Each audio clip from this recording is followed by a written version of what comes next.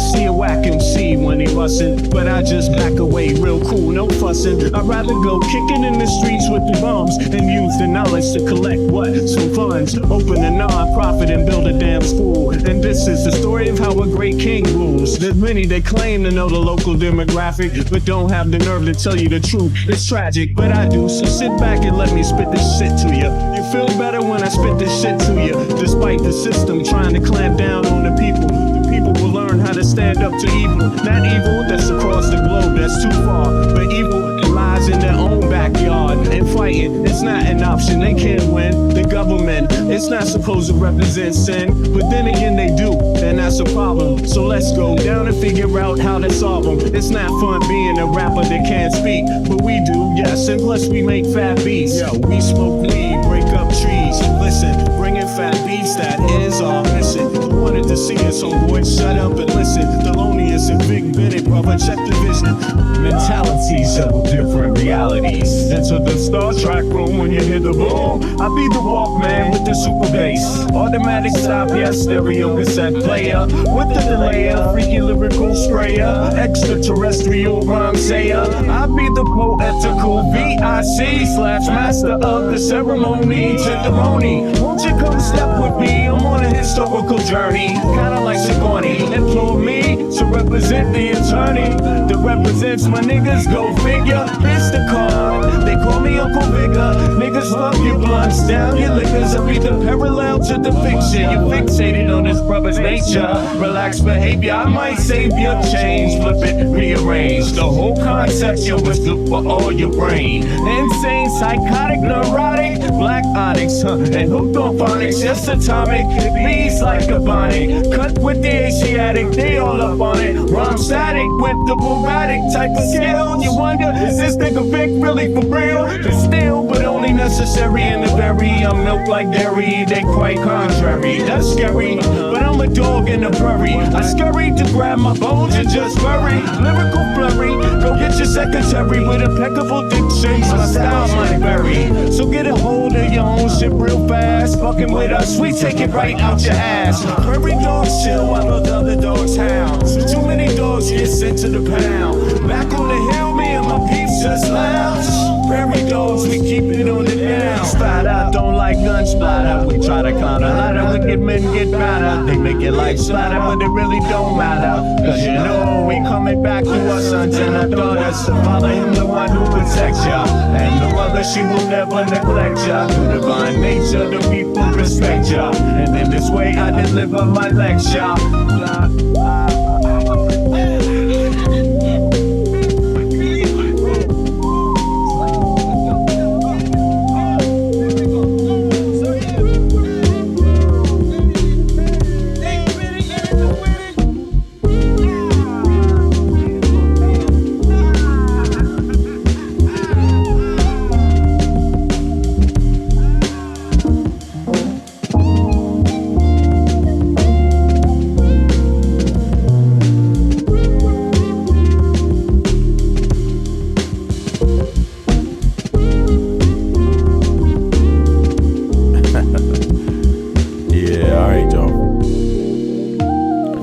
It is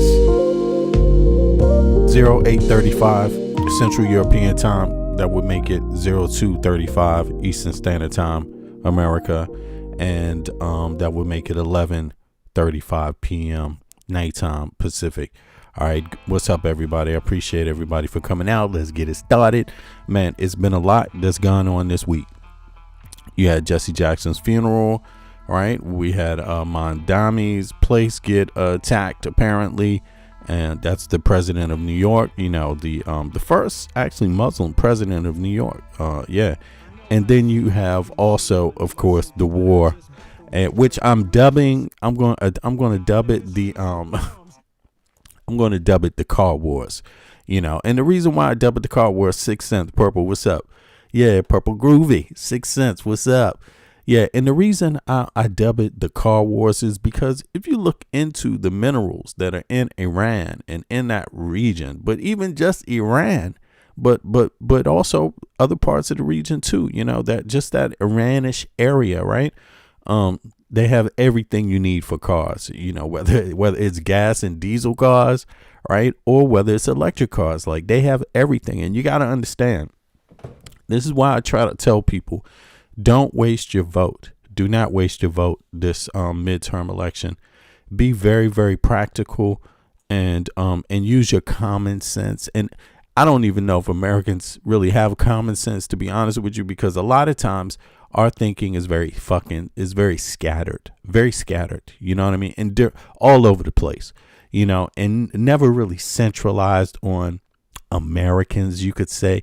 Not like other countries. Most other countries, if they didn't have universal health care, they would be really obsessed with getting that and focusing on that and making sure all the candidates that they elect are for that, are pro universal health care. Very simple. And I'm talking about left or right, because health care is not a left or right thing. It's a kind of citizen thing again, except in the United States of America. Citizens, they don't have this one for all for one thing. Now, when it comes to citizens, see, Americans talk shit about foreigners and talk shit about illegal immigrants, but they don't even hold together as citizens. And that's going to be their Achilles heel.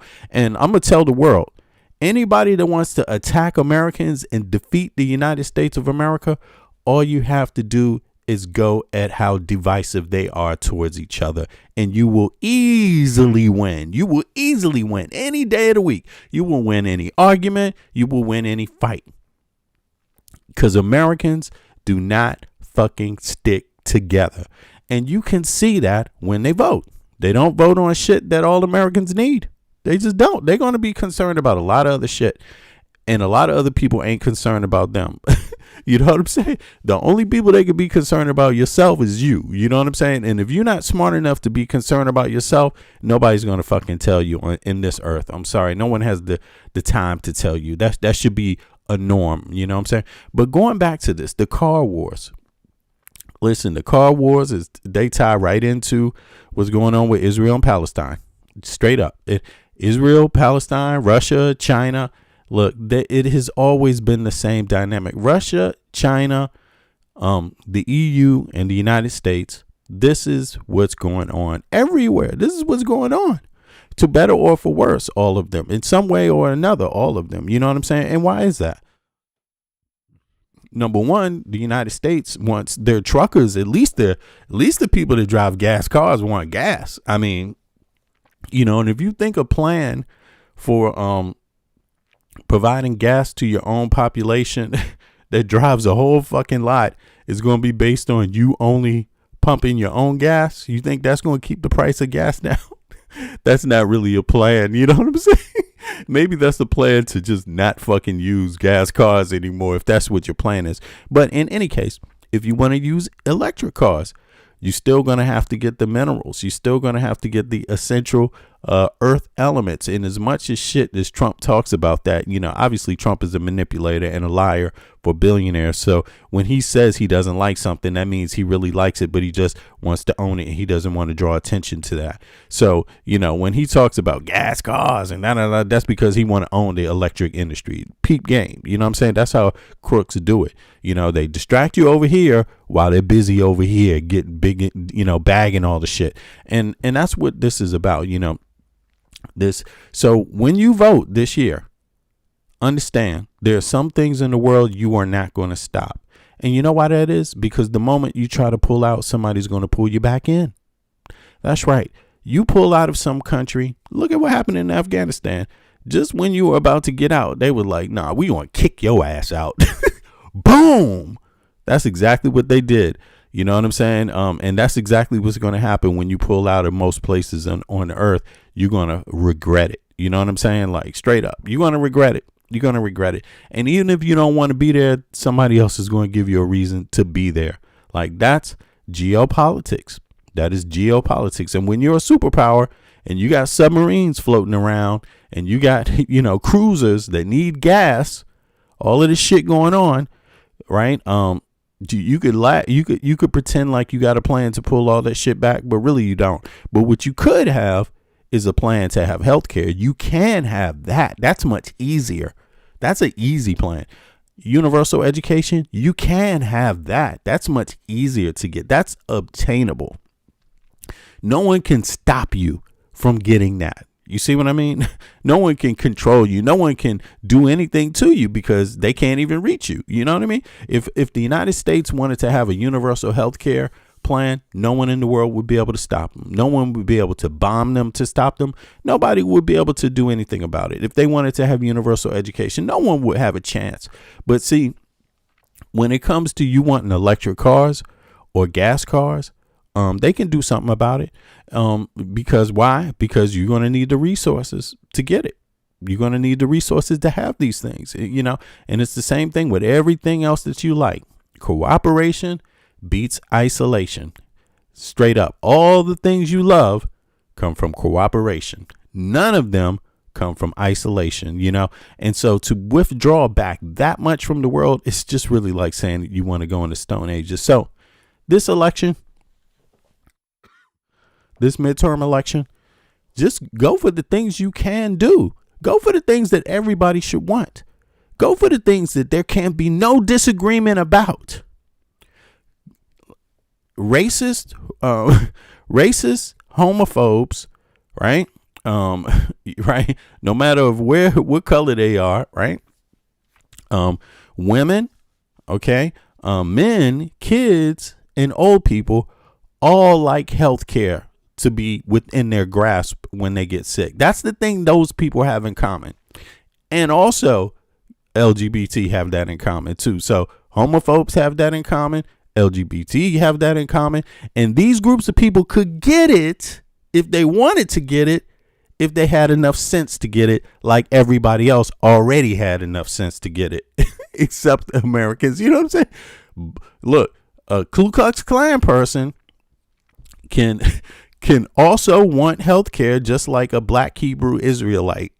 They can both hate each other and work together to get health care if they had any goddamn sense. You know what I'm saying? It's obtainable. If you wanted a living wage in the United States of America, you could do it easily if you voted for it. And you're not distracted by things that are unobtainable. Like, you're never going to solve the Middle Eastern crises. You're never going to solve it. That crisis is going to continue because superpowers in the world want what is in the fucking ground. And they don't want you to have none of it too. They rather have it first. Okay. That's just what it is. And when people want shit first, it's hard to respond by saying, okay, you take all you want. And guess what? They may not even do it peacefully. They might still fucking bomb your ass. I mean, so you don't control other people. And I hope that's what folks have learned from the Middle East. You know what I'm saying? You do not control other people. You're not going to control Israel. You're not going to control Iran. You're not going to control China. You're not going to control Russia. You're not going to control anybody. Iran, Saudi Arabia, they all got tricks in the bag. Why? Because they all have their own interests. And to make sure that they're still in the fight, they're going to pull whatever tricks and maneuvers they need, just because that's how it works on Earth, especially when you're in the international world and you have influence. You know, China has more influence than Saudi Arabia. China has more ability than Iraq. China has more of ability if you put them all together, to be honest. And that's what it is to be a superpower. A lot of superpowers have that game, and that's how it gets played out. Don't forget, there's other genocides going on. It's not just Palestine, right? There's also Sudan. A lot of Americans don't talk about that. That hasn't been politicized. And even though there's a lot of people from Sudan that live in the United States of America and have, you know what I'm saying? It doesn't really get so when we think about this, you know, I mean, there's a lot outside in the world that you can't change because you can't do it alone. It's not up to you alone. What goes on in the Middle East has nothing to do with American values. You got everything to do with the people that are there. Israelis, Saudi Arabians, Iranians, Iraqis, and others, Kurdish and others, right? Shiites, Sunnis, Jews, Christians, right? It has everything to do with people that live there. It has only a little bit to do with the others that don't live there except resources. So the other people, to be honest with you, I'm sure Middle Eastern people know this. No one else can give a fuck about you more than you can give a fuck about yourself. Just to make it very plain. China's not there to give a fuck about you. Russia's not there to give a fuck about you. It's nobody else's job to give a fuck about you except yourself. And if you don't have the brains to do it, nobody else can make you do it. And that's my message to American people too. If you don't have the brains to, at least while you have the possibility, focus on the things you can have that no one else can stop you from having: universal health care, universal education, a fair wage for 40 hours work, and fair housing.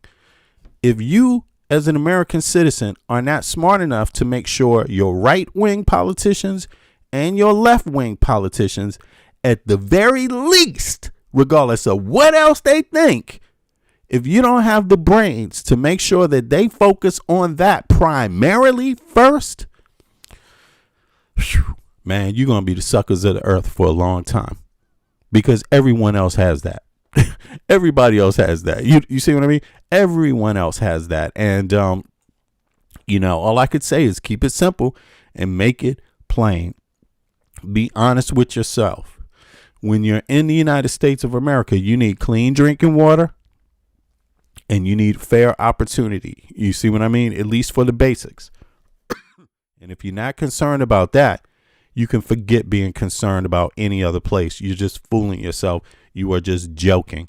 You are just playing games. You are not God. You are not God. You know what I mean? And God may not even be there for you if you're not willing to be there for yourselves. You know what I'm saying? And I'm saying that as an American citizen that lives outside of the U.S., that lives in a place where the left and the right and the center seem to agree about healthcare, education, these kind of things. They're not crazy enough to rip up the map because they got a few immigrants. You see what I mean? Like they're not tripping on that. They're not crazy about that. No, it's deeper. And it is about values. You know what I'm saying? It's about values. Now, let me get into the news for a second. Let me see here. Who's in the chat? Dang 6 cents. Yeah. Yo, GBZ. What's up? Okay. I got you. I see you in there. All right. Now, I want to start off with just some words about Mamdani real quick, and then go into this Jesse Jackson thing, and then the international news, right? Then the international news, because it that's always going to be going on. And I'm gonna be honest, I see a lot of people still are not totally there on what is going on, but people will catch up on what's happening. I mean, in terms of who's involved, and the significance. But in any case, let's stick with New York real quick, because this happened at Mamdani. There was apparently a bomb in front of Mamdani's house, and so let's hear a little about it. Is it there? Okay. 2 men after an explosive device with bolts and screws was thrown into a crowd. It happened in New York City on Saturday during a protest that turned violent outside the mayor's official residence. Okay, so they said bolts and screws. So that's what, a pipe bomb? Is that what that is? Tonight, the FBI is investigating 2 men after an explosive device with bolts and screws was thrown into a crowd. It happened in New York City on Saturday during a protest that turned violent outside the mayor's official residence. CBS's Chanel Call is there with the very latest tonight. Chanel. And Jerika, New York City Mayor Zohran Mamdani, who is Muslim, was inside Gracie Mansion when a small anti-Islam protest took place here yesterday afternoon. A larger counter-protest then showed up, and police say 2 men who were part of that group brought those homemade devices. Yo, it's a lot of people that want to make sure that his term is a failure, is a complete and utter failure, which is pathetic, and, because, again, richest country on earth, why there's folks out there that wouldn't want everyone who needs it to have access to childcare, why folks, New Yorkers, wouldn't want that, why there's people in the country that wouldn't want that, if you ask me, that's a betrayal of American values. That's like every other country in the world. People are thinking about their elderly and their children. But in the United States of America, we have a population that thinks they can get violent to stop it. And they will be covert about it. They will be covert about it. This is the moment a homemade bomb was ignited outside the New York City mayor's residence Saturday afternoon. He threw a bomb? Did he throw a bomb, bro? NYPD Commissioner Jessica Tisch says the device did not explode, but that it could have caused serious injury or death. Based on preliminary examination and X-ray imaging, the devices, which were a bit smaller than a football, appear to be a jar wrapped in black tape, importantly, with nuts, bolts, and screws, along with a hobby fuse that could be lit. The man seen throwing it, 18-year-old Amir Balat, and his... What now? Who the hell is this? Who the hell is this? Man, this is just... I mean, who are these people? What do they want? Appear to be a jar wrapped in black tape, importantly, with nuts, bolts, and screws, along with a hobby fuse that could be lit. The man seen... Okay, this guy right here. Who the hell is this dude? Man. You know, this is the thing about it. I mean, is this I don't think this is a supporter, right? What the hell? What is this? What? 18-year-old. This is somebody who's just losing their goddamn mind, or he's 18 years old. Let me see. Okay. Balat and his 19-year-old friend Ibrahim Kayumi. 18 and 19 years old. 18 and 19 years old. Let me see here. Walter said this is just the beginning, bro. It's going to be a lot of stuff happening because of the war. Read the Bible, bro. I have read the Bible plenty of times, man. I'm 55 years old. But what you get out of the Bible, it may not be the same. You see what I mean? And that's the problem. You know, it's not like a science class. You know what I'm saying? Even people get different shit out of science, but the Bible, people getting all kinds of shit out of it. But in any case, you know, listen, this has nothing to do with the Bible. This has everything to do with individuals being stupid, like just straight up individuals being stupid, because this is not how you solve problems. This is not how you solve problems. Again, this is not how you solve problems. This is the loser route. This is the loser route. I'm just saying that to make it very, very plain. This is the loser route. And I'm going to say something else. Everyone comes from a background of pain and suffering, whether it's direct or indirect. Everyone does. And you should be able, as a human being, to reach another person with that philosophy, with accepting that they too come from a background of pain and suffering. You know what I mean? And when we start doing these kind of things, it becomes like me. And it's like, that's not how you stop problems. You know, you got to be willing to listen to other people, hear their perspective, and believe that their perspective is something that even if it sounds like it's not realistic to you, it might be realistic to them. You know what I mean? But this is not how you're going to do it. This is how I'm going to tell you, I don't know who these guys are. I'm going to find out. I'm going to look into it right now. I don't know their background really, but I would just say it like this. If these two guys are Muslim, this is the wrong way in the United States to get help. This is the wrong way. All it's going to do is make people hate you. And all it's going to do is turn people against you. And all it's going to do is turn people against Mamdani, any Muslim. That's how it is.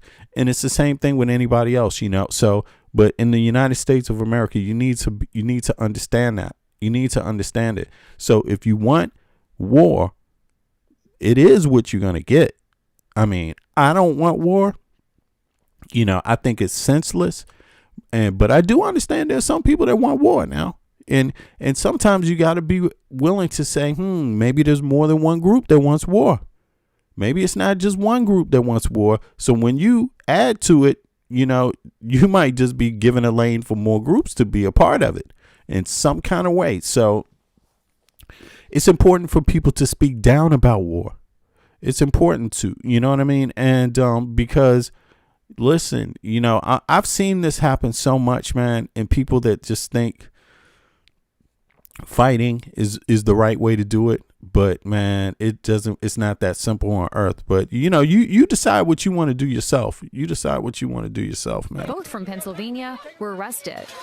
Authorities say they were part of a group of nearly 125 people counter-protesting a much smaller anti-Islam demonstration led by Jake Lang. And yeah, I hear you, but I mean, I hear you, Walter. I'm just saying, no, this is people, man. This is people, you know, and you can try to take the responsibility off of them, but it's these people. This is really them. This is really what they think. This is what they think, and this is what the people around them, you know, maybe not the people around them, maybe they don't listen to the people around them, so maybe the people around them are no real influence, but maybe the people around them are. But this is them. This is just like anyone who does this, man. This is just how people are, man. People are creatures. We're animals, man, and we're susceptible to a lot of psychological issues, you know what I'm saying, especially torment, you know. Torment that we carry with us a lot of times, and it builds into big things like this. And you know, me myself, the reason why I don't say that is because I don't like to blame anybody else for anything. I don't like to blame creatures in the sky. I don't like to blame things that are intangible. If I do something wrong, come to me, deal with me as a person. Don't blame my actions on the devil or God. Deal with me. And also, don't blame my good actions on God either. Deal with me. You see what I mean? Give me praise for the good and give me, you know, bad words for the bad I do. And that's it. Everybody got to carry their own cross, man, you know? The violent Calm down. A pardoned U.S. Capitol insurrectionist who has frequently sought out political confrontations in the months after President Trump gave him clemency. In a statement, Mayor Zoran Mamdani is saying, quote, yesterday, white supremacist Jake Lang organized a protest outside Gracie Mansion rooted in bigotry and racism. Adding, quote, what followed was even more disturbing. Violence at a protest is never acceptable. And police also say they found a third device in a vehicle just down the street from here. The FBI now investigating this as terrorism. And Jarika, sources telling CBS News authorities are also now working to determine if either of those two men were inspired by ISIS. Jarika? Chanel Never Cole, under thank you. pressure. 2 people were arrested after 2 suspicious devices were ignited outside the New York City mayor's mansion. Yeah, Walter. I mean, don't get me wrong, man. I don't have an issue with people viewing things in the way. If you want to view things that way, that it's spiritual and all of that, that's okay. I just use I think those words are replacement words for other things. You know, I think these are tormented people. You know, psychologically tormented people. You know, and sometimes poetically, you know, I might use the word spiritual to supplement that, but psychological, I would say, you know, yeah, people's psyche and the environment, you know what I mean, creates a lot in people's minds, a lot of suffering there, and people not being clear about what people having more suffering inside and not knowing how to go about resolving issues properly. You know, that's how I would say it. You got to be reasonable. But there's a lot of elements, man. There's also the internet today that, you know, and you get a lot of this stuff. People get riled up over the internet and then they fuck around and go out and do something like this too, man. And again, these are human beings playing a role in every single part of this, you know, but I hear you, man, you know, hey. Thrown as tensions escalated on Saturday between 2 opposing protest groups. But you go to jail, there's consequences to your actions. And even if it's not criminal, even like this guy Jake going out there and putting up, doing a racist demonstration in front of Mamdani's house, even if it's so-called legal, there's still consequences to it. And that's what Americans got to recognize. Like going out there, excuse me, I still got a little bit of a cold, man. I'm getting over. But going out there and spending your time worried about Mamdani being a Muslim is not how you get universal health care for your mama and your kids.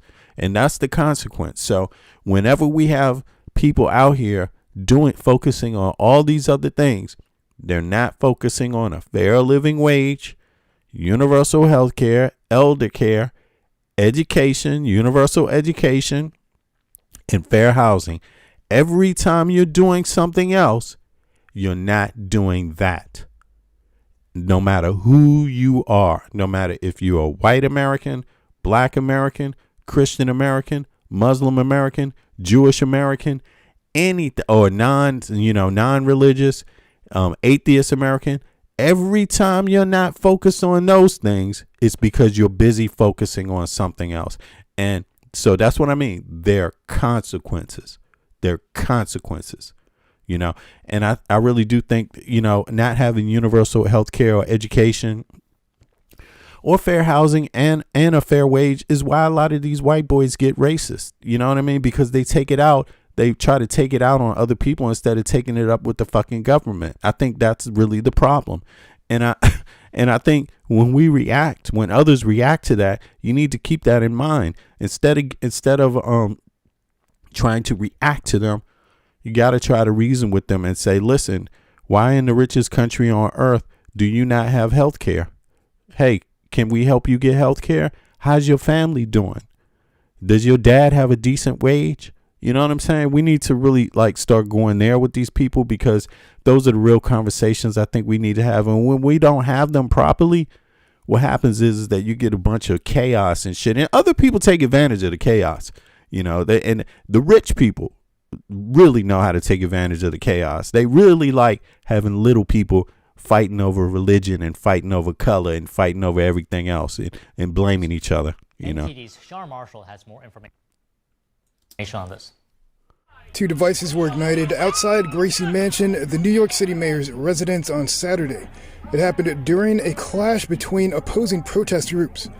One group hosted a rally to stop the Islamic takeover of New York City and stop New York City public Muslim prayer.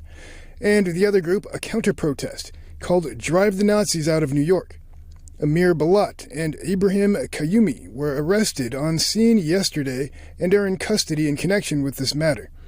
The NYPD bomb squad has conducted a preliminary analysis of a device that was ignited and deployed and has determined that it is not a hoax device or a smoke bomb. Police Commissioner Jessica Tisch released a statement clarifying it is, in fact, an improvised explosive device that could have caused serious injury or death. At approximately 11 a.m., 2 separate demonstrations, a protest and a counter-protest, commenced in the area of East End Avenue and East 87th Street.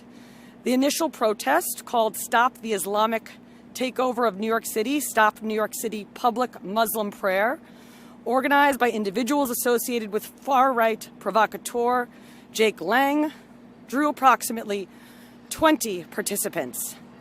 The counter-protest, Run the Nazis Out of New York City, Stand Against Hate, took place nearby with roughly 125 participants at its peak.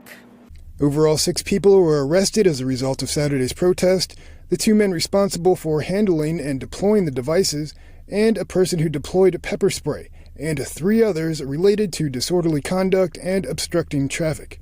I always speak about the police running towards the danger when everyone else runs away. Let me be clear, that happened today. Officers, many of whom are here with me, ran toward a man carrying an ignited suspicious device. They put the safety of others and their sworn duty to protect and serve above their own personal safety. And I am grateful that there were no injuries associated with the incident. Today, as always, I thank our police for their noble service. Further analysis will be conducted, including on a second device. At the time of this report, police have sectioned off an area and are conducting a search of a vehicle possibly used by the suspects. Sean Marshall, NTD News. Yeah, actually, somebody just, who was that in the chat that just asked me that? Let me see something. David Muir, ABC's World News Tonight, America. About the JN6. Let me see here. Who was that? That was Never. Never Under Pressure. Actually, I did hear about that. And this is a new episode, I think, came out. When is it? In March, something like that. Earlier this month, a couple of days ago, maybe 4 or 5 days ago. But I did hear about it. And you know what? It's what'd you say, Justin? For your information, Lang is running for. Oh, really? she running for Congress. I mean, but listen, this is a lot of these people, man, sadly enough, and I said this before, we're dealing with ghetto. I'm not just saying Lang, but in general, like, we dealing with this MAGA movement. We dealing with people that are very uneducated and being used like pawns by the billionaires. You know what I'm saying? And the only way you can fight that, I think, it's just my opinion, is with reasoning, having really good reasoning skills. You see what I mean? And it might take a little bit of time, but reasoning skills, because a lot of these people are not being held to task in terms of what they actually want. They know what they don't want, but when you ask them what they want, they don't actually know. And it's crazy. It's crazy. But in any case, yeah, everybody running around rampant with the evil.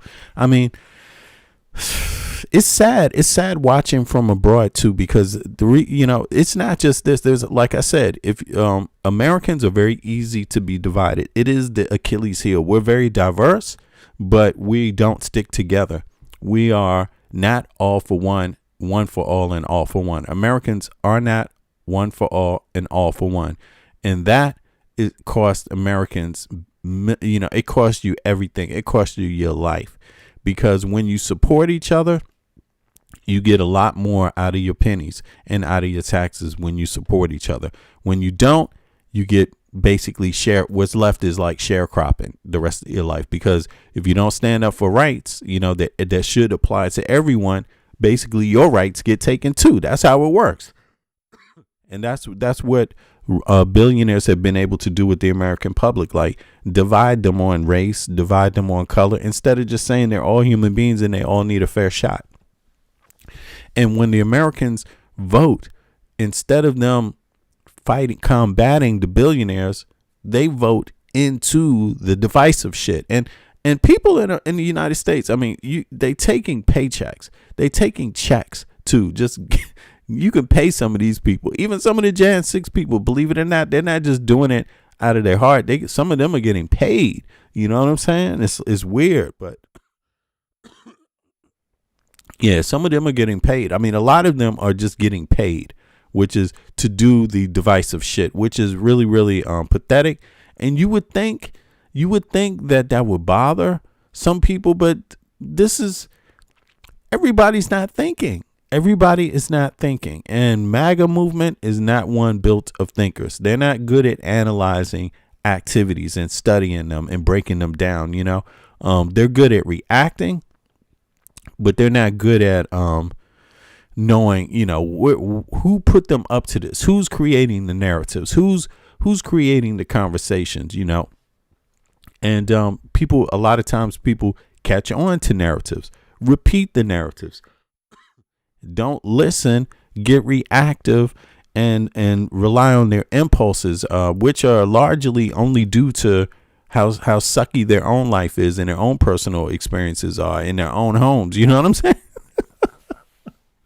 It's crazy, man. It's crazy, Let me see here. Also, a lot of them had criminal charges. Oh, man, these are ghetto people. This is ghetto. Listen, in terms of the Western world, these MAGA people are ghetto. In every other country, they will be considered ghetto. Every other Western country, these will be considered poor, ignorant, and uneducated people. I'm just saying it. And I'm not saying it because it makes me feel better. I don't feel better. I don't feel better. I don't feel like I'm any special, like I'm a special human being. I don't think I'm any better than anybody else when I'm saying this. Although I do have health care, you know what I'm saying? Because I live in Denmark, so my life is a lot different. But I'm saying it because I care, and somebody has to tell Americans this stuff. But MAGA is ghetto. It's a ghetto movement, and it's not ghetto because of the color. It's ghetto because of the mind. You know what I'm saying? And I know what it's like. I mean, I grew up in a middle class neighborhood, but I know some ghetto people. And all ghetto people aren't ignorant, and all ghetto people aren't stupid, but there is an element there that they call crab in the barrel, and that is hold each other down. You know what I mean? Think about MAGA. Their whole movement is anti-woke, anti-intelligence. That's ghetto. Anti-smart, anti-intelligence, anti-info, caring. That's ghetto. That's the kind of bullshit you see in the ghetto that people complain about in the ghetto. You know what I'm saying? Pulling each other down. You know what I mean? Exploiting these kind of elements. It's ghetto. It's ghetto. It's not doing things the right way. It's actually, being no different than the Crips and the Bloods. You know what I'm saying? Like it's that's what they are. They're like the Crips and the Bloods. They want to war with everybody, but they don't see how they all in the same game. You see what I mean? And even the Crips and the Bloods recognize they're in this shit together at some point. You know what I mean? But Americans, they don't. They're easily picked apart, and one of the binding elements is ignorance and lack of education. How can you not see the commonality in it? Lack of access to education makes you non-structured because you don't have a class that teaches you structure. You don't know any structure because you're not in a class.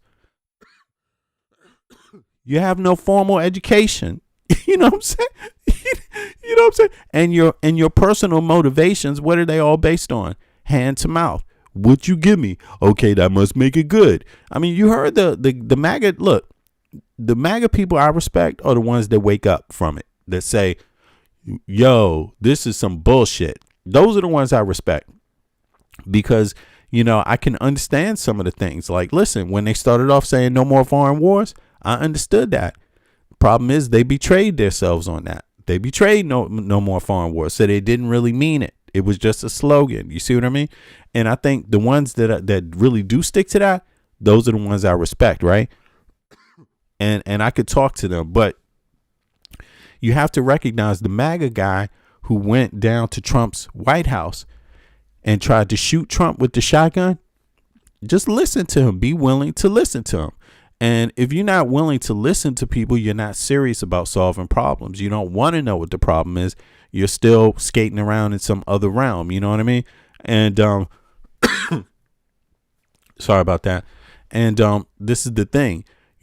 He said, everyone around him said, this is why you don't hear them talking about him no more, because it's real. Damn, what was that? He said he couldn't afford to move out of his mother's house because of the inflation and the economy, out of his family home. He voted for Trump. He tried to get people at his job to start a union. They weren't even cool enough to go along with it. They like, that's too woke, yo. Start a union? Why you want to cause trouble, man? I'm going to lose my job. And he's white. And that's exactly how they were thinking down there and shit. Sorry, no, sir. You ain't going to get me in trouble with massa. That's exactly. And they said, fuck you, man. I don't want a goddamn union. And that boy was like, man, what the fuck is wrong with people? He was a MAGA supporter and a Trump supporter. Look, and then when he saw this shit about the Epstein files, Trump flipped the script on that, and all the MAGA people made excuses for that. So that means that rule don't apply no more. See, he got angry and he was like, now Trump's going to war for Israel. That was supposed to be something MAGA was against. They swore on the Bible they were against that last year. Soon as Trump became president, they just took their hand off the Bible and said, man, fuck the Bible. I want to go to war for Israel. And the boy was like, man, fuck this. And I understood that boy. I understood him. And it's terrible that he lost his life. And it's terrible that these movements will do that to you. These movements abandon these people, and but that's what it's like being in the ghetto, abandoned. And the people that keep on, keep going down this line of thinking, they will continue to be abandoned. They will continue to be abandoned, because they're abandoning themselves, because their politic is to think about everything else except what they need right now, today in their life, that they have control over. You don't have control over the rest of the world. You do have control over what's in your country. And you know what you don't have that's in your country? You don't have universal health care. But you could have that and no one could stop you from getting it, but you're just too dumb to all vote for it. That's what's going on in the United States of America. And you got to call MAGA people dumb, you know, because they are fucking dumb. You know, I mean, it's simple. They don't vote for it, you know, and that's what counts in a democracy. It doesn't count what you say. It counts what you fucking vote for first and foremost. What you vote for, what you vote for. And if you don't, if you're not smart enough to vote for elder care in the richest country on earth, you are stupid. You are uneducated. If you're not, when you have the opportunity, if you're not smart enough to vote for fair housing, you are a problem to yourself. You're a problem for yourself. You know what I'm saying? And I think that's what goes on with MAGA. They get fooled. They voted on anti-woke. You know, I don't want to read no book with no black person in it in my school. I don't want a trans man going into the woman's bathroom. That's what they voted for. And I don't want illegals getting health care, even though they wasn't getting the health care. They were just getting the emergency care like everybody else. But this is what they voted for. And guess what they got? They betrayed themselves in that vote. And then they found out some of the other things they don't necessarily control so easily. You see, so what happened in this last election is those things juxtaposed each other in the election. They juxtaposed each other. So one side voted for what they don't like. Don't like trans. Don't like what else do they not like? Don't like I forget the term for it, but they don't want to read about any black history in the school books. They didn't like that. Anti-woke, you know what I'm saying? Critical race theory, they don't want that. They voted to remove things. They didn't vote to get things. So what does that mean in the United States of America? It means you get things removed, like your health care. Yeah, you do. You got inflation because you wanted to be an isolationist, which is dumb, right? Which is dumb as fuck, by the way. You know what I'm saying? You wanted to be an isolationist. You know, that was packaged together with the anti-tranny thing. Those are two peas in a pod. Now you got to go with that too. And you had to go with removing your health care. That was all packaged in there, and they voted for it. And some people, you know, it's not only the MAGA people that voted for that, but there was a lot of people that voted for that. I mean, you could call them MAGA. Yeah, I call them MAGA. I call the people that voted for it all MAGA, because you can't, if you're voting for what you don't like, if that's the best you're going to do in the United States of America, this is what you get. Just sadly enough. And you really got to understand that, you know, how politics works and how things can be juxtaposed to each other at times, you know, and you got to learn how to be reasonable, but you also got to know you don't control the rest of the world. The rest of the world is going to happen, period. You don't know how it's going to affect you, but it's going to happen. You can have a policy and your policy might change based on what happens out there. That's what it is. And if you really think your policy is removing the United States military from the world, you're crazy. That's just not going to happen. You're going to be betrayed. If someone tells you they're going to do that, they're lying to you. They just want your vote. And you have to be intelligent enough to know when a politician is lying to your ass. You know what I'm saying? And I knew Trump was lying to their asses, but they didn't. And they voted for him. They voted for him. And why did I know? Because the United States is out there. The military is out there protecting the people's trade, businesses trade, billionaires trade. You want electric cars? You want gas cars? You think all the gas is going to come from the U.S.? No. We need gas for every goddamn thing damn near right now. And you think they're just going to be like, you know what? Yeah, I tell you what. Turn down the energy so everything can stop, including our warships. You really thought they was going to do that? That's dumb. That is just dumb. Fryer said the CHIP Act was great. I mean, listen, people just voted against their own interests. They voted against their own interests, man. And it's.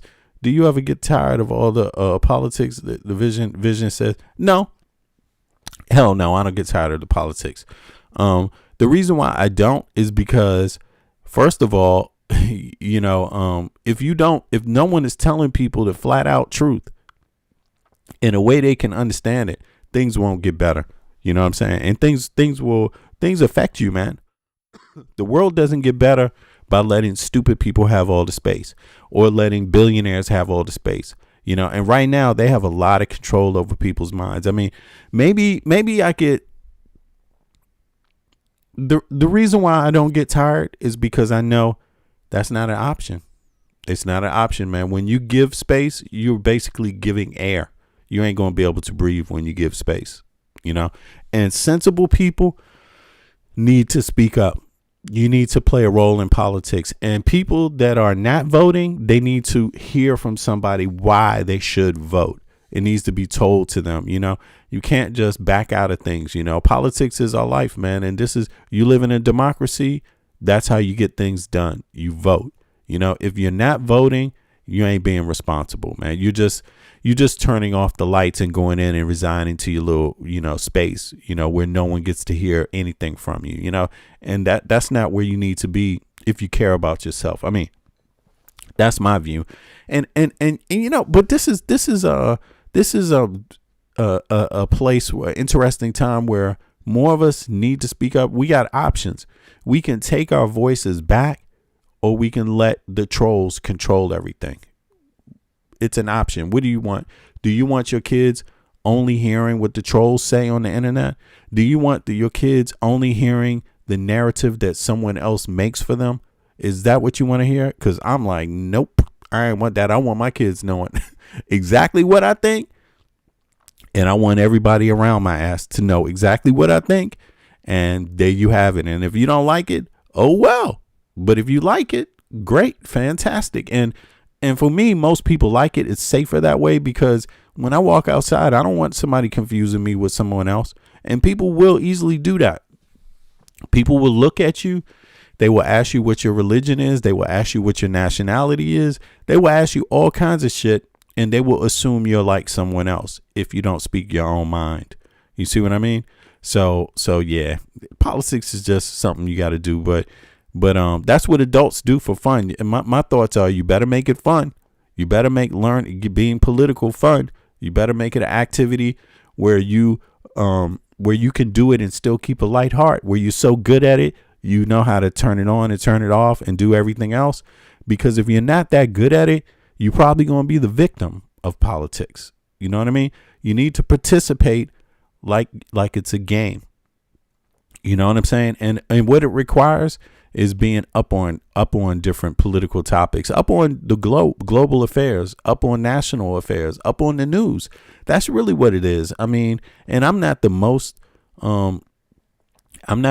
political person, but because I'm an adult, I put it to you this way. What you see of me and my politics is what I would expect from a healthy 55-year-old man. I put it to you that way. I'm not that political, but for a person that's not political at all, they might think it is. You see what I mean? For a person that just don't have any interest in politics at all, they might think I'm the most political person. And it is like, no. I'm not the most political person at all. I'm just a person that's aware. You know what I'm saying? and involved in my own and politics like everyone else, and having a voice and having standards. You see what I mean? And knowing that votes can help you or they can hurt you. They can do that. And this is what people need to ask themselves in 2026. Did their vote help them in 2024 or did it hurt them? You know, and be honest about it, because I don't want to hear none of this. No, it didn't matter who I voted for. It would have been the same no matter what. No. It may not have been perfect.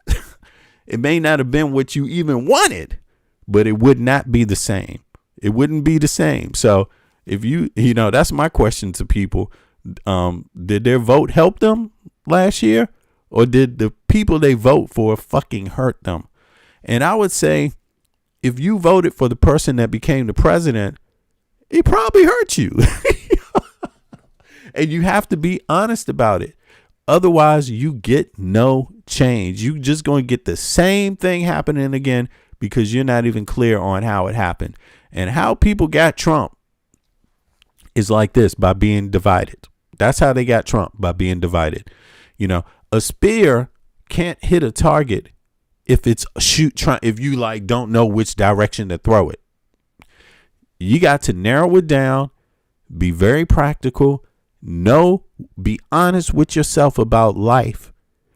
You have no plan for elder care. That should be the top. Everybody should want to have a dignified death. Everyone should want to have a dignified 70s. You know what I'm saying? Have you ever thought about what your life is going to be like when you're 70 years old? Have you ever thought about what your life is going to be like if all of a sudden you get handicapped? Have you ever thought about that? Have you? Because it could be you. Have you ever thought about what happens if you get married, meet a wife, meet a lady, find a wife, get married, you have a child, and then all of a sudden you find out that your child has spinal discordia, whatever thing, and the doctor never told you, and you gave birth to a child that has to walk around on their hands the rest of their life. Have you ever thought about that possibility? Because that happens with a lot of people. How do they pay for it? Who helps them? What's the situation? Have you ever thought about that? There's a lot of medical situations that go on in the United States of America, and people that just are thinking normal things, people that want to have normal lives, a lot of times the system's not allowing them to have a normal life, So think about, my advice is, think about the basics. Think about what everyone needs and be honest about it, and think about what you can't control. And my thoughts is that if you can't think about 5 things that everyone needs, no matter who they are in the United States of America, you're probably not being honest. That's what I would say. You know what I'm saying? Yeah. In any case, but let me flip over now. I'm reading some of the comments. Not being politically aware or engaged has become a dating non-negotiable for me. Hey, April, I hear you now. I think so, because look, I mean, if you want your relationships to go far, come on. You know what I'm saying? Like, you got to support each other. And what's the voting? That's a must. That's a must. You know what I mean? Like, you can't just have somebody else doing all the work themselves. You know what I'm saying? That just doesn't work. Everybody's got to participate. And I hear you. I agree. Like, I don't even have the patience. And I'm gonna be honest with you. I see you guys are in the same kind of mood I'm in. Look, I'm about to play something, and the reason why I'm going to play it, I'm gonna tell you. I know some Jamaicans over here in this place, right? I know a lot of people, period. But there's also some Jamaicans in Demar. One of them is really good. She's a really intelligent lady, sister from Brooklyn, right? But Jamaican heritage, but she's from Brooklyn, right? Grew up in Brooklyn. I think maybe was she born in Brooklyn? Maybe, I'm not even sure. But in any case, I know her from this organization we worked in together, right? But and now she's a woman, and she's very up to par in human rights, in civil rights, and rights, in government, and she's very knowledgeable, very, very strong. But I gotta tell you, man, I know a lot of Jamaican men, they ain't into no kind of politics at all. Like, they don't know nothing about nothing. And political, I'm talking about. And when this issue of Kamala Harris running for office, I gotta tell you, a lot of them didn't support her at all. And I was like, and I'm going around looking at them now, asking them, how do you like it? Because look, now Cuba is getting forced by Trump to not, Jamaica's being forced by Trump to let go of the Cubans. They're under threat. And that goes to say, see, there are consequences. And there's a lot of people that didn't think Trump was going to have consequences. And this is what you need to think about this year. Don't make the same mistake. Take a little bit of more time. Think through your vote. Think about your values as a human being. First of all, why would you ever think that a fucking pedophile was an option for you? It should never be. It should never have been. Once you heard that, you should have been like, nah, this guy's a phony. If he's going after little kids, then he don't care about me either. Forget it. That should have been an easy rap. But for a lot of people, it wasn't an easy rap. You know what I'm saying? Are you recovering from out of nowhere loss of your husband? 32 years. I've never had to work, and now I do. Being in the mix is word. Oh, I hear you. Yeah. You know, but listen, I wish people think about these things. I know you thought about these things, Purple. You know, but there's consequences to how people vote. There's consequences, and I think a lot of people, if they want to be honest, if they want to be in a real conversation, and I'm honest as hell, I'll be honest with you, and I'll change track fast as soon as I find out I'm wrong, right? Because I'm not into sadomasochism. I'm not into suffering at all, right? But I think if people look, there's enough people that need to look in the mirror and ask themselves, how could they be made to vote for Donald J. Trump? And they need to look in the mirror and they need to say, no, actually, there was a problem with me. There was no excuse. No excuse at all. Just no excuse. And if you make excuses for voting for a pedophile, you make excuses for voting for a damn billionaire, because billionaire don't give a damn about your ass. You should be smart enough. If you make any excuses about that kind of stuff, about why someone who doesn't want you to have health care you would vote for, why someone isn't for unions, why would you vote for a person that's not for unions? Why would you vote? I mean, you know, what is that? You're going to have another problem if you apply that same logic, because voting, you know, you should have better sense, you know, and I'm going to tell you, a lot of Americans did not have better sense to vote for the things that everybody needs. And I think that's what a lot of Americans are scared of. And I'm going to give you an example, because they're scared of doing that. I don't know why some Americans are scared of just thinking about what everybody needs. Right? Because let me tell you, everybody doesn't need the war in Sudan to end. Everybody doesn't need the war in Sudan to end. Everybody doesn't need peace in Papua. Right? Everyone doesn't need that. Everyone doesn't need it. Right? But I'm going to tell you, even if you need those things, and those things are definitely worthwhile having, even if you need those things, you should be smart enough to understand there's other things you need even before that. To make any of that other shit make sense. There's other things you need even. See, before you stop a war with your vote, you need to first have your home taken care of. Before you stop something overseas, which is great, because I'm all with it, you need to first be concerned about what's going on inside your own country. You need to be concerned about that. And you need to be concerned about the welfare of other Americans. And I think that's where Americans get it wrong. You have to be honest. Americans are not concerned with with the average American. They're just not concerned. It's not this one for all for one. That's not an American saying. And if Americans had that, you would have universal health care. It's not all this other shit that's stopping you. It's the divisiveness inside. That's what's stopping Americans. It's nothing else. Anything else can go on or disappear.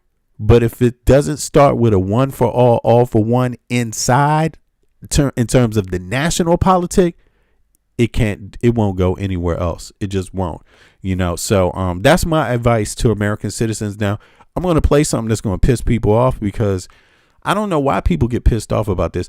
I like doing the opposite of what I see some people online sometimes. And I'm going to tell you, man, I saw somebody just all they do is hate Kamala Harris all fucking day. All they do is hate Joe Biden all day. All they do. And then when you ask them about their kids and their health care, they got no answer. Ain't nobody here but us chickens, boss. You know, when you ask them about that, you know, when you ask them, oh, did the organization that you volunteered for, did their funding get cut? Ain't nobody here but us chickens, boss. Yeah. You know what I'm saying? So, and I see it all day long. And I said, you know what? This person describes these things so negatively. Let me listen and see. How does it sound? Like, does it really sound that way? Or is it just something, you know, like in other words, does Biden really sound like he's old, sickly, and just fucked up, you know? Or is that an exaggeration? And does he actually have a message? You know what I'm saying? I mean, I decided to listen to a little bit in here. Let's see. Thank you. I think that clock is broken. I'll try to keep this under 2 minutes.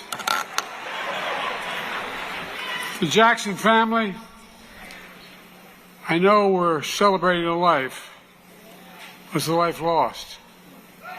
Having lost. This is Jesse Jackson's funeral, you know, and the reason why I'm doing this is because I noticed that in the left, the left criticizes the left more than they criticize the right. They don't expect the right.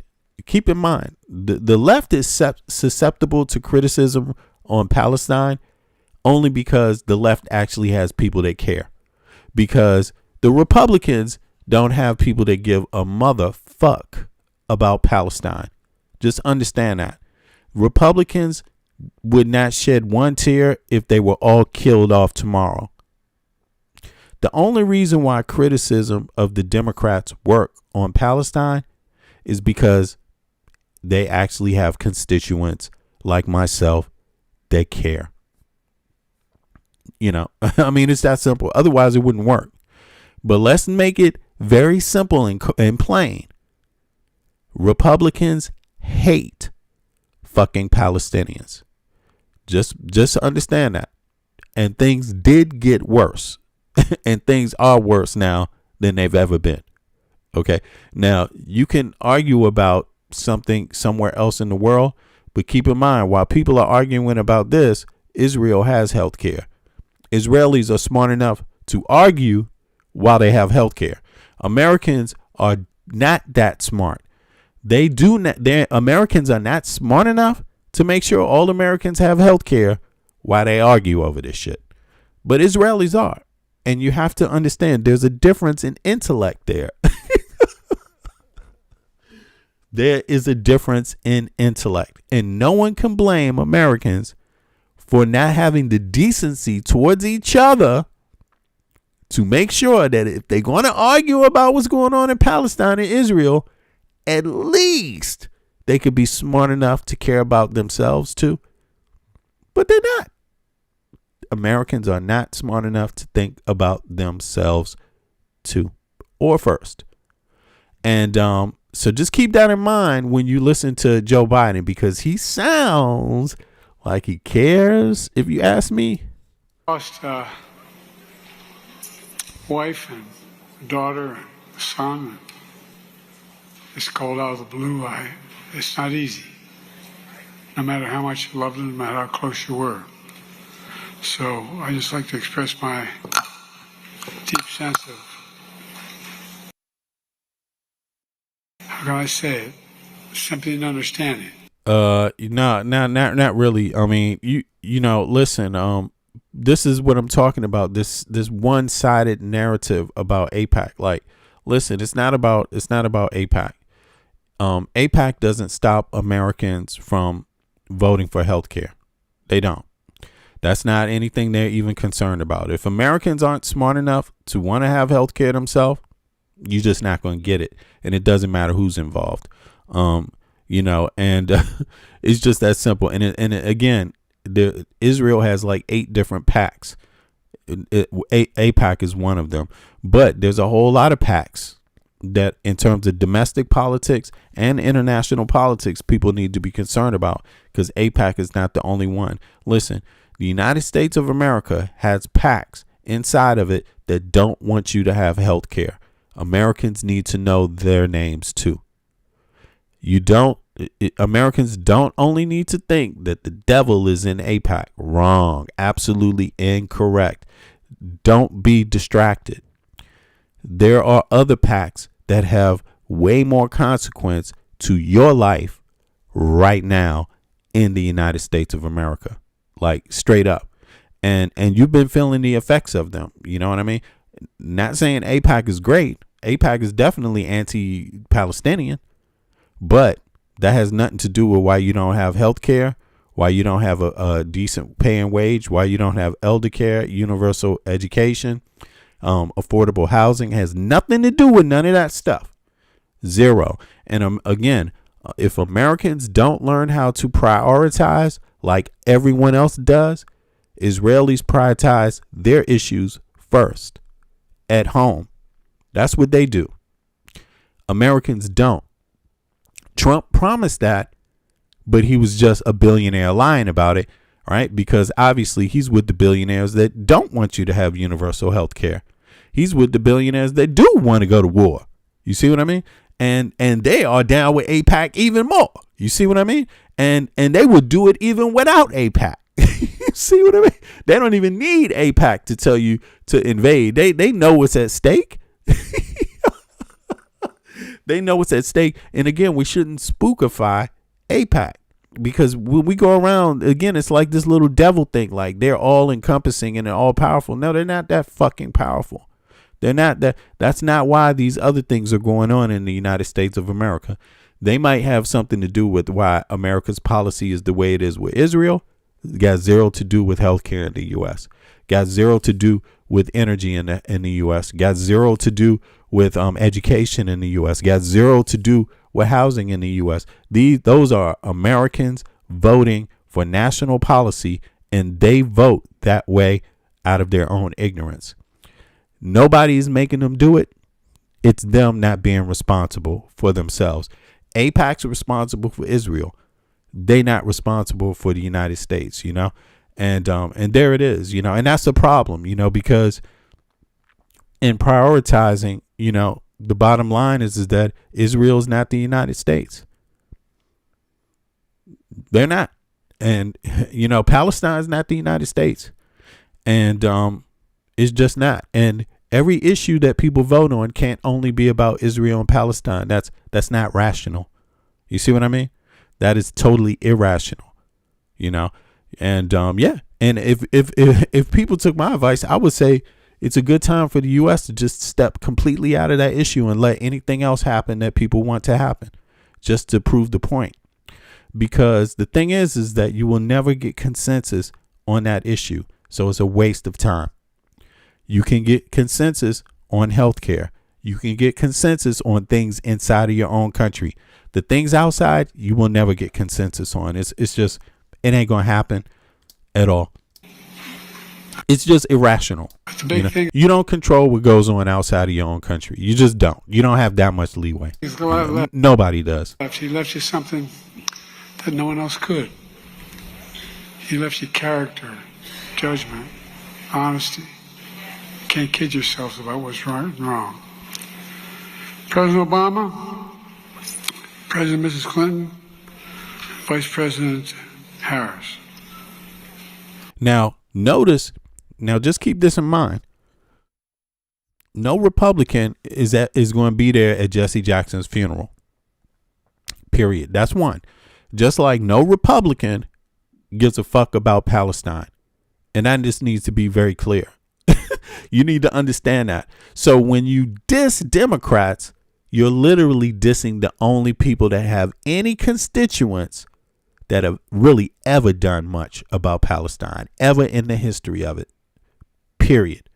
So if your strategy is dissing Democrats, and that's your number one strategy, you're probably going to lose, because it was enough to sway people to vote for Trump, but Trump didn't give a fuck about Palestine. That's the problem. You see what I mean? So there it is. You know, they don't. You know, Jesse believed. The Bible tells us that they that wait upon the Lord shall renew their strength. They shall mount up with wings as eagles. They shall run and not be weary. Come on and preach, Joe. They shall walk and not grow faint. I hope the hell you all got that, because you're going to need help getting out of here.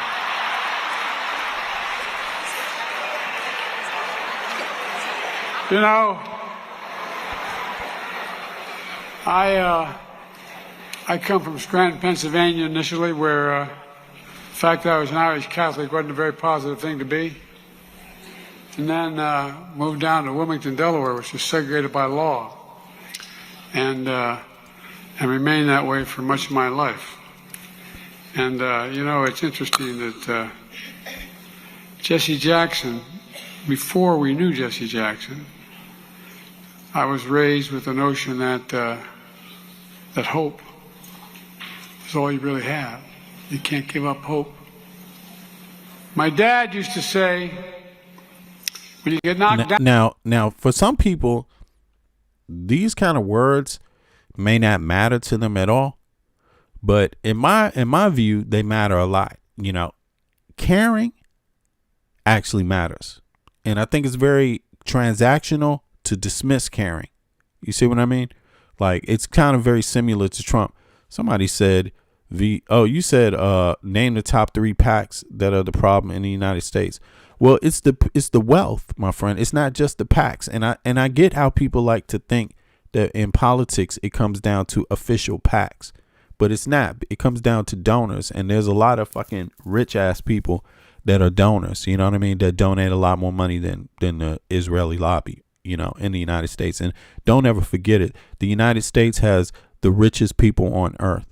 That's what's going on, and they have the most political influence, whether it's through owning newspapers or whether it's through, you know, other things, donating money. And that's how it is. And listen, again, we got to be rational. There's a lot of people that there's a passion burning inside of them that only allows them to just look at what's going on in Palestine. But again, I'm just going to tell you, Palestine is not the United States of America. The United States of America is not responsible for Palestine. We're not responsible for Israel. And let's keep it clear, Republicans never gave a fuck about Palestine. So just understand that. So attacking Dems is a losing strategy if you want health care. Attacking Dems over Palestine is a losing strategy. It was a losing strategy in 2024 because, look, now you got Trump who don't give a fuck. So that strategy has been played out now, you know. And people know that it's going to linger around, but people aren't. I would warn people against it. If you're an American citizen and you live in the United States of America, you need to also care about yourself. Caring about yourself means caring about your grandmothers, your grandfathers.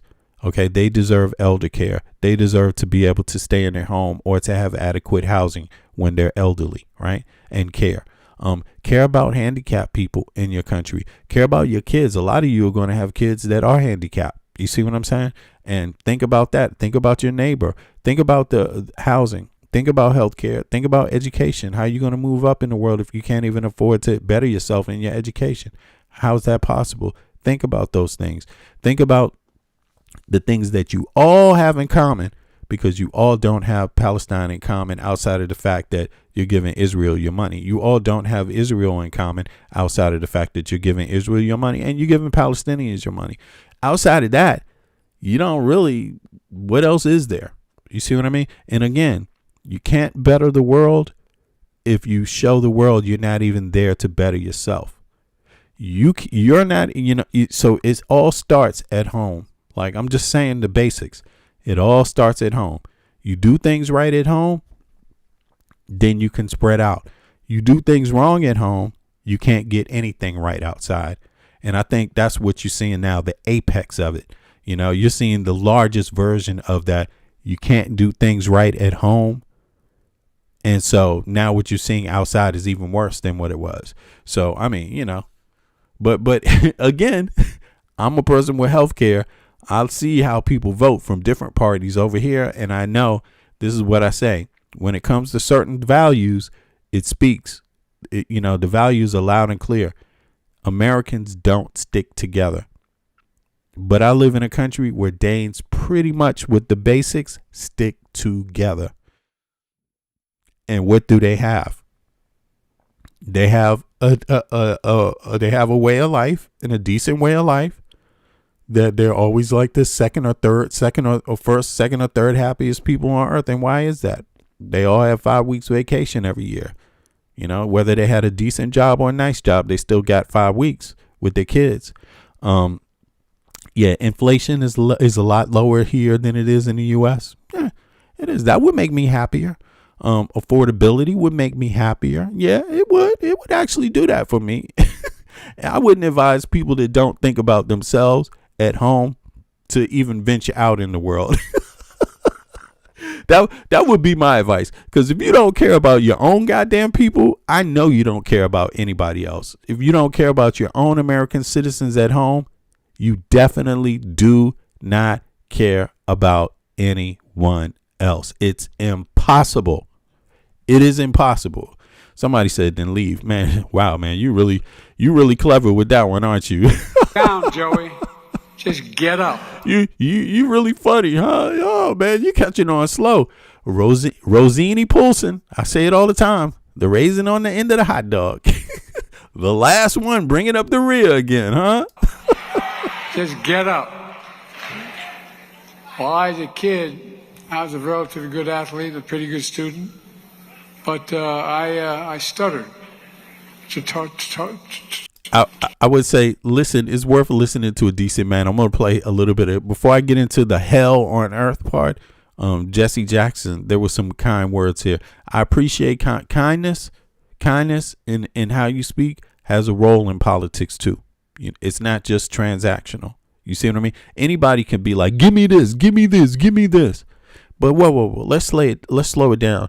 Let's have a conversation about how we're all humans too. Let's do that. Let's have a conversation about how we're all worthy also. Let's do that. How about that one first? Instead of the transactional stuff. You know what I'm saying? Talk like that. Just get up. Well, I was a kid. I was a relatively good athlete, a pretty good student. But I stuttered to talk like that. Now, if I told you all earlier, when I was a kid, I had a cleft palate or a club foot, none of you would have laughed. But it's okay to laugh at stuttering. I'm not being critical of you, but think about it. It's the one place where people think you're stupid. Oh, really? I'm a hell of a lot smarter than most of you. But all kidding aside, it makes you feel really small. Makes you feel really small. And you know, when I moved from Wilmington to Claymont, Delaware, a working-class town, I was surprised. I remember being dropped off at the little Catholic school I went to, 3rd grade. And I watched this bus go by every day. And it passed, I was on the Philadelphia Pike connecting Wilmington and Philadelphia. And it passed the turn to the big high school, Claymont High School. And the little Catholic school I went to, Holy Rosie, was right on the corner. I remember saying to my mom, Mom, why does that happen? She said, well, black kids aren't allowed to go to school with white kids in Delaware. And, you know, the more I thought about that, I thought to myself, how can that be? How can that work? How can that be right? And so, as strange as it sounds, I got involved in being concerned about it. I didn't know a damn thing about the civil rights movement. I was going into 4th grade. But you know what's right and you know what's wrong and you feel it. You know, the fact of the matter is, the man of God and the people throughout the decade of friendship and partnership, I knew Jesse. We were both young. I'm only 83.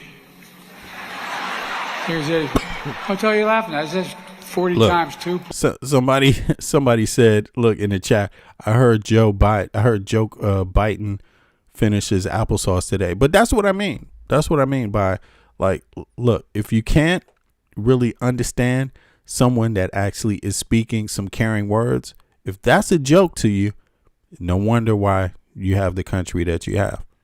It's very simple, because you're having bad times in the United States of America.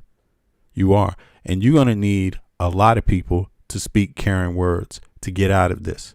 And Americans are going to have to learn how to respect caring words when they hear it and speak caring words. Americans do not think all for one, all for one.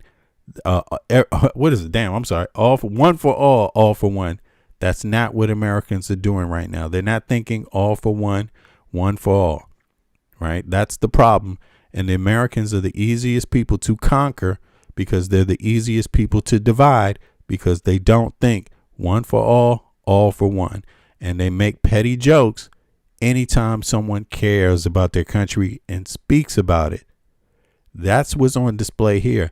Now, you may not like his politics, right? But at least he's not raping your kids. At least he's not out taking your health care. At least he's not out, doing a whole lot of things that Trump's doing to your ass, inviting Elon Musk into Doge. You see what I mean? You got big problems that you're not going to get out of as Americans if you don't recognize where you fucked up. And you did fuck up in this last election big time, because I see loads of Americans that voted for Trump getting fucked over by Trump. Like, it's just a fact. It's just a fact. And it's okay to admit it. And don't just admit it to be transactional. Like, yeah, that's right, I admit it. Now on to back to Sleepy Joe. I want to talk about Sleepy Joe again. No. Admit it, sit in it for a while, bask in why you made the mistake, and then move on once you figured it out. Like, invest some real time in it, because you're fucked right now. Like, seriously, you're fucked. Plus, but all kidding aside, we came up through the same time. I knew Jesse, and history remembers him. I knew him as determined and tenacious. I knew him as underrated, undeterred, and unafraid. I mean, keep in mind, there's no Republicans at this guy, at Jesse Jackson. Republicans don't give a fuck about Jesse Jackson. So you can make fun of Biden, but at least he's reaching out across the aisle. You see, and that's what this takes. That's what he's talking about. Not sticking in your own little corner. We're all equals. We're all the same. And reaching out and recognizing other people's pain. That's what this is about. And it's just an observation I'm making here now, and I think that's what triggers a lot of people. I think the trigger is that they don't have a lot of love. They only care about themselves, and they only recognize their own pain, so they can't recognize it in anyone else, especially someone else that's talking about somebody else's pain that's not even theirs, or collective pain. People that are like me, only my pain matters. They don't even want to talk about collective pain. They definitely don't want to talk about the fact that everyone comes from a background, directly or indirectly, of pain and suffering. They definitely, people that are like me, my own pain, they definitely don't want to recognize collective suffering or suffering in other human beings that are not like them. Not a joke.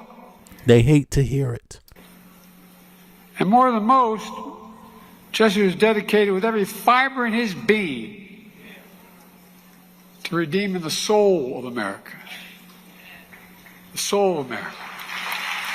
Jesse came up, and I came up together as leaders in the Democratic Party. We had very different backgrounds, and in some cases even different views, but never on race.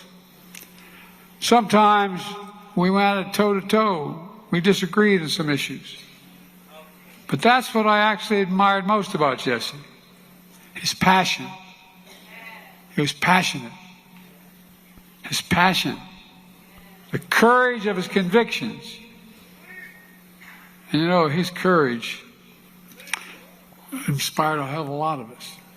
I mean, there's people that are, right now, and I think it's a worthy conversation saying that the Democratic Party maybe didn't always get behind Jesse, right? Yeah, and that's obviously it, because America has never been ready. Look at what Obama did. Look at what Kamala Harris causes. Kamala Harris caused the goddamn insurrection. You know what I'm saying? I mean, Joe Biden, just the fact that Joe Biden had a woman, black woman, or in the East Indian woman, whatever you want to call it, a woman other than his own skin color, right, as a vice president, that basically was the excuse for the insurrection. We're losing. We're being replaced. We're being replaced. I mean, so we know not just on the left, but especially also on the right, that's the environment in the United States of America. But if you want to make the left more progressive, then you must understand that you also have to acknowledge where it has already been progressive at. You have to do that. You can't just not acknowledge it and then say, me, this is what I want. That's not how you mold things. You see what I mean? You don't mold things by talking down to it. Now, don't get me wrong. Sometimes I think Trump supporters, sometimes you need to be talked down to, especially when you're being incredibly ignorant about something, right? You need to be told straight up that you're being ignorant. But the thing about acknowledgement is that even when you say someone's being ignorant about this, you can also say what they're doing right, or what they said that was right. See, I actually do that. I actually said the thing about this policy about not fighting wars outside of the U.S. I understand that. I like that policy. The difference is that MAGA, they're traitors to that policy. They're traitors to it. I liked it. I agree with them on that, but they didn't even believe in it. That's the problem. You see what I'm saying? And also, it's not an original concept. MAGA people aren't the only people that were thinking, hey, man, this foreign war shit is whack. Guess who the champions of foreign wars are? Republicans. George Bush, Trump, who else? I mean, really, when you think about it now, there's always been interventions and things like that people can discuss. But I mean, the bottom line is that no more foreign wars resonates with a lot of Americans, but Trump didn't do it. You see what I mean? So he turned on them with that concept, and he said, nah, we need to be out there, because think about this. We know why he's out there, because there's mineral resources to bag. Trump is an industry man. He's a businessman. He wants to, he's a failed one, but at least he knows that the people around him are into business, and people that are around him that are into industry, they need mineral resources. That's exactly what it is. So if you think these business people are not always going to be looking for mineral resources on Earth, you're out of your mind. That's just not going to happen. It's never going to happen. You see what I mean? And so therefore, you got to ask yourself what's reasonable and what's not reasonable. So, and you also got to speak the facts. Republicans are not here. They don't give a fuck about Jesse Jackson, just like Republicans don't give a fuck about Palestinians.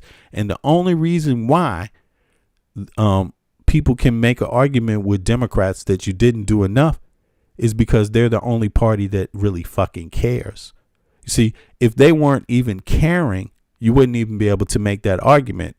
Notice how people don't make that argument with Republicans. You didn't do enough about Palestine. That's right. Nobody makes that argument because they all know Republicans don't give a shit about Palestinians. See, it's very clear. You see, but you have to acknowledge if the Democrats didn't do enough, they did something.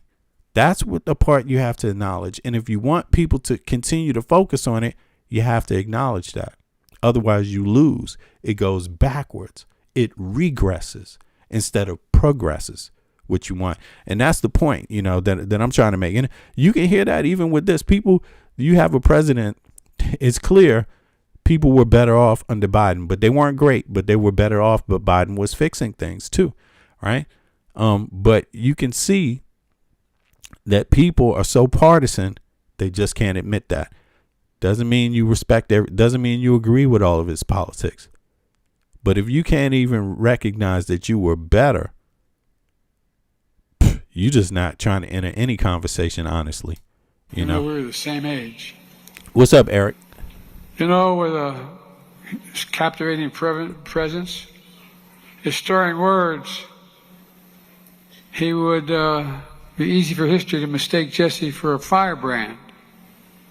Oh, look at this. Bud said, some asshole that doesn't live in our country telling us about our country.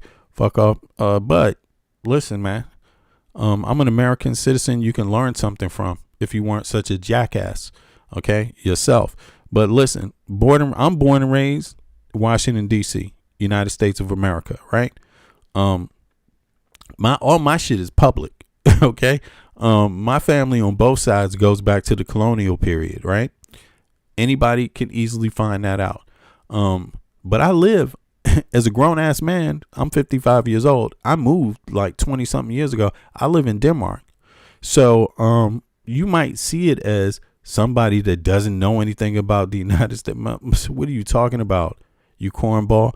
At least I have something to qualify my opinions. You see what I mean? You have nothing to qualify your opinion, Bud Russell. You've been on YouTube since 2024. So you decided to get a YouTube account during the election or something, or right after the presidential election. You know, you phony ass. You don't even want people to know who you are when you make a comment, you phony ass. I mean, at least I'm not hiding from people, you jackass. You see, you punk ass. You're not even brave enough to show your face on the internet. Why should anybody listen to you, you little cornball? So yeah, that's why you got to listen to me, Bud. Okay? Because I'm authentic. I'm actually real. I'm a real. People can see that, you stupid ass. You know what I'm saying? Bud is a jackass. Bud, you stupid, man. You just don't want to hear Biden. You hate Biden that much, huh? Wait till you hear Kamala. Let me just go flip to Kamala now.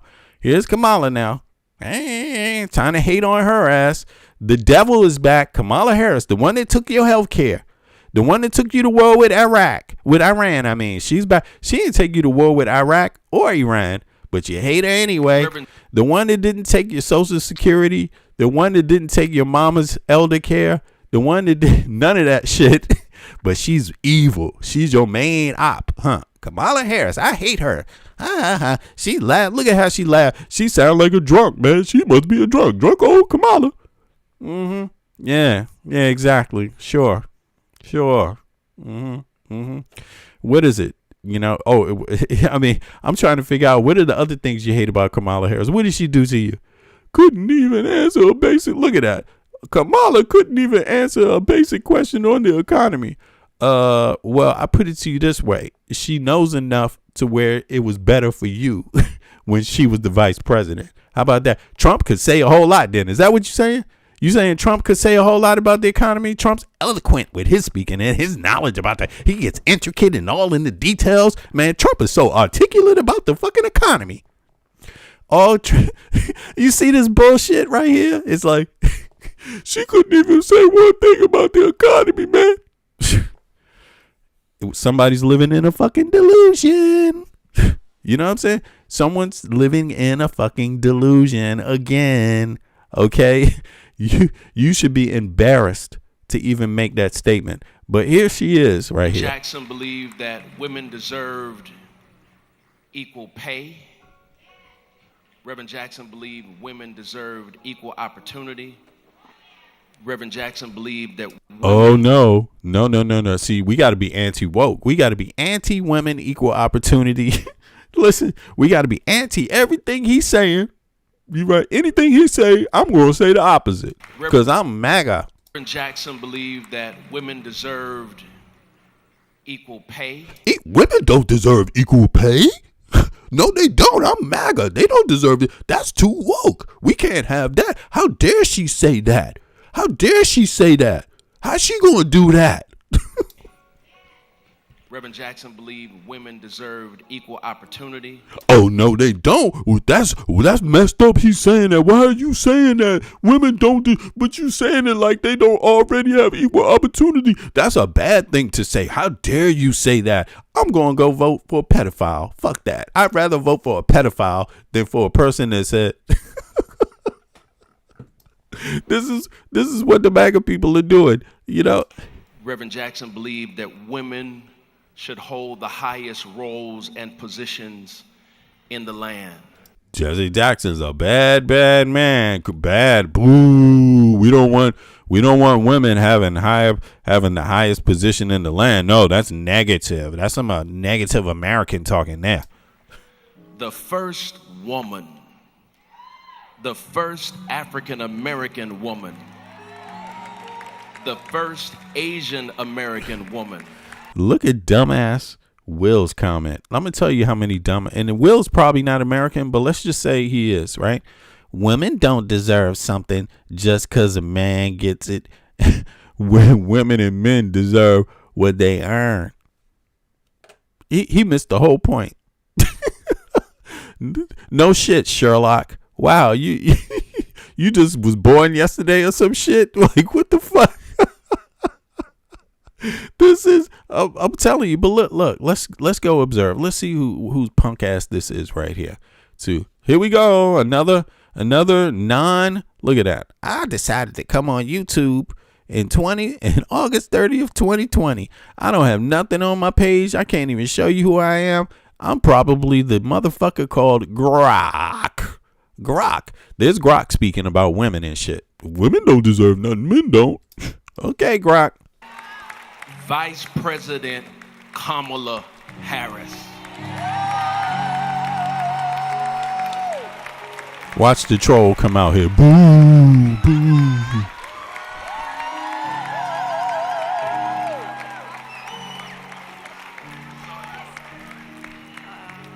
Good afternoon, everyone. Mrs. Jackie, and to the entire Jackson family. On behalf of Doug and my family, we pray with you as we did a couple weeks ago. Why she say pray, man? That's phony. She wasn't in this house a week ago. She just lied, man. She just lied. I'm all over Kamala Harris because I'm a misogynist. I follow her everywhere, man. She's lying, man. And we thank you. I thank you. I'm going to ride this woman's ass until the day she die. I ain't got nothing better to do. I don't have health care, by the way. I don't. My kid, I'm about to get thrown out of my motherfucking house. The mortgage is not looking good right now. But you know what I'm going to do? I'm going to hate Kamala Harris. So let me just say, I predicted a lot about what's happening right now. Yay! Say it like you beat it, lady. Say it, Kamala. Come on, preach, girl. Preach. I'm going to play that. Let's play it back. So let me just say, I predicted a lot about what's happening right now. Say it again. So let me just say, I predicted a lot about what's happening right now. Uh-huh. She did what? So let me just say. Come on. I predicted a lot about what's happening right now. Say it again. So let me just say, I predicted a lot about what's happening right now. Mm-hmm. She sure enough did. So let me just say, I predicted a lot about what's happening. So let me just say, I predicted a lot about what's happening right now. I predicted a lot about what's happening right now. I predicted a lot about what's happening right now. What you do, girl? I predicted a lot about what's happening right now. She must be a griot. She definitely predicted a lot about what's going on right now. And, people hate women in the United States of America. I just got to tell you, people hate women. The U.S. is really petty about this. You got to understand it. We have too many people of low IQ, that don't focus enough on things that affect their life. To be honest. And, it's just that way. And it's going to continue until they look that in the face. I mean, the two top people they hate the most in the United States of America is Hillary Clinton and Kamala Harris. And they both happen to be women. I mean, and they hate them more than they hate Trump. That's why Trump's the president. You got to understand that. Neither one of these women had a chance against Trump. Neither one of them had a chance against Trump. There it is.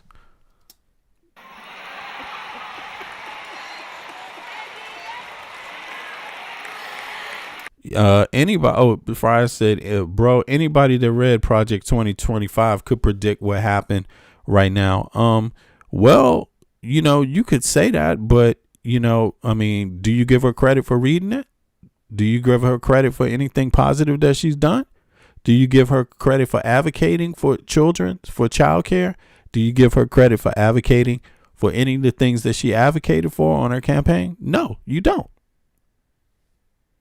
There it is. See, and most Americans don't. And that's what's very different, because usually, you want someone to speak about the things that they want to work on in their term. And usually you're rewarded by that. That's what normally happens. But people chose Trump because in their mind, he spoke on the things that they wanted him to work on. So they chose Trump. And Trump's a man. So that means in the United States of America, you're more willing to give a man an opportunity than a woman. If a woman makes any mistake, you will hold it against her for the rest of the head. Meanwhile, the man is allowed to rape and pillage his entire life and you do nothing about it. You're more offended about the woman. That's really what this is about. I'm not into saying I told you so, but we did see it coming. But what I did not predict is that we would not have Jesse Jackson with us right now to help us get through this. And this afternoon has been such a beautiful... And most Americans did not predict. Most Americans did not predict. That's obvious. And most Americans didn't predict a lot. As a matter of fact, I'll be honest with you. I'm going to ask you a question. Did Palestinians that voted for Trump, did they predict that things would be worse? Did MAGA, did they predict that inflation would get higher? Did they predict that? I mean, so the reality of it is that it doesn't matter whether she wasn't the only one. What matters is that you're in a situation where most of the people didn't predict it. And on top of it, enough people didn't support the people that did. That when they had an opportunity to do it. That's all that matters. That's all that matters. Remembrance. And if you want to do it again, feel free. Of his spirit, his life. There's an election coming up this November. You could impeach Trump. With a super majority in Congress, with the super majority in the Senate, you could get rid of Trump and all his cabinet. You could reset the rules of the United States of America if you want to. If you can not be so divisive against each other on the left, you might have that opportunity. But maybe that's not an opportunity that you think is foreseeable for you. Who knows? And his faith, and in a way that Reverend Al. I mean, let's be honest. If all Americans wanted universal health care, who would stop you? Talked about it and so many others have. I do think of this afternoon as what it is doing for me to renew my faith in what is possible, fueled by the hope that Jesse Jackson so often reminded us of. I'm reminded of a passage in the Gospel of Matthew, chapter 7, verse 7. Ask, and it will be given to you. Seek, and you will find. Knock, and the door will be opened to you. And so from a young... Yeah, Americans ain't even do that. They were like, I'm going to vote for what I don't want. How about that? Forget what I need. Forget what I want. Forget what everybody needs. Forget, we're not going to do that in America. We're going to, do it a different way. Now, hold on. This is the last one because I know people hate Obama. Kamala and Obama and Biden, these have been the worst, the ones that most Americans do not like. I mean, strangely enough, right? If you ask them right now, they don't like them, but can they really understand what it's about? You know what I'm saying? For me, I don't think it's I understand that Obama he made some mistakes. And I think Obama has talked about that somewhat, maybe not enough, but somewhat, especially this Gaddafi thing. Right. But he often gets the blame for things that he's not to blame for, too. And I think that's where Americans get immature and childish, because then the criticism is not taken serious anymore. And then the criticism backfires because you end up getting something worse than what you had, because you criticized unfairly, maybe, or in an unreasonable way. And it tends to do that. That's the same thing that happened with Joe Biden, I think, and Kamala, especially Kamala Harris. The unfair judging got them something worse. That's usually what happens when you judge unfairly. You get worse outcomes. And I think that happened a little bit to Obama, although I don't think in reality any of these people, are going to be anytime soon, until you get more Americans voting, until more Americans participate in voting. You know what I mean? And I don't just mean voting on the national, on the federal level, but locally, and also, in the Congress and the Senate. That's federal, but in the Congress and the Senate, I don't think there's a way. And I mean, pick new ones, be active in voting, make voting like as important as your job. And the reason why I say that is because, it's not a physical challenge, right? But if you can be aware and you can be in conversations with other people about what's going on locally and nationally enough to where you can understand it, you see what I mean? You can get control over it, But when you just tune out, it doesn't work, And a lot of Americans have tuned out, Sadly enough, yeah.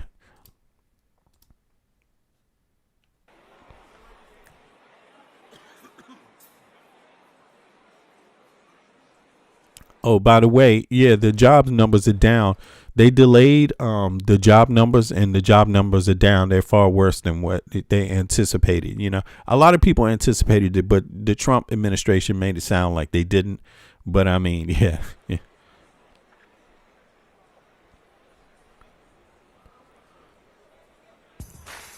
What did Mike Pence do as a vice president? Look at this.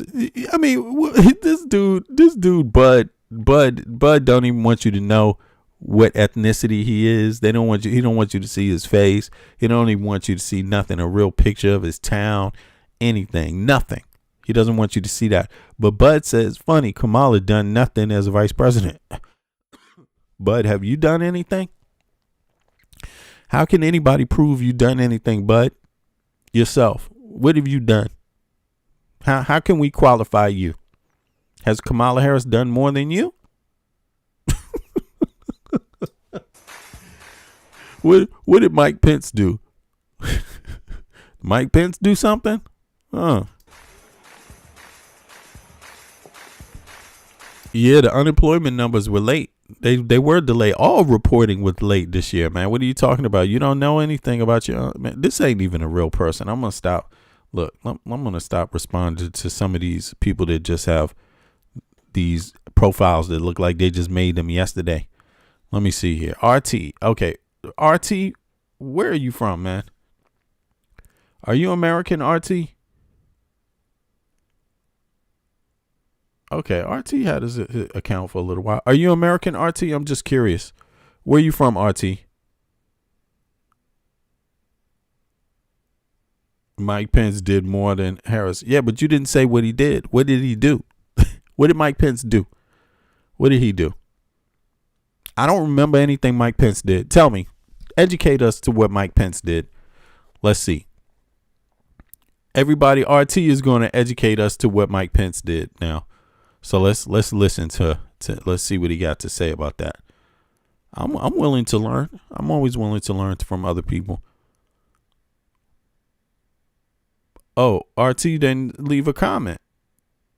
Oh, okay. I don't think RT's a real person, because I can tell by how he's commenting now. He's not really coming with anything. I thought he was going to come with something. I thought he was going to say one thing Mike Pence did, but I could see he doesn't really know himself. So it's going to take him some time to dig it up on the internet. Go ahead. Take your time, RT. I guess it's going to be a learning experience for you, too.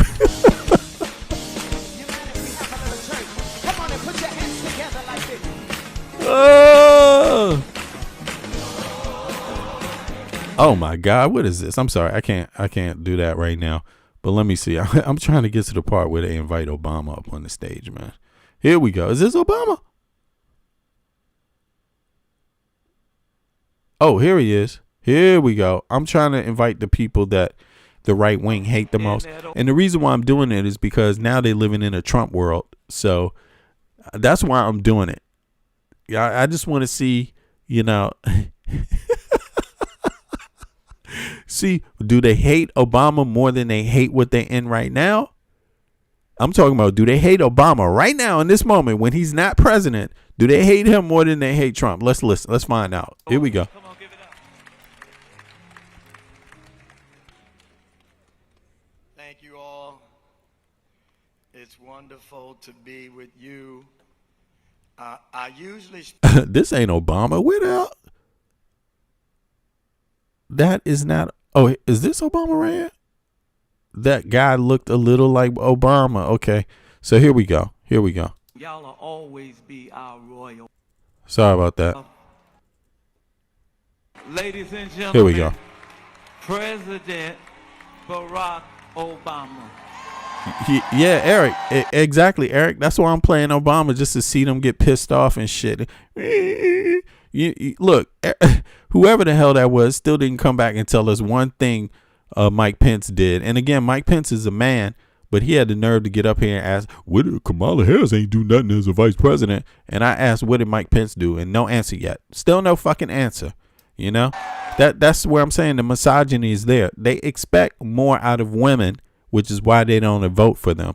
Men can rape and pillage their whole fucking life, and they will just elect them. A woman make one or two mistakes her entire life. They hold on to that shit like a grudge. Like it's like they've been in a personal relationship with this person. They just can't fucking let it go. It's like, you know what I'm saying? Like the dude that breaks up with the woman but just won't leave her ass alone.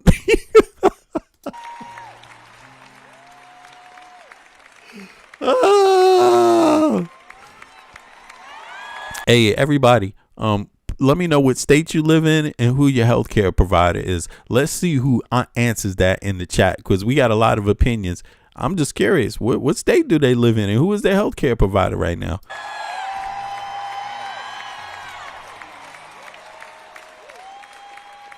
Yeah, Mike Pence ain't do shit, Coyote. That motherfucker, he was notorious for having a shut mouth. It's good to be home.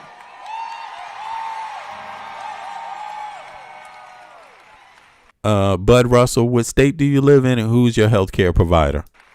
RT, what state do you live in and who's your healthcare provider? I love you back. Yeah, people love. Yeah, April, you're right. People cheer Obama at the games. Absolutely, man. They boo the rest of these people. Nobody. Look, Italians didn't riot when Obama came to Italy and shit. Look, when JD Vance went to Italy, they fucking rioted. What other people in another country riot against you, man?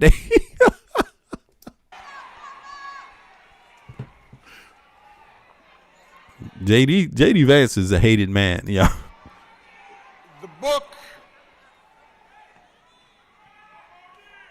The book of Isaiah. Where are you at? Now, see, I believe in the Constitution.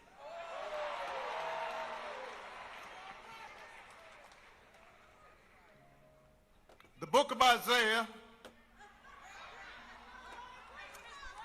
I think the reason why they're doing this is because a core of Trump's base claims to be Christians, but they're Christians that hate people. They're not these Christians that are like one for all and all for one and help the needy.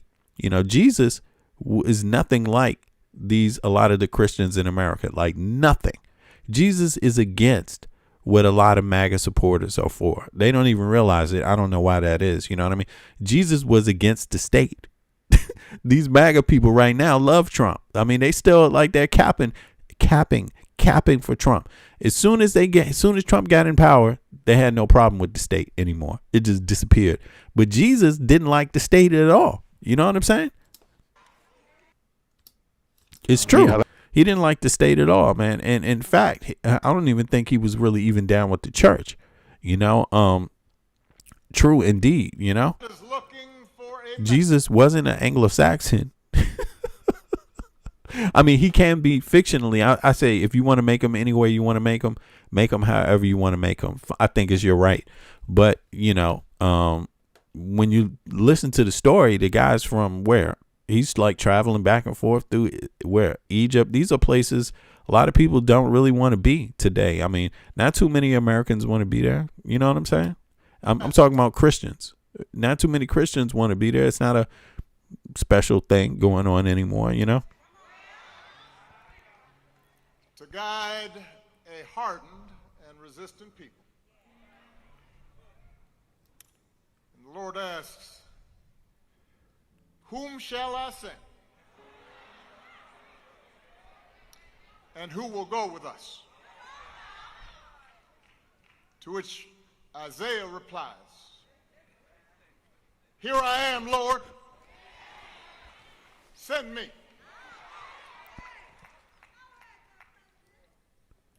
To Mother Jackson and the Jackson family,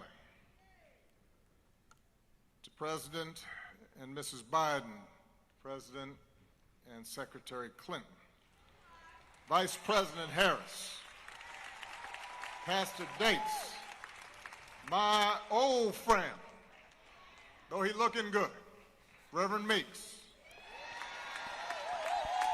Reverend Jenkins.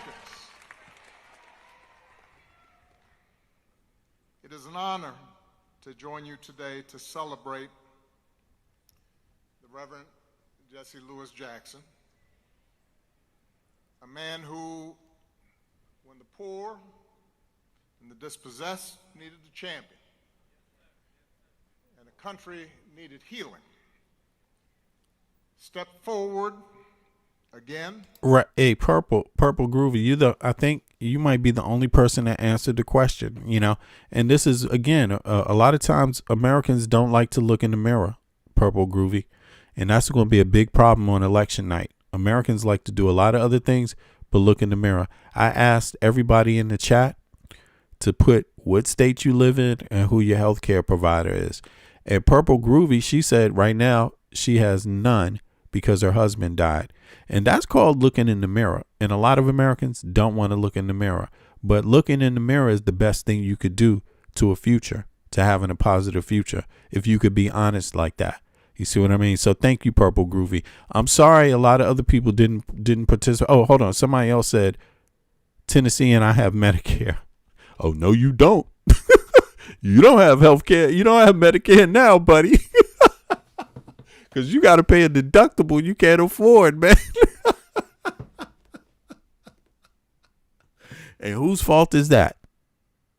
Whose fault is that? Whose fault is that exactly? Yeah, thank you. I'm glad you answered that. Now, exactly. Now we got at least one qualifying element. Tennessee, and he got Medicare. And he ain't got no health care. That's as good as saying I have none, you know. And again, and said, send me.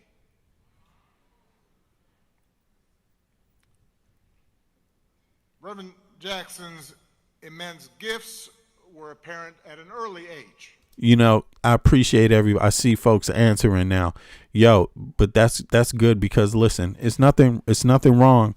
I mean, these are the things that we need to think about. If you ask me, a real American with any goddamn common sense is going to think about health care, child care, fair housing, education, you know, universal education, you know, at least those things that everybody needs.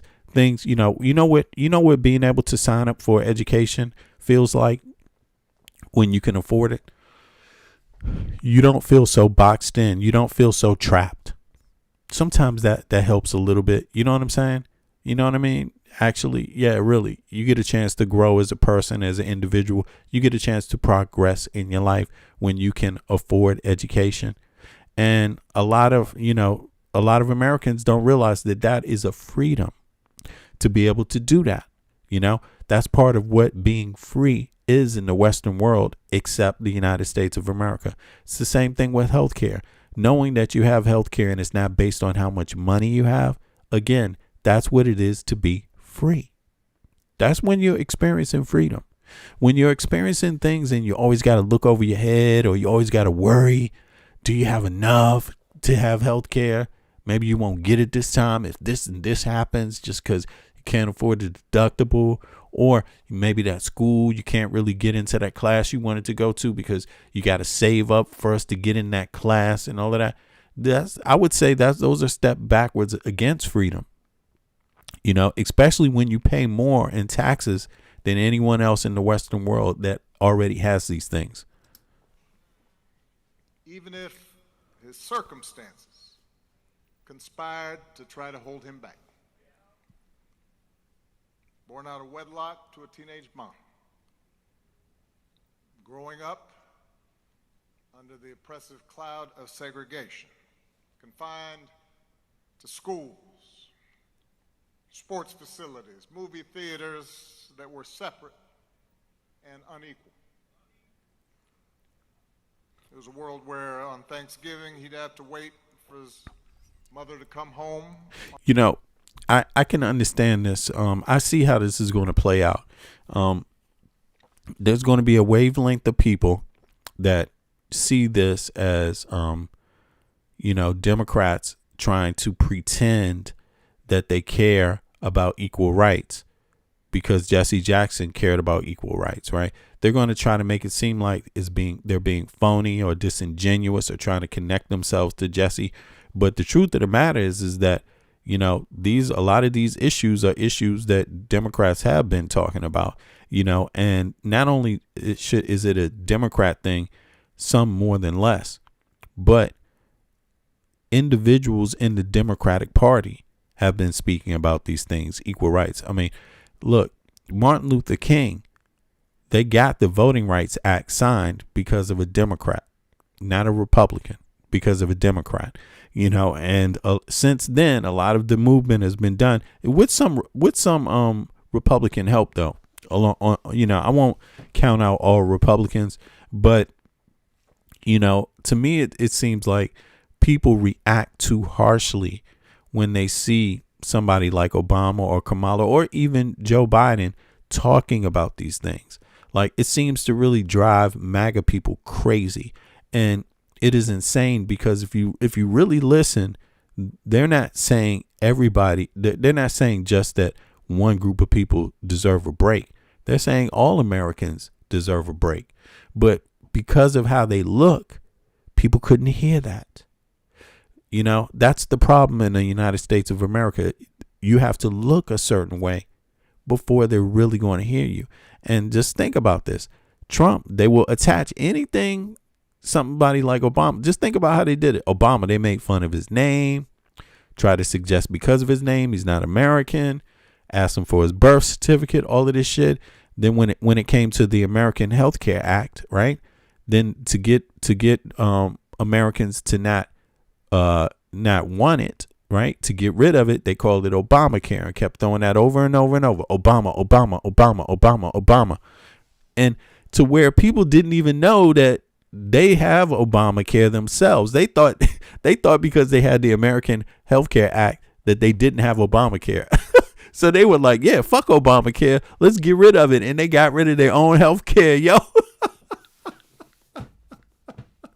That's how they were able to fool them. You see what I mean?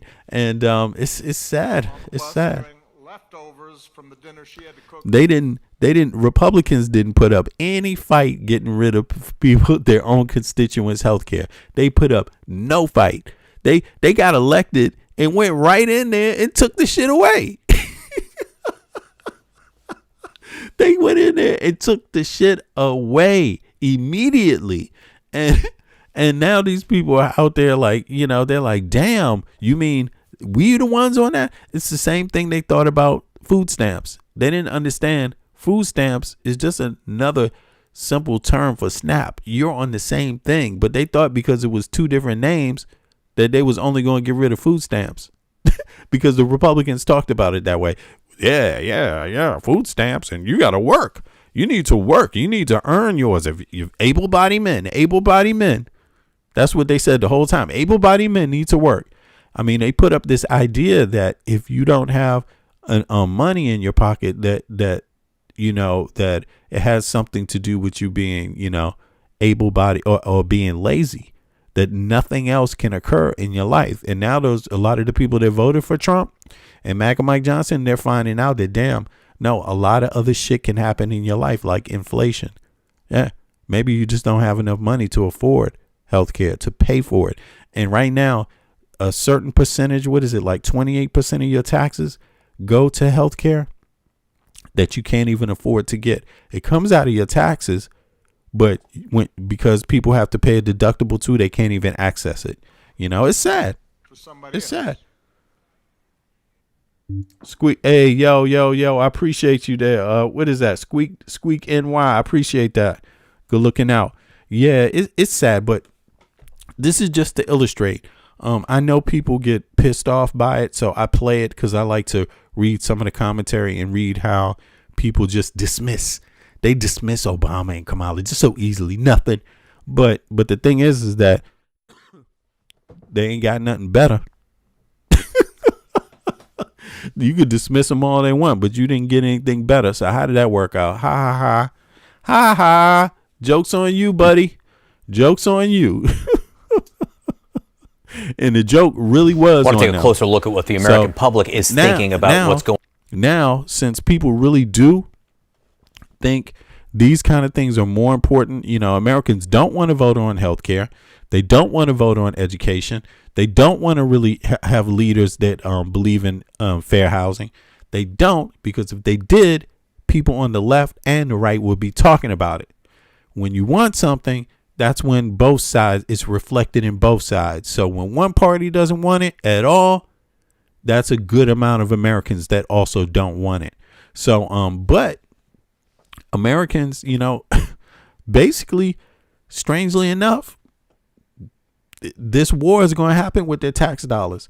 The other stuff ain't going to happen with their tax dollars, but this war is going to happen with their tax dollars. And it seems like, if you ask me, I'm calling this the car wars, car wars. Everything in Iran is what you need for gas cars and electric vehicles, for the batteries, for all, the copper, all kinds of things is in these hills. You see what I mean? And I'm guessing that this is what they're going for. Now, again, the elections are coming up. Do not fall for the okey doke like you fell for last time. You were played, you were manipulated, and you got these are the results you got. Trump invading Iran. The billionaires getting their way. And you better believe the billionaires want what is in those rocks, what's in those hills. They want it. They need it. They got to have it. And these are the billionaires that Trump was totally cool with. You know what I'm saying? And now you're going to pay for it out of your tax dollars, whether you like it or not. This is what's happening right now. What is not happening right now is that not much else. You're not getting much else out of your tax dollars, and that's a sad affair. But look at this. Nia, yeah, exactly. Under pressure. Yep, you're right. Neva under pressure says the lowest estimate for this war is 8.92 billion per day. Exactly. But again, and this is what I'm trying to say. Something in someone's mind said, I'll vote for Trump. And they thought that was a reasonable thought. With the options they had, someone said, I'll vote for this guy. And you have to examine and don't run away from this because you're paying for it. Don't just try to say, yeah.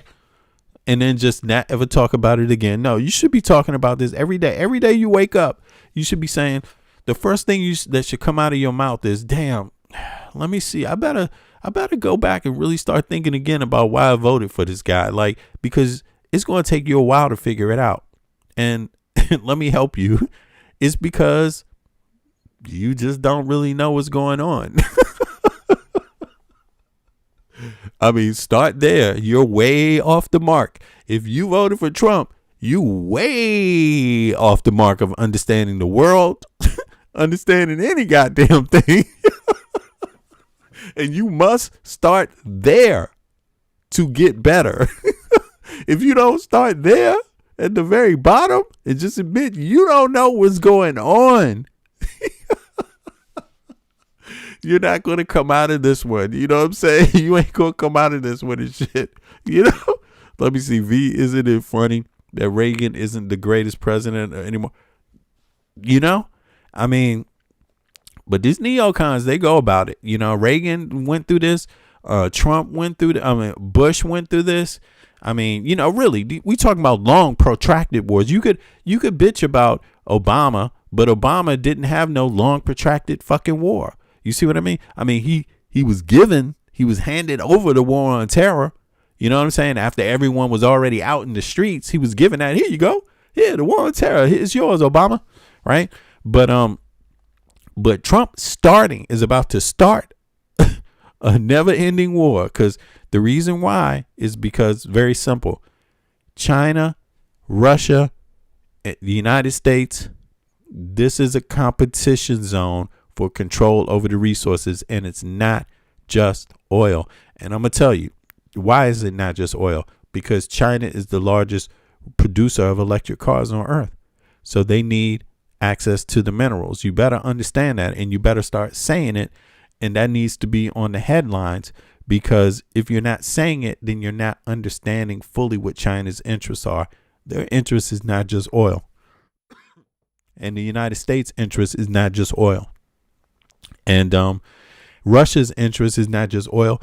Oligarchs want to own the minerals. If they can own, it's just like in colonialism. If you can own if you can own the raw material, the raw minerals, then you can make money off of everybody that way. You see, no matter who they are and what they do with it, you don't have to even give a fuck anymore.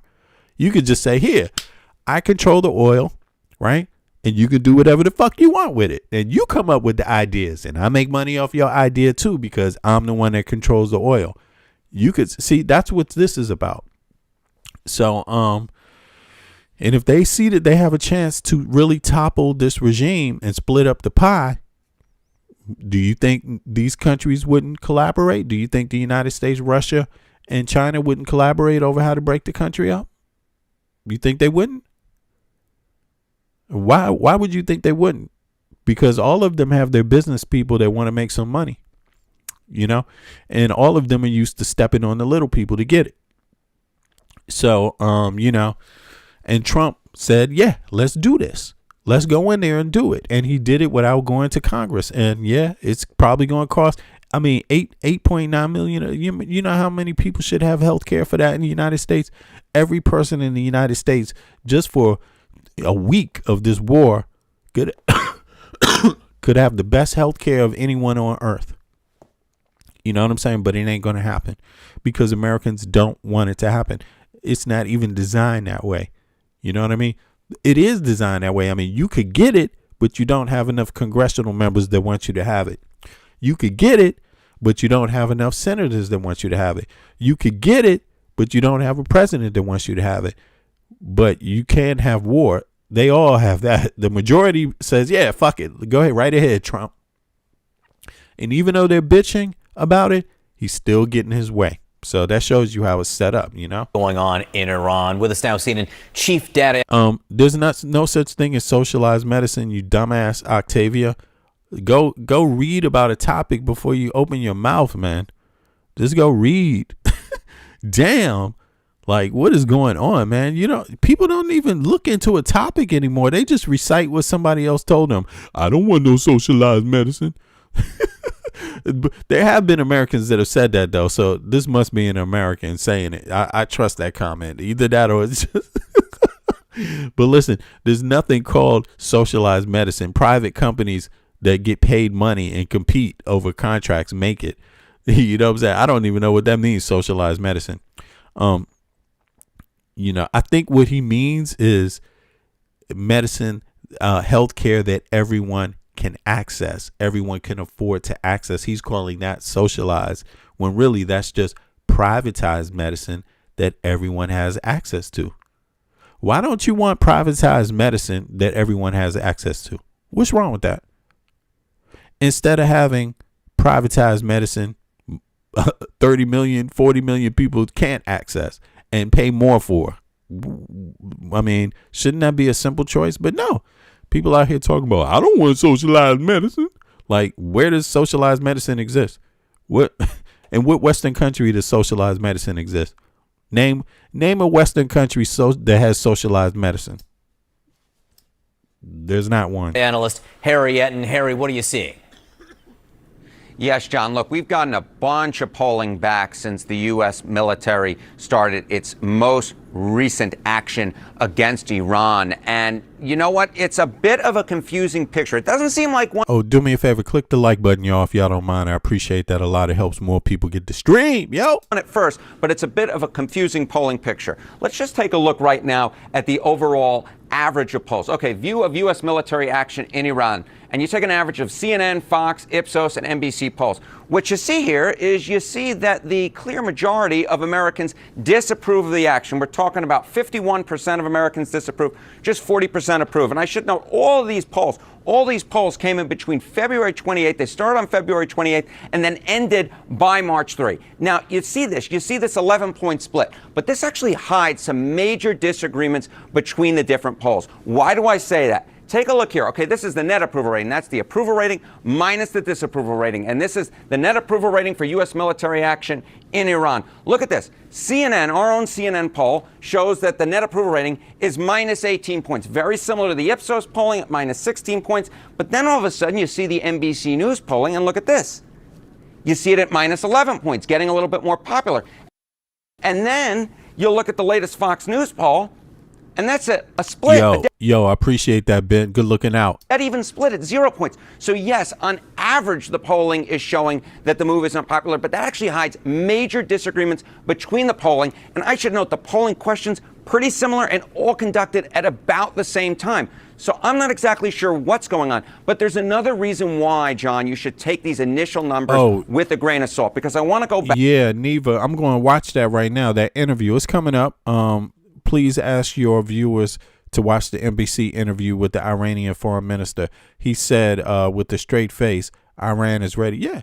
And yo, I don't know why people don't understand this. I mean, you have to understand it. No people is that really how can I say this, have any capability to defend themselves is going to let you just come and take their country. Haven't you learned already? Like, haven't you learned? Like, and it doesn't take much capability either, because strategy comes into play also. And the bottom line is, to take it, you're going to have to send people in there to do it. And that's when it's going to get tricky. So, you know, that's what this is all about. It's not like Iran is talking about sending their military outside of Iran and conquering Europe or America. No, that's not their challenge here. Their challenge is not how to get to Trump in the White House. It's not how to get to the U.S. and start taking over the country. That's not the Iranian army's military's challenge. Their challenge is to hunker down and defend themselves inside the country.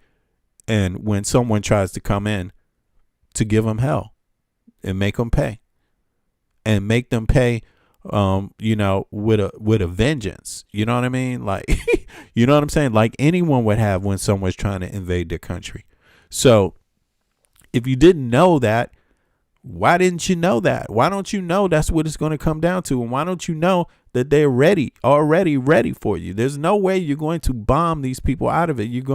A lot of people are going to die. A lot of people are going to die trying to invade Iran.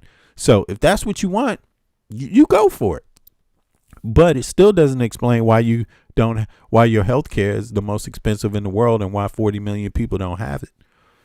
It doesn't explain that. You can invade all the countries you want, but why doesn't every American have healthcare? Can you explain that? So it means basically you don't have it because you don't invest in it. And if you go and you to war with Iran and you lose some soldiers, it's because that's what you invested in. But you won't. The average American ain't going to get a penny off of this. The average American is still going to be it's going to be loads of homeless, no matter if you beat Iran or not. Still going to be loads of homeless in the U.S. It will not improve your life at all. Back to the June airstrikes, right? Net approval rating U.S. military action in Iran after the June airstrikes. Initially in late June, look at this. Underwater at -8 points. But by July, look at that. After the military option was deemed successful, it became much more popular. Did the economy get better with the war in Iraq? Did the economy get better with the war in Afghanistan? Did the economy, did it get better? Things get cheaper with those wars? Did your life get better? Okay, maybe it did. Maybe your life got better. Now, we're just going to have to wait and see what this current military... If your life got better, if your life improved significantly after the war in Iraq, put a 1 in the chat. If it improved significantly after the war in Iraq and Afghanistan, put a 1 in the chat if that war improved your life. Put a 2 in the chat if it didn't. If it didn't improve your life at all. Action in Iran, how exactly the polling shifts. But right now, I would really take the numbers with a grain of salt, keeping in mind that there's big polling disagreement and the numbers may change down the road. John, back to you. Yo, they didn't lie. Yeah, at least they didn't lie about the cheaper gas. The gas is off the hinge right now, man. But again, MAGA's okay with that. No, Republicans are okay with gas being more expensive. They don't give a fuck. And all they have to do is keep telling that base, it doesn't matter. Don't worry. Keep waiting. It'll get better. And they will do it. So that's the state of America right now. Harry, thank you very much for that. Yes, polling does often track what people think is a successful or not successful operation. One of the more interesting splits that we're seeing in the polling when it comes to the U.S. military action in Iran is that between the overall public and those who are either currently or have served in the military. Take a look at this Fox News poll that came out during the past week. Net approval rating of the current U.S. military action against Iran. Look at that. Overall, Fox News shows a dead even split. But look at those who served. Thank you, Street Beater. I'm gonna keep doing that too, man. In the military, significantly higher support for the U.S. military action currently going on in Iran at plus 20 points. That should not be so much of a surprise because take a look at how they view Trump's foreign policy overall. Again, look at those who served in the U.S. military versus overall. If you look at Trump's foreign policy overall, the net approval rating on that per Fox News, those who served in the military, they like what's going on average. Look at that. The net approval rating plus 8 points for Trump's foreign policy. But look at those overall. Way, way down there at minus 20 points. We're talking about a nearly 30-point gap between those who served in the military and overall. And this split, when it comes to those who served in the military and overall, dates back to Trump's elections, all the way back to 2016. But let's look at the 2024 numbers. Look at this. 2024 45 Ronnie, what's up? Those who served in the military, Trump won them by, get this, 31 points. Kamala Harris actually won all other voters by 2 points. And that means, Johnny Berman, that means that Donald Trump only won in 2024 because of support from those who served in the military. Whatever happened to Trump when he ran on the campaign trail said that, the whole, that's interesting. Whole MAGA thing. Remember that? But it does make sense because that demographic comes from, that demographic, man. It's funny. Again, we got a socialized military. Military paid for 100% by the taxpayers, right? 100% by tax dollars, right? Somebody said, I don't want your socialized medicine. Well, you sure enough want that American socialized military. That's what you want. And that's what you're going to get. You're going to get socialized military, the best socialized military on earth. The United States American military, 100% sponsored by the taxpayers, even if they can't even fucking afford health care. Make America great again. It wasn't really supposed. I mean, when you have people that fight for protect countries like that don't even give a fuck about their own people, it tells you a lot. I would suspect a lot of them would like this war because they're not thinking. They're not thinking. You know what I mean? I mean, they're feeling a certain way. They're feeling brave because they got the best weapons, but they don't come from the country that treats their own citizens the best. That's a strange kind of way to be. So it means when they get the gun in their hand, they feel proud. But as soon as you take the gun out of their hand, what do they have to be proud about? They're not number one in education, not number one in anything. Like really, it goes down from there. to be going after country after country after country. I don't recall hearing that much on the campaign trail, but just look at the number of targets, military actions in Trump's second term. There was, of course, Venezuela, Nigeria, Somalia. Look, you got people in the chat trying to convince people to not watch me. Look at this. Check this out. Let me read one of these comments here. Does this guy look? Do you not realize that everything this guy is showing on CNN is positive for Trump? Well, that's because you got a short goddamn frame of reference. You got a short memory, man. You have a you can only get points that are put together very narrowly. And this is a long stream format, so it's not all going to be exactly unfair, like only bad about Trump. No, we're talking about broader things than good or bad. You know what I mean? Now, you can understand, very simple, Trump lied to you. You can understand that. Now, whether you think that's good or bad, I don't know. You tell me, is that good or is that bad? Is it okay for a president to go to war without going to Congress? Is that good or bad? You tell me. You tell me if that's good or bad. You tell me, is it okay to go to war, your tax dollars, to fund 100% this war when your tax dollars don't fund 100% your health care? Do you think that's okay? I'm just saying, it's up to you how you think. You know, I live out, I'm an American citizen, but I live outside the U.S., so that's not how health care is organized outside of the U.S. So where I live, I have health care. My kids have health care, universal health care. We have universal education here. So, you know, everyone gets a stipend to go to school, you know, higher education here. Everybody has 5 weeks vacation here. So that's a little different from inside of the U.S., you know. But again, I'm only curious about what fellow Americans think about their own government. What do you think about that? Do you like the U.S. government being socialized, 100% paid for by the taxpayers, but your health care isn't? But if that's what you think is good, you're welcome to have it. That's what you have now. I think if you think it's great, then hey. It goes on. And now Cuba.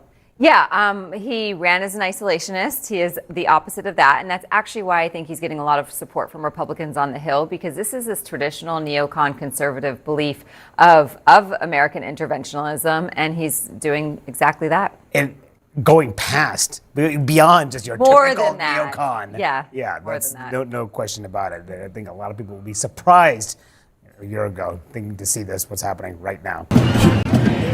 What the hell this dude talking about? Oh, you think I'm lying about the U.S. being okay? Put a 1 in the chat if the U.S. is 100% paid for by taxpayer dollars. Put a 1 in the chat if the U.S. military is paid for 100% by taxpayer dollars. Put a 2 in the chat if it isn't. Let's see here. Let's find out how much Americans know about their own country.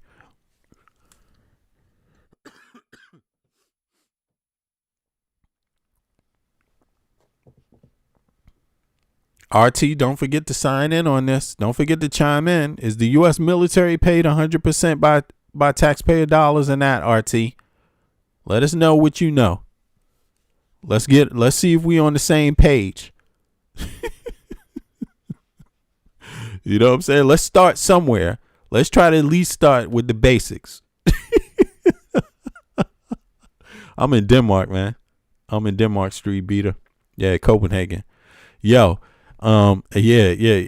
RT, look, he says one true thing and then thinks you can believe, but he didn't tell you. Is it RT? RT, put a 1 in the chat. You got to be plain and simple. Just be plain and simple. If you agree that the United States military is paid for 100% by taxpayer dollars, put a 1 in the chat. I see RT. He can't even. He doesn't even want to deal with that fact. Now, next fact. Is the healthcare system in the U.S. paid 100% by taxpayer dollars? Put a 1 in the chat if the U.S. healthcare system is paid 100% by taxpayer dollars. Put a 2 in the chat if it's paid for by private dollars, or if you need private dollars. You know, because now you got to pay deductibles. What are you talking about? No, but you don't have a deductible? Okay, put a 1 in the chat if you have a deductible. Put a 2, no, I'm sorry. Put a Yo, look, some of these people I'm starting to think are not even American, because they don't know either that, or they don't understand what paid for by the taxpayer dollars is. That means when you don't have to pay any deductible, you have no other fee, out of the pocket fee. That's what that means. That's what that means. Universal health care. If you don't have it, you don't have it. That means you got to pay some out of your pocket. Okay? It's very simple. It's very simple. But maybe some states might get it free. Maybe some states might get, some states might be better than others, though, in the U.S. No, all taxpayers pay into it. All taxpayers don't get access to it because of how the system is designed. A lot of the taxpayers have to pay deductibles out of the pockets to access what their taxes already pay for. That's different, you see? So now state subsidies, subsidize. Yeah, one state to maybe, I don't know, some states. You tell me. You tell me. Yeah, here we go. Somebody's out here projecting. Optimus, are you a dummy, Optimus? Let me look at Optimus's page, y'all. Let's see who says that. Optimus asked the question, are you a dummy? But Optimus, why don't you have anything on your page, man? There's nothing on your page that qualifies you to anybody, man. Like, why is it that, put a picture up, man. Do something. Put something authentic about yourself, like, don't just hide from people. You know what I mean? But in any case, let's continue. I mean, look, Israel has health care. Nobody's paying no deductible. So you paying Israel's bombs and shit.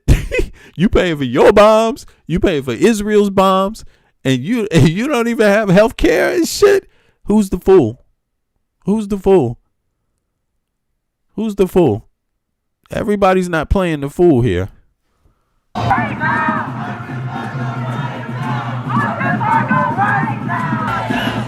Well, the Trump administration. Yeah, that's the name of a bot and shit. My name is Optimus Prime. I am here as Grok's fucking warrior. Administration is committed to the war with Iran. Many Americans are not. Demonstrators gathered in New York. Look, Israel has universal health care. And these dumb motherfuckers are paying for their bombs, and they're not even smart enough to demand the same health care in their own goddamn country. What kind of stupid shit is that? And you should never fucking feel proud about that. That is dumb. Okay, that only proves how fucking dumb you are, that you don't even want health care. You paying for Israel's bombs, and they have universal health care? Man. New York City, Washington, D.C., Los Angeles, and San Francisco this weekend. No, that's not anti-Semitic. That's just being honest. I don't look. You could pay for all the bombs you want for Israel. I ain't got shit to do with that. But what I'm saying is that they have universal health care. You paying for their bombs and you don't. How dumb is that? How dumb is it for an American citizen to pay for someone else to have bombs? And those people you're giving bombs to, they have universal health care, but you don't. But you giving somebody else bombs. Like, you think that's smart? You think that's clever? You think that makes you smart? Why do Israelis believe everyone should have health care and Americans don't? Why is that? Explain that one. I'm trying to figure that out. Make that make sense. I think it's very civilized for Israelis to want all of their inhabitants to have health care. I mean, I think that's a reasonable thing, but why don't Americans think that's reasonable? I'm trying to figure that one out. Look, this person says, look, here we go again. RT, the person with no face on his goddamn page. You want your tax? No, who said you want your? Who said your taxes got to be raised? Who said that? Nobody ever said that.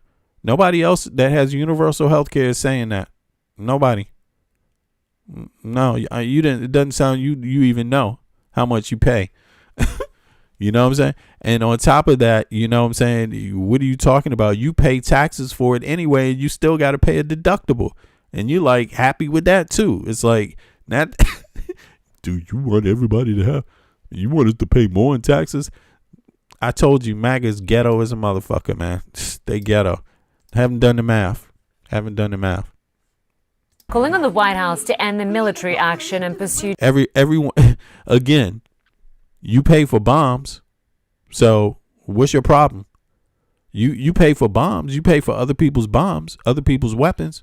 Why? You think paying taxes is a problem? You are paying taxes. You're paying for all kinds of other shit that has nothing to do with you. You happy doing that? You may as well pay some more in taxes. What the fuck? You don't have a problem with wasting money. So what's your issue? I don't get it. diplomacy with Iran instead. Some Iranian American demonstrators shared their fears of a prolonged war, worried the conflict would drag on indefinitely.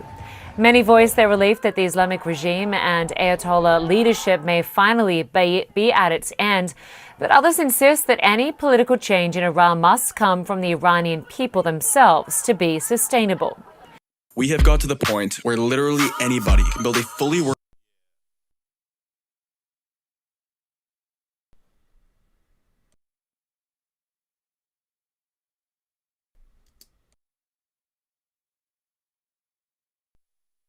In the United States is rallying in Los Angeles. CNN's Julia Vargas Jones was there earlier. So, Julia, how are people there reacting to the conflict?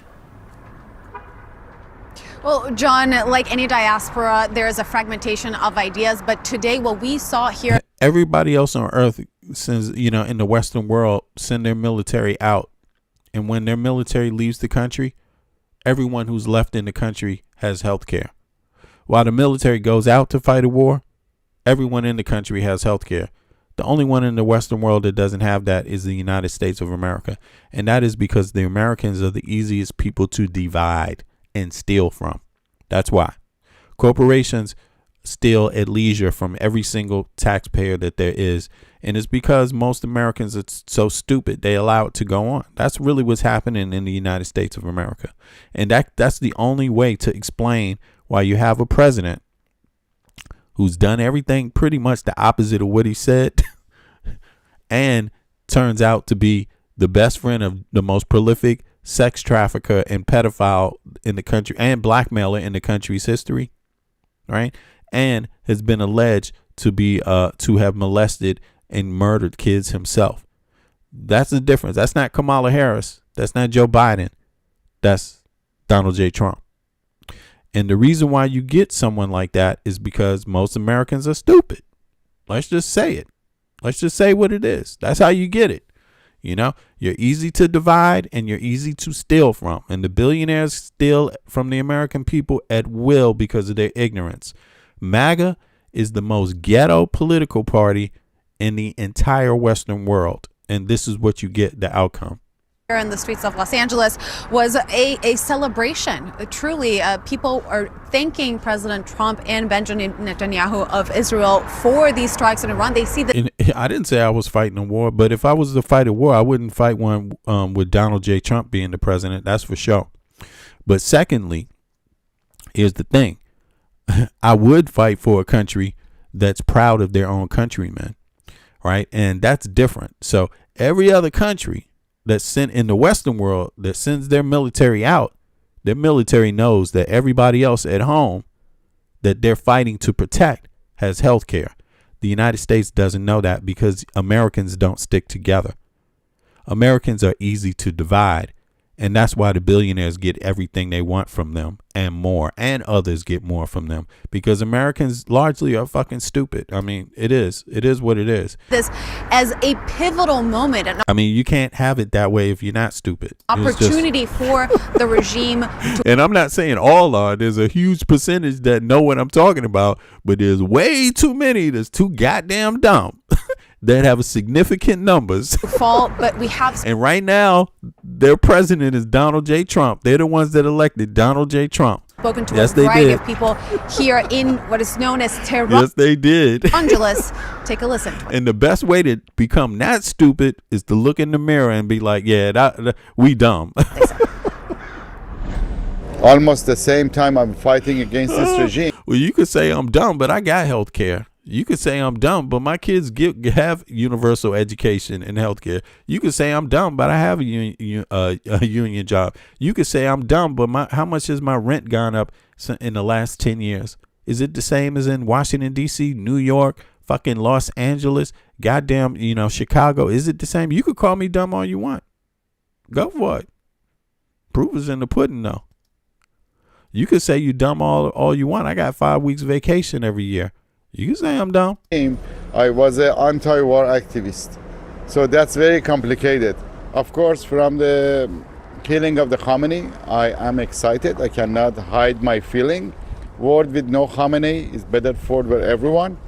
But at the same time, I don't like the war. So you would... A world with no Khomeini won't get you health care in the United States of America. It definitely won't get you in college. A world with no Khomeini. It won't get you affordable housing. It won't get you any of that. Rather see... It's also not going to make inflation go down. This be wrapped up and be done now. Saying, yeah, right now we are moving forward. Khamenei is dead. That's a good thing. Declare the Victorian League. President Trump, although we're thankful to him, it took him a little bit of long time, and the Iranians lost a lot of lives. And I think now he has to finish it. I never had so much mixed feeling in my life that I have right now. Because on one level, I want my country to be free and liberated. On another level, I am very sad when I see so many people of my countrymen are killed. And John, we're here in a street where business after business has signs in English and in Farsi, not even close to a better visualization of how split this community is. Right here, we have pictures that activists say are of people who were killed by the regime in Iran with the word "Stop War" graffitied over it. That's how fragmented it all is here in this enormous community in Southern California. Yeah, now somebody said in the chat that these Marines keep you little nannies. So who said that? Yeah, let me find that comment. It's actually pretty, it shows my point. Look, it proves my point. The Marine Corps keeps you beta nannies alive. Damn, that's really original, beta. Okay, but is that necessarily true? Are you being completely honest? Because if you cared about Marines, you would at least listen to some of them when they say this instead of being a little bitch ass like you are, okay? Stop being a bitch ass and try listening and paying attention to even Marines sometime, you piece of shit. Like, just pay attention, really. I mean, it's not hard to do. Here, listen to the man. Was the fight for Israel.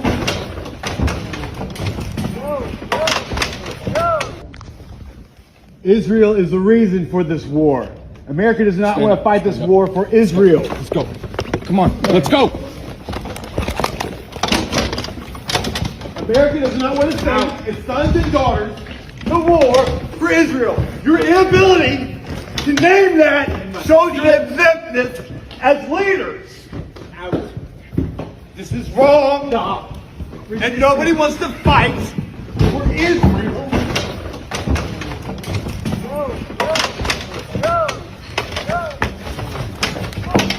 A reminder to all our Commandant, please stand up as a Marine and stand up for America. Out. Fight for Israel.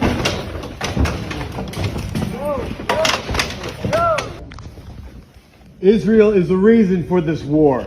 America does not want to fight this war for. You know, and when you see this, see the difference between me and that little piece of shit in the chat is that I'm not just ignoring this man. He's actually a Marine.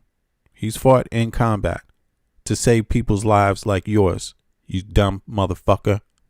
Okay, you need to learn how to listen to dissenting opinions. You can learn something from people that disagree with you without being disrespectful like you were to me, you little stupid piece of shit. Okay, just to be clear about it. Now, again, this is a little exercise. Let's listen to a real life Marine say what his opinion is, and let's give the man the same amount of respect that we demand in return. Okay, let's do that. It's an exercise. Israel. Let's go. Come on, let's go. For Israel.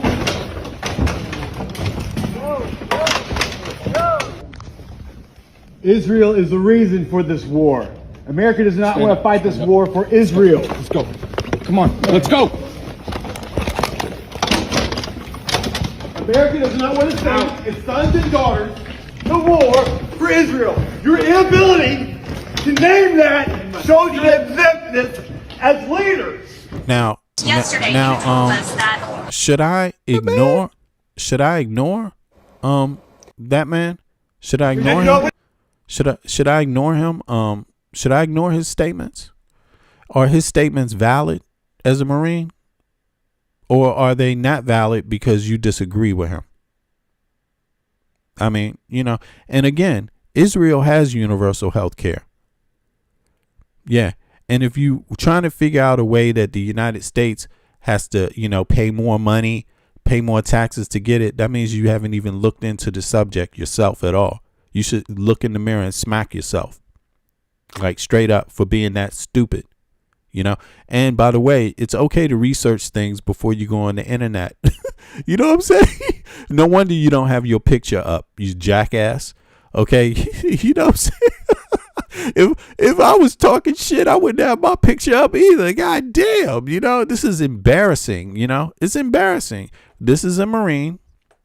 This Marine has fought for our country. He deserves the same respect as anybody else. Okay. Even if you disagree with him, you should listen to his words and ask yourself, if he's saying it, are there more who feel the same way? You tell me. Are there more that feel the same way? If there are more that feel the same way as this Marine, put a 1 in the chat. If there's no more that feel the same way, put a 2 in the chat. Let's see. I'm just curious what you think. It's okay to have a conversation. It's all good. Wants to fight for Israel.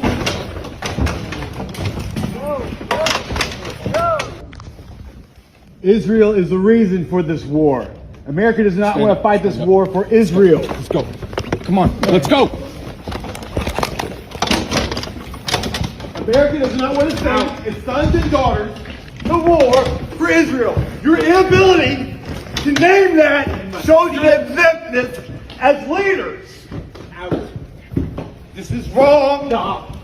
And nobody wants to fight for Israel.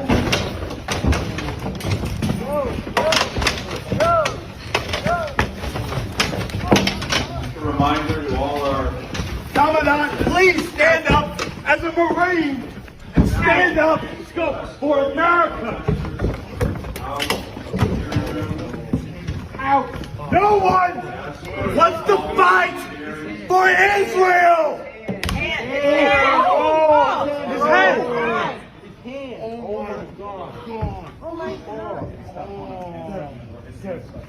Sir, thank you for your service. The senator broke his hand. The senator broke his hand.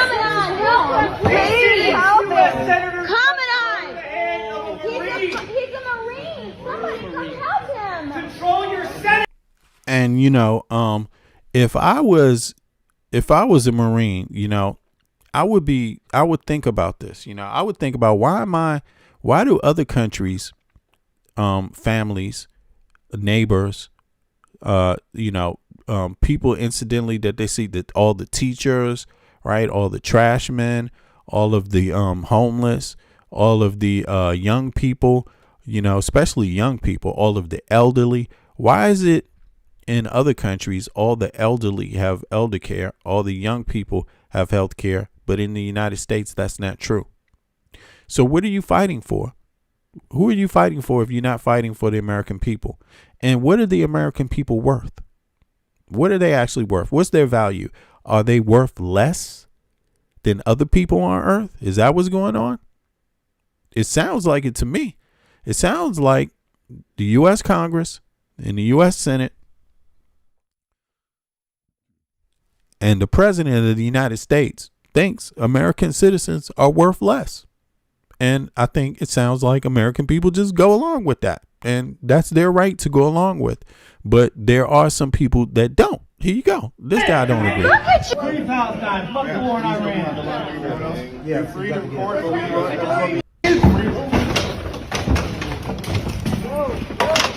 And the people, in case you don't know, the people in the U.S. who can't afford health care, they actually do pay for health care. They just can't afford the deductible. So that means 20-something%, 28% of their taxes actually go to the healthcare system that they can't afford the deductible to access. Deductible is the out-of-pocket part, right, that you pay later, and by your own, whatever's left from your own money after you work. So all the Americans that can't afford the deductible, it doesn't mean that they're not paying in it. They're paying in it for someone else. Do you understand that?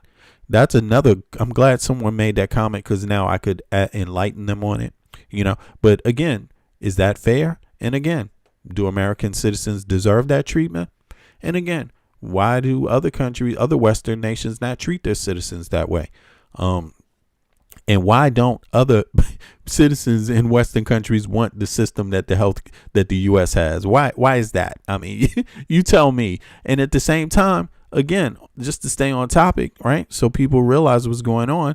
This Marine, he's talking about Israel, and Israelis have universal health care. I mean, and so it makes you just kind of wonder, why are all these other people, you know, cool with universal health care, and American citizens and even the Marines, they don't even want it for their own citizens? Like, you know, what's up with that? I don't get that. I'm really not understanding it. Hold on. Here we go. And nobody wants to fight for Israel.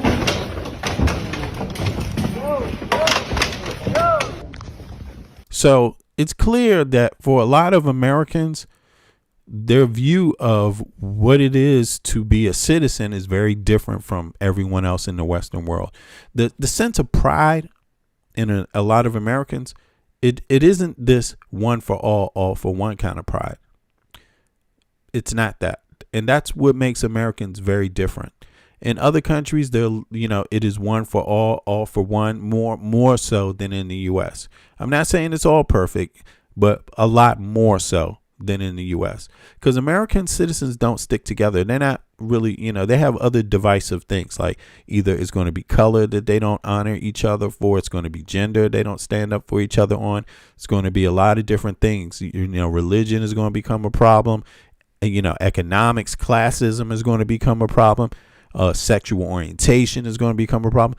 Keep in mind, every other Western country has all these dynamics, except when it comes to the basics, education, healthcare, housing, they all stick together.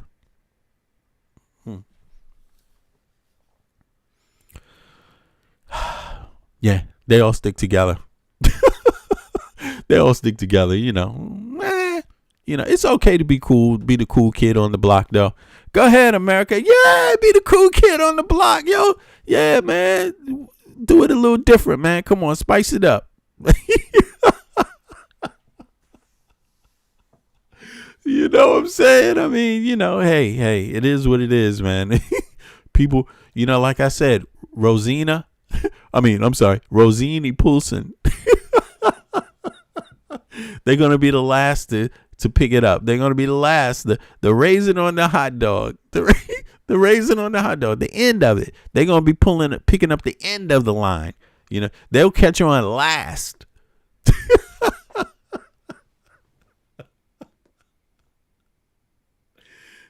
Woo! All I can say is, wow, I made some good decisions in my life. You know what I'm saying? And it is, and it was just a decision about being reasonable. It's not a decision about being better, just being reasonable, because as you can see, some people will argue something else is better. Some people will argue paying 3-4 times more for healthcare they can't even get is better. I got you. Sounds it makes a lot of sense, Makes some sense anyway. Maybe not a lot, but it makes some, right? So let's continue. Oh my goodness, man. This is crazy, man. I gotta read some of the chat. What is it? What y'all say? This guy ignores the fact that deductibles were 5 and 10 before. No, I'm not ignoring that. But even when they were 5 and 10, it's still 3 to 4 times more than anyone else in the Western world, you jackass. Did you ignore that part? I mean, see, you're getting into areas trying to deflect from the large point, the big point, and you're trying to get into some way to just say that, yeah, we don't need everyone to have it. We just need Obama's version to be out of the way. Before Obama, there was less people with health care, you jackass. People were dying in the fucking emergency room, you jackass. Because they weren't accepting people who didn't have paid out health care, right? A card. Like, how old are you, man? I'm 55 years old. So I've lived through all of that, all those changes. I've lived through the healthcare change in my life. It's in my life. Yeah, it's totally true, Taj. You're probably not old enough to know. And if you are old enough to know, you should slap yourself in the face because you should know this. Like, seriously. You know, you shouldn't have to hear from me. It's embarrassing if you're just hearing it from me for the first time. I mean, and again, it proves my point because I said MAGA is the most ghetto goddamn party in the Western world. Like, these people are ignorant. Like, straight up ignorant. You see what I'm saying? So, yeah. Before Obamacare, there was people that couldn't even get in the goddamn hospital at all. You know, it was worse. And, but what you could do is learn something from other NATO members. You could do that, but you're not even really to do that, are you? You don't even want to do that. Why? And why aren't you able to do that? Because you think you're better than everybody else, so you don't have nothing to learn. That's why. You literally think and those MAGA people, I told you, they're ignorant. They think they're better than everybody else, so they have nothing to learn. That's what that's about. Nothing to learn from nobody else. Blah, blah, blah, blah, blah. Oh, well, I'm poor. My mama ain't got no health care. My rent is going up, but oh well. International reporter Inez de la Cortada. Inez, what are you hearing and what's the latest? Hey, good morning. Yeah, so we are getting word that the clerical body tasked with electing Iran's supreme leader may have more or less reached a majority consensus on who the next leader of Iran should be. So this is according to Iranian media, the MERS news agency. They quote a member of the Assembly of Experts that says that there are still some obstacles that still need to be resolved regarding the process. Iranian media reporting that some of the debate has to do with whether they should meet in person for the official announcement or whether they can skip that step, considering that there are constant attacks on Tehran and specifically on the Assembly of Experts. We, of course, know that President Trump has said he wants to be involved. Don't worry, Norman. The trolls pay my bills, man. Norman. The trolls pay my bills. That's why I'm not cutting them off yet, you know. But look, let them make a fool. Let them make an ass out. And because at the end of the day, listen, if you're not smart enough to understand what I'm saying, and you actually think that I'm not spitting fire, spitting facts, something is wrong with you. It only proves something is wrong with them. And listen, there has to be a measuring stick. So you need some trolls out there because, but nobody buying that shit, man. This is retarded. All of these trolls, you can't find one troll with a picture of themselves on it. Anything about their life on their profiles, nothing. They don't, and that means they don't stand behind what they say. They're not willing to do that. You know, it's kind of like a, keyboard warrior. Involved in picking the next leader of Iran. No official announcement has yet been made, but a senior. Oh, yo, how to call in? Look at the pinned message. That's how you call in. Look at the pinned message. You'll see.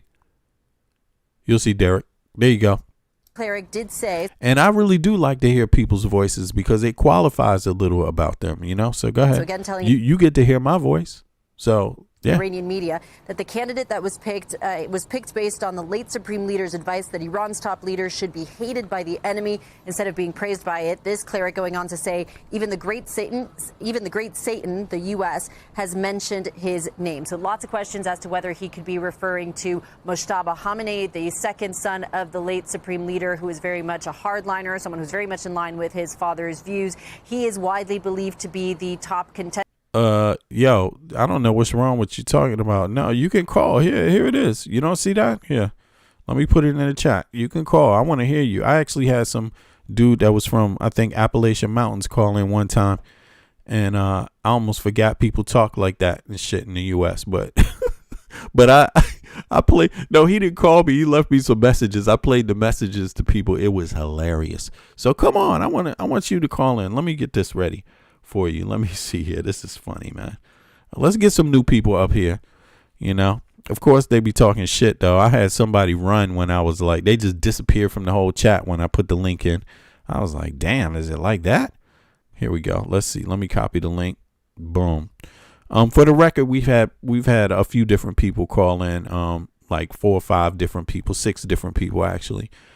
So you're welcome to hop up, even if you have dissenting. And see, the beauty of this is that we get to fact check everything you say right when you're up here. So that's why I welcome people. So let's go. Come on, y'all. Come on up. It don't matter who you are. Come on up. Educate the public. There you go. Hop up. There's the Discord link. Come on now. Don't be coming back talking about, oh, I don't know how to do that. My phone don't work. Yeah. Let's go. Here we go. Come on up, Trinity Smith. Hop on up. Let's see here. Who else? Taj, go ahead. Teach us, educate us, Taj. Bring yourself up. You said the key word, smart. Think not so here in the country now. Flip it. Hate, bigotry, absolute. Michael Moore, hop on up, man. RT, hop on up. Michael 2025. Hop on up. Derek, hop on up, Derek. Yeah, it was Derek, the one that was asking. Come on in, Derek. Waiting for you, buddy. Let's see here. Here, and if he is chosen, that would signal to the U.S. that Iran is not prepared for regime change and that they will very much double down on their anti-Western, anti-U.S., anti-Israel views. We also have heard, of course, that President Trump said Mojtaba Khamenei would be an unacceptable choice, and the Israelis have repeatedly said they would go after whoever the successor to the Ayatollah is. They doubled down on those threats. Oh, well, why it don't work for you, man, and it worked for other people here? It's working for you. You just need to maybe I don't know. I can't advise you on your telephone, but usually if you have an Apple phone or a what is it called? Android phone, you just click the link. You have to install it on your phone. Discord, it's a program. And then Discord, that link that you got should prompt you to install it. And then the link would also prompt you to send me a message, and when I see that message, I can add you to the stream, just like I've done 1, 2, 3, 4, 5 other people. Right? So go for it.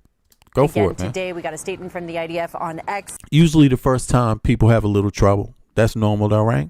Since you're not an expert with it. So it's okay. Take your time. Don't worry. I'll be here for a little bit more. In Farsi, that it would also pursue every person who seeks to appoint a successor for the Ayatollah. So the Israelis, continuing to threaten going after whoever the next leader will be. I will say the somebody said we have the highest cost of living, and what are you talking about? Highest cost of living? No, you're out of your mind, man. Somebody's lying to you, and I think what you should do is put some numbers in there, because let me tell you, it's not the highest cost of living. It costs more to live in Washington, D.C., New York, California, Los Angeles, really, than it costs to live in Copenhagen, Denmark. And I live in the capital. What are you talking about? You're out of your mind. Who is this? Yo. Who is this? Is this Fries? Hold on. Look, 2 seconds, Fries. I can't hear you, but 2 seconds. Let me make sure the audio was good on this. Yeah, it should be good. Fries, you there? Yeah, you gotta clear up your phone. It's on your side. But I see you here in the chat though. Or I see you. You're on the line. I'm here. Let me try to call Fries back. Let me see here. Invite to server. Yeah, people just got to look into it. And again, if you believe somebody over the internet that doesn't show you their picture, don't show you nothing about them, you're a goddamn fool. Like, for real. You got to put a little more interest into life and investigating skills. You know what I'm saying? Like, but I can definitely tell you it's not. There's people in the U.S. that pay a whole lot more for everything. Housing, healthcare. You pay more for that in the U.S. And the grocery stores, I don't really know, but I tell you what, I mean, I'm doing fine. How about that? We're the happiest people on earth because of those things. 1, 2, or 3 in the world, happiest in the world, for your entire lifetime. So, you should probably try to figure out why that is and not just assume that everything is better for you, but research it. I had to research it. I had to look into it. I didn't just believe it. You see what I mean? But since I'm an American living here that's lived in the United States half of my life, born and raised, and then also here, right? You might want to get some information from a person that has that experience too. That's called anthropology, on the ground experience. You might want to ask some questions too, Google was, no, you hop your ass. Look, this dude is, but you need to research. We already went through these facts and we can go through them again. But listen, man, you need to do a little research yourself. Yeah. Is that Friars? This is Friars. Yeah, tell him to call in. I want to hear the MAGA voices on this. I want to hear their opinions. Yeah, because they too chicken ass to hop up. You know what I'm saying? Like, come on, man. Exactly. You didn't want me to Google. Now I'm gonna Google when your ass is up here so I can catch you and while you on the line and I can hear your face. How stupid he sound. I'll push back on one thing. I think that you're giving Donald Trump so much more credit than he deserves. If you think for 1 second that he's looking at the mineral rights in those places, let me remind you that in his meeting with Lev Parnas, Trump didn't even know the Crimea had oil or had minerals. Right? Trump is an absolute moron, and he's only doing this because Netanyahu threatened to release images of Donald Trump and who knows what in the Epstein files. And so he's doing what Netanyahu's telling him to do. Donald Trump, we won't get any oil, we won't get any minerals from Iran because that's not his goal. His goal is to go down as a war hero. His goal is because he believes that he's the chosen one, anointed by a bunch of crazy Zionists, and they've pumped his head full of these. But Trump is not smart. No. Reasons. But I think maybe you misunderstood me. My comment. What I said is that the billionaires around Trump, Trump is not smart, but he's smart enough to know what the people around him want. They want him to do this. Elon Musk, they want this stuff. These people that are into energy, they want this. It's not Trump, you said. They use Trump. It's like Netanyahu uses them. The rest of these people use them too. But I hear you. He's dumb as fuck. Trump doesn't. As long as they can put some immediate cash in his pocket. That's what Trump wants. He doesn't know. Think about it. Yeah, go ahead. Yep. If this was about the minerals, then we would have defended Crimea. We would have pushed Russia out. We would have gotten all the minerals from Crimea and eastern Ukraine. That would help us out. Number one. Number two, even the thing with Greenland, why not go take Siberia? It has 10 times as much resources as Greenland does. Right. But the difference is Ronald Lauder talked them into this because they want to turn Greenland into another Zionist state, not even a Jewish state. It's only going to be for Zionists. That's it. American Zionists, Jewish Zionists, Christian Zionists, all Zionists. And they're going to push out the native population because even though they have those resources up in Greenland, they don't mine it. And they don't mine it because it's on sacred land. It's never going to get mined. Right. Yeah, so yeah, that's true. It's never about that. It sounds good on paper, but look at their real intentions. This is building colonies that they can have when everything goes to crap, when global warming eats up the Middle East and Southwest Asia and eats up the United States. They want to have Greenland as a safe haven for their people. And that's not, it's never about what it appears to be, unfortunately. And again, I don't see why you're wasting time talking to MAGA. They will believe anything he says. It doesn't matter how crazy it is. And if it doesn't happen, they'll convince you that it did happen. Oh yeah, I see you. But they're never going to convince me. I think it's good. Yeah. I think it's good because people, this is where, but I understand your point. They can be, how can I say this? Maybe they will wear out some people, but here's the thing. As voters, right, we need to hear all their dumbass arguments up front. I think that's where we need to go with this now, and I think it needs to be every day. We need to break down this dumbass ghetto MAGA logic and break it down so many times that it becomes the arguments and the information is so vast against their stupid ass ways that it's in everybody's head. Do you see what I mean? Because that's how they win. Yeah. They win by reciting lies and stupid shit over and over and over and over and over. Like you hear these these little dumbass things like the people never even researched before. Ask what the cost of living is in Denmark. You know what I mean? These same old questions. Or the other one is I don't want to spend more for my health care and I don't want my taxes to go up. These are things that let you know that people never even researched it at all. You see what I mean?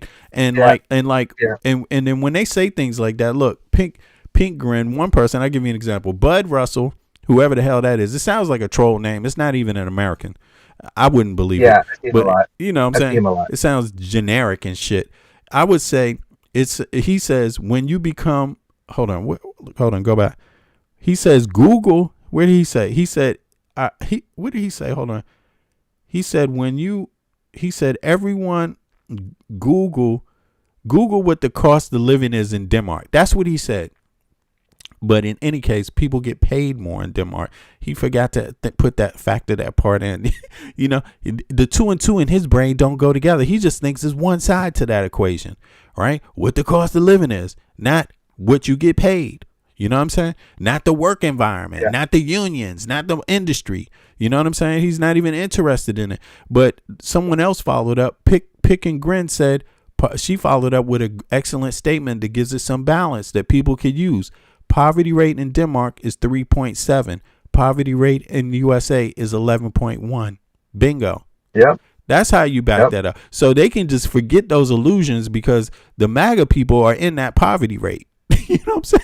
Yep. That's a big ass poverty rate, 11. You know what I'm saying? And I'm just saying, you know, again, we need to get better at going over the facts with people because the lesser we go over these facts, the more these MAGA people will matter when it comes to the election time, the midterms. You know, their non-facts will become the facts.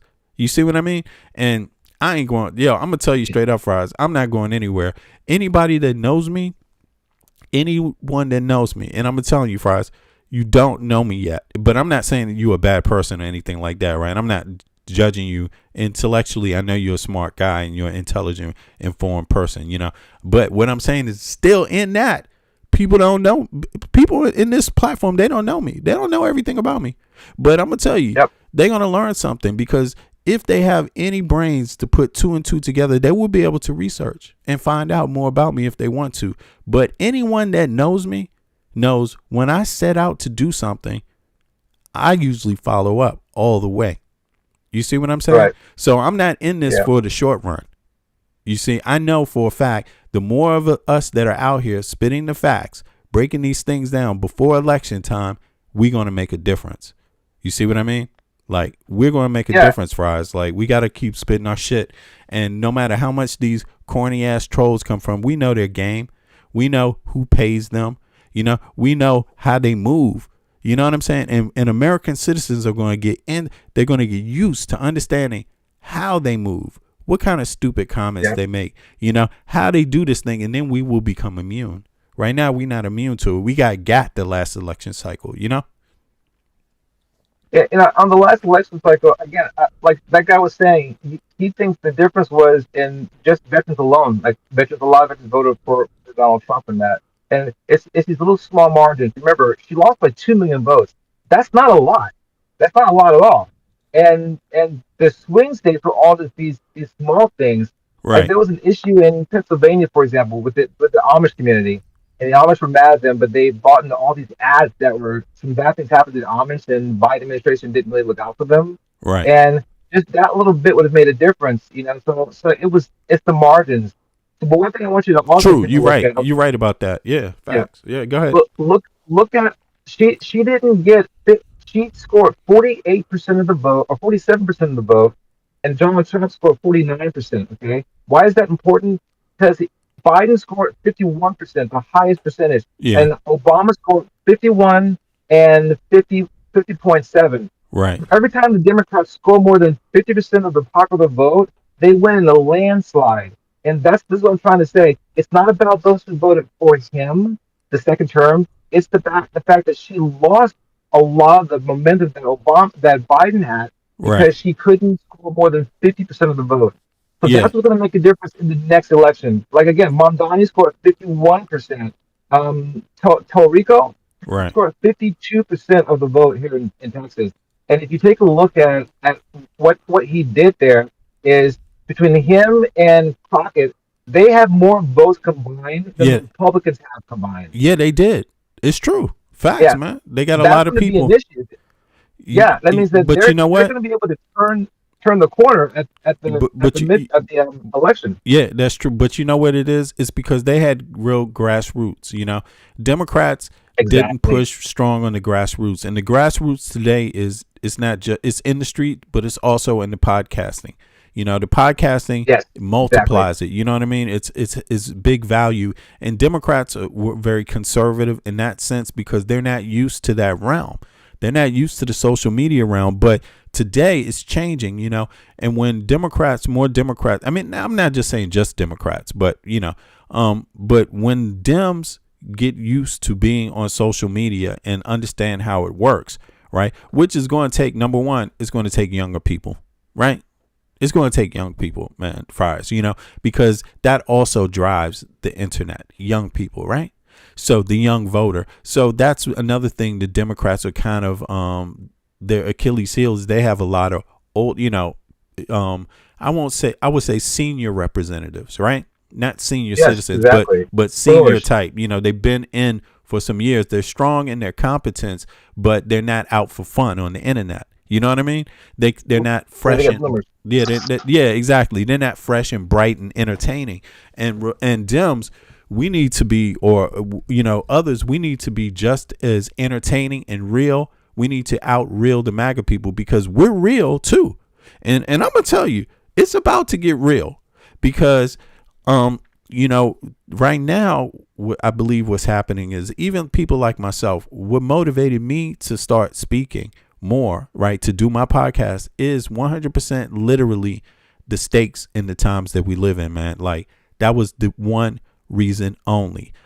It's because I felt like my country was under attack, bro. Like seriously. And I felt like I'm on the outside of my country and how can I help play a role in defending my country? And I said, you know what I need to do is I need to do some triangulation, tie in the fact that since Americans need to know more about universal health care, they need to learn more about universal education, and they need to learn more about union jobs and things like this. Then since I live in Denmark as an American citizen, I can help talk about those things to bridge some of the gaps in the information, because there's a lot of gaps that's there that legacy media, the billionaire media, whether it's Fox or CNN, don't want American people to know. And so they get away with lying and fooling American people about this shit.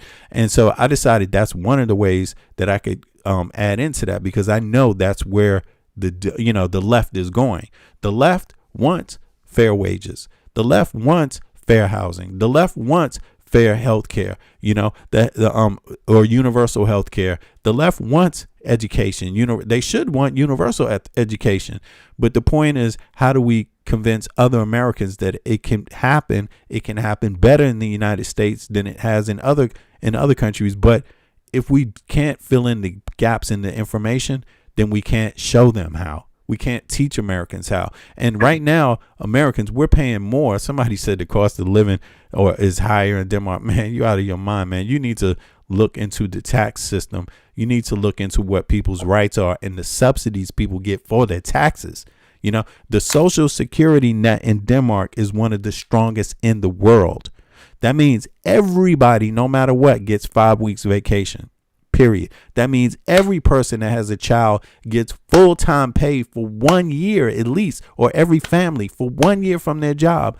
They can split it any way they want. The mother can split part, the father can split part, or they can do it anywhere. But what does that mean to a child's first 6 months of their life? To have a parent home with them. What does that mean? Exactly. You see what I mean? And a lot of everything. Yeah, there's a lot of that goes into it, So, we have to try to get to bridge that gap. And I think it's not a secret what that means. It means better, a fair wage when you work 40 hours a week or 37 hours a week. I don't know. What is it in the US right now? Full time. What full time? What is a full-time job consist? How many hours is that? 35 hours a week or more to the full time. There you go. So yeah, 35 hours a week. It should, people 40 is the standard. Yeah, people need to know, what is the difference? What do you get out of it after your taxes, after your expenses, living expenses? What do you get out of it? And the fact of the matter remains that places like Denmark, and it's not only Denmark, it's across Europe. On average, Europeans are taking home $1,000 extra in their pockets after they pay their taxes and their expenses, their living expenses. They're keeping $1,000 more of their own money than the average American. That's how it actually plays out. And what they do is they try to get in there and try to say, well, you pay a little more in taxes. Yeah, but that little more we pay in taxes gives us so much more. They're doing it the opposite in the U.S. You see what I mean? Like and here's the proof. Everyone's paying into Medicare and everyone's not getting access to it. And you're paying more for it. For me, I was like, granted, Obama did a great job. Obama did a good job, let's be clear. But I really wanted to have Medicare for all. And we have to accept the fact that Obama supported Hillary Clinton for 2016, and Hillary Clinton did not want single payer plan. Absolutely, she fought against it. And again, why? Because she takes money from a lot of these insurance companies. Yeah. She always did, even back in the day. And so that's the problem. On both sides of the aisle, they own. Well, you know what? They own You know what happened? You know what happened? Because I looked it up, and tell me if I'm wrong, right? But I did look it up the other day, and there was a vote for universal health care that passed Congress and it passed the Senate. Now let me just pull that up real quick so people can see it. Under what administration would that have been? I'm not sure, but I'm gonna pull it up right now because that matters too, right? Obviously, yeah. Because but let's see here. When did Joe Lee? It was when did Joe Lieberman vote? Lieberman? Oh, that would have been 2000. He was in the Senate. Yeah, he was in the 1990s. If he's in the Senate, because 2000 he ran without award. And numbers. Go ahead. And people are gonna hate this, but I think Lieberman and a McCain ticket would have been the better for the country at the time. Only because, I think they really stopped to try to stop Obama, especially in the second half of his term. And I don't think Lieberman and McCain controlled this Congress and controlled the Senate. Well, no, I think they could have gotten a lot more done. I don't know, but I know one thing for sure. Look, the bill was up, and the bill passed Congress, and Lieberman was the one vote that stopped it. He was the only Democrat, but that's what the Republicans needed. They only needed one Democrat to stop it, and they got Lieberman. Yeah, and it says here, look, the bill, the Patient Protection Affordable Care Act, right? The bill HR 3590 was the landmark piece of legislation commonly known as Obamacare. Its goal was to expand healthcare insurance coverage, but the public option was a specific provision that would have allowed the government to compete with private insurers. Okay, then it says, hold on, let me see here. Yep, I forgot all about that. Yeah, and the reason why that it got cut down and they had to negotiate is because of Lieberman. Let me just pull this over here, because look. And again, I bet you can find Lieberman got funding from the healthcare industry.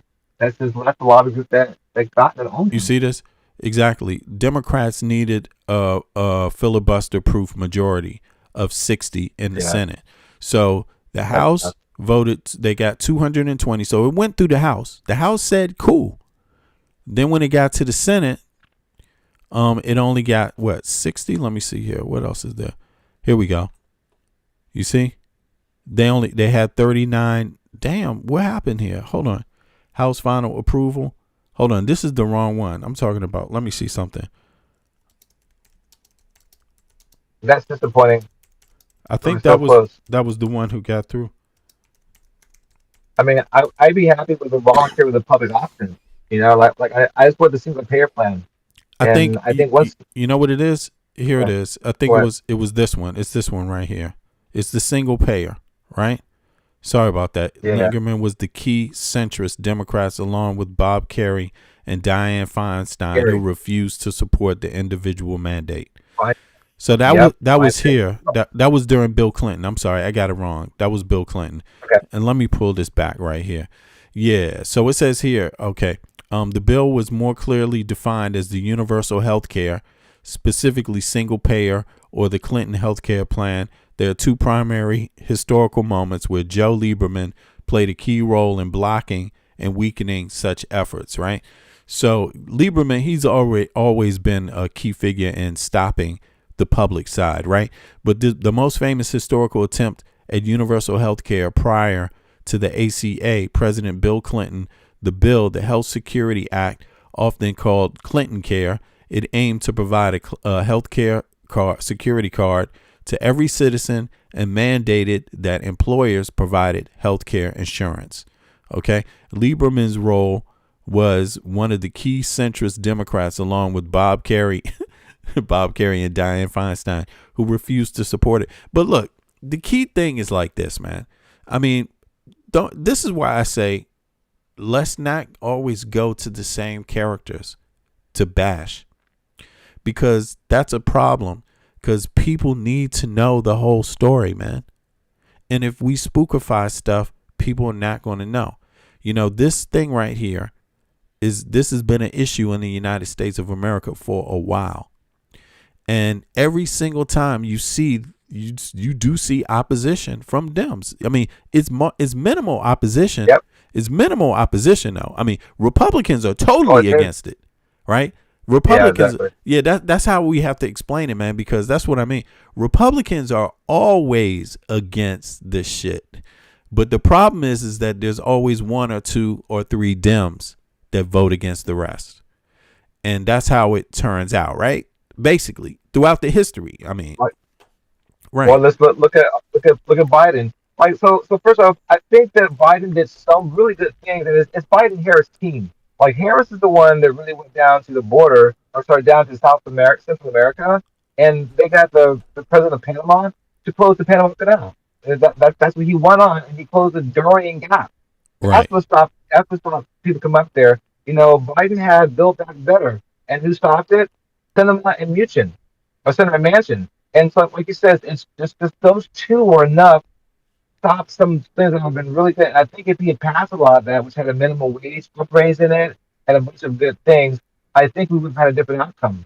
But it's the centrist Democrats that a lot of times, like you said, it just takes two bad apples, and look at the end result. The CHIP Act was stuff got canceled. Biden did a lot of good things. The CHIP Act was awesome, but it's not what he did. Unfortunately, I'm trying to say it's really his stance on the Palestinian issue, and it's not me, dude. I'm trying to tell you, it's the people that did not come out and vote, and that's what I'm trying to say. You can't force them to come out and vote if they don't believe in it.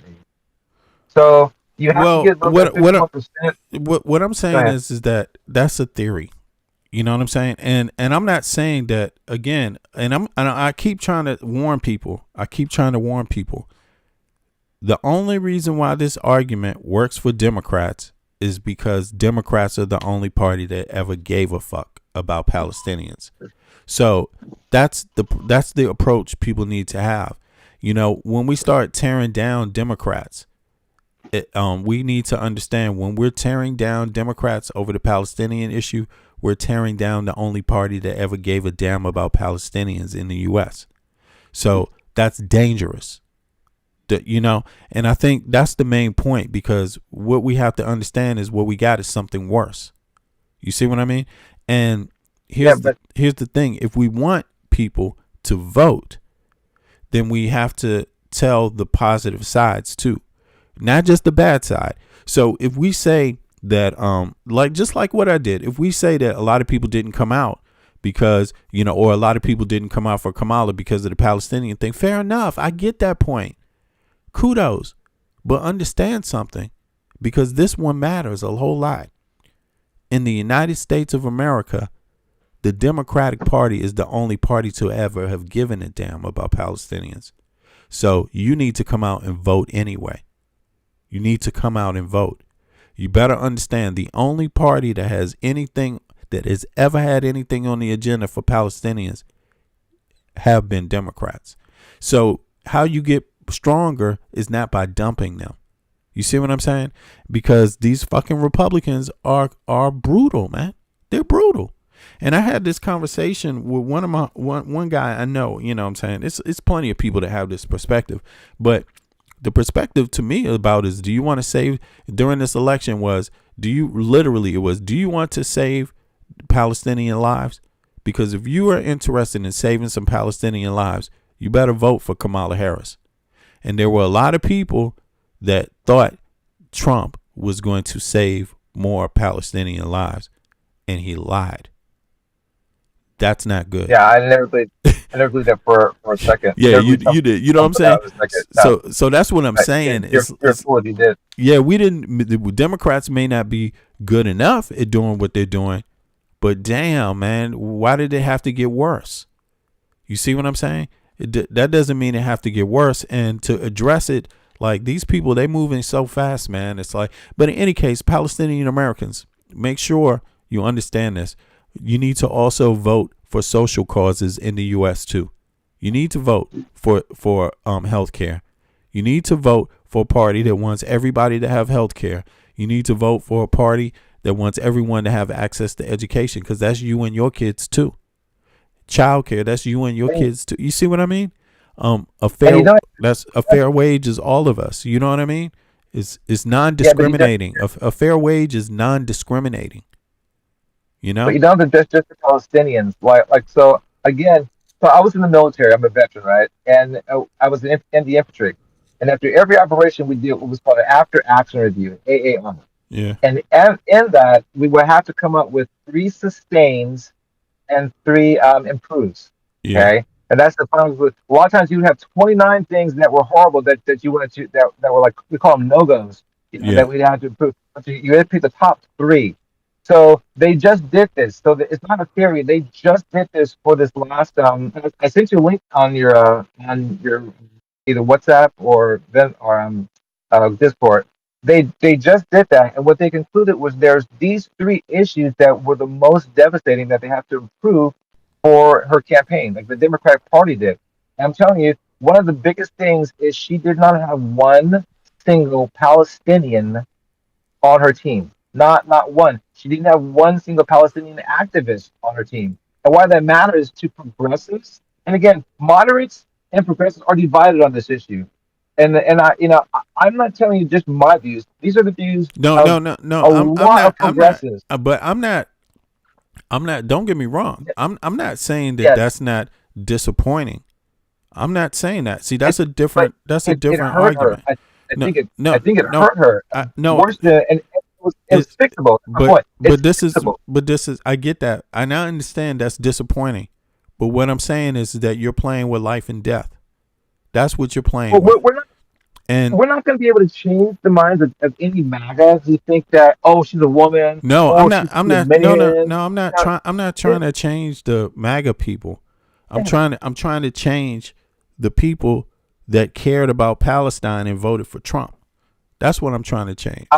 And see, I think that there are very few. Remember, also they were sending out attack ads against her, saying that she's with the Zionists.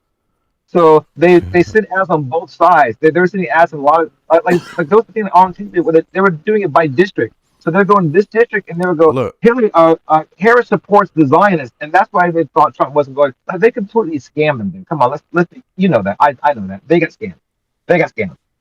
I mean, I don't know that they all got scammed. I think some of them thought like. To think that Trump was going to be real. Well. I mean, to think Trump was going to be. Listen, man.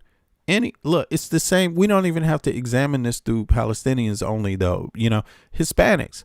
I mean, Hispanics voted for people that's own family were kicked out of the country. What's wrong? What is it you don't understand? You know, and that's the problem. That's Trump. So it's not that. Listen, when you have the baton, it's always like this in politics. You have the baton, you have your first term, and then you have your second term. Biden didn't get a second term. He was too old. Right? So the only goal, if you have any faith in these people is to keep the baton. That's the whole goal. You see what I mean? Keep the baton. Keep the control. Then you have more days you can talk and do things. When you lose the baton, you lose everything, man. That's the reality of it. And a lot of people, a lot of Americans lost everything because of that. Because now there won't be anything stopping until they get the baton back. And that's the problem. So it doesn't matter if you're talking about ICE. It doesn't matter if you're talking about Gaza. It doesn't matter if you're talking about healthcare. It doesn't matter any of that stuff. Nothing is happening until you get the baton back. Trump doesn't even want anything else to happen. That's how mad Trump is. He's a madman, And so, of course he is. And so this is the situation now. So, again, these same set of problems are going to be in the midterm elections. The same exact set of problems. People, if you want anyone any close to anywhere like you, and it doesn't matter what that like is about. It could be ethnicity, it could be gender. I don't know. Most men don't need gender, right? But women do, because they're women are not paid the same for the same job in the United States of America, right? And then it's also class. What economic bracket are you in? If you have any other people that are like you, if the majority of the people are in that economic bracket that you are, you need to link arms with them and vote for policies that help protect you. You see what I mean? Help insulate your life, And that's the thing about it. This time around, these people, they're going to be there to spread disinformation. They're going to be there to exacerbate, to create fights, to create division. We need to approach this election learning from the last one and knowing that no. Some of this, we're better. We're better than this. You see what I mean? We better than this. And I think, unfortunately, we thought we were better, but you need to learn. You need to learn. People need to learn often that they're not. And even these MAGA people, they need to learn, what is it like when you vote for unrealistic shit? This is the consequence. What is it like when you literally vote for a billionaire? Why would anyone in their right mind think a billionaire cares about them? That makes no sense. It makes no sense. There were so many red lines. So many red lines. There was enough red lines to put reasonable people in the right direction, and it didn't happen. It didn't happen. And I'm just saying, we can't make excuses for it. We can't make excuses for it because people will take those excuses back into the next election. Listen, you got to understand, even if somebody is taking, and I'm not saying this is a good thing, but even people, let's take Cory. He's a good example, right? What's his last name? The senator, right? Cory Booker. Cory Booker, right? Cory Booker. Let's take Cory Booker. Good example. Yeah, as an example, right? Because he's a popular one, right? But he takes AIPAC money, right? Yep. And now, he's gonna suffer for it. Keep going. Right, but he's gonna suffer for it. Yeah. I think anybody that's taking AIPAC money is gonna suffer for it now, because look at how bad things are. So things are the worst they could ever have been. Now it's not only just the Gazans that are getting fucked up. Even they just turn the heat up even more, right? But also the this thing with Iran and Israel. I mean, it's all fucked up.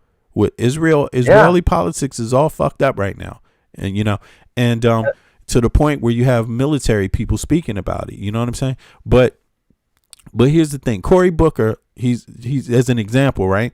They had this vote up to restrict the War Powers Act, right? Wasn't it the War Powers Act? Right. But yes, the War Powers Act. Yeah, but Cory Booker, he wasn't the one that voted. He wasn't one of the Democrats that voted to keep Trump having the war powers.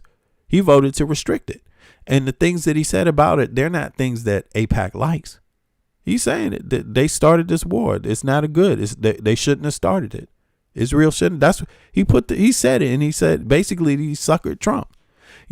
So we have to. I'm not saying you have to trust people in politics. I'm not saying that's not, because really these elected officials, you should want them to work and you should hold them accountable for their words. But we also have to see nuances. You know what I mean? Like we can't we can't just only put it on they get this money, and that means the outcome is going to be a certain way. It could help. Okay, it could help, though. We recognize that. Yeah, go ahead. There's two things. There's two things I want you to take a look at.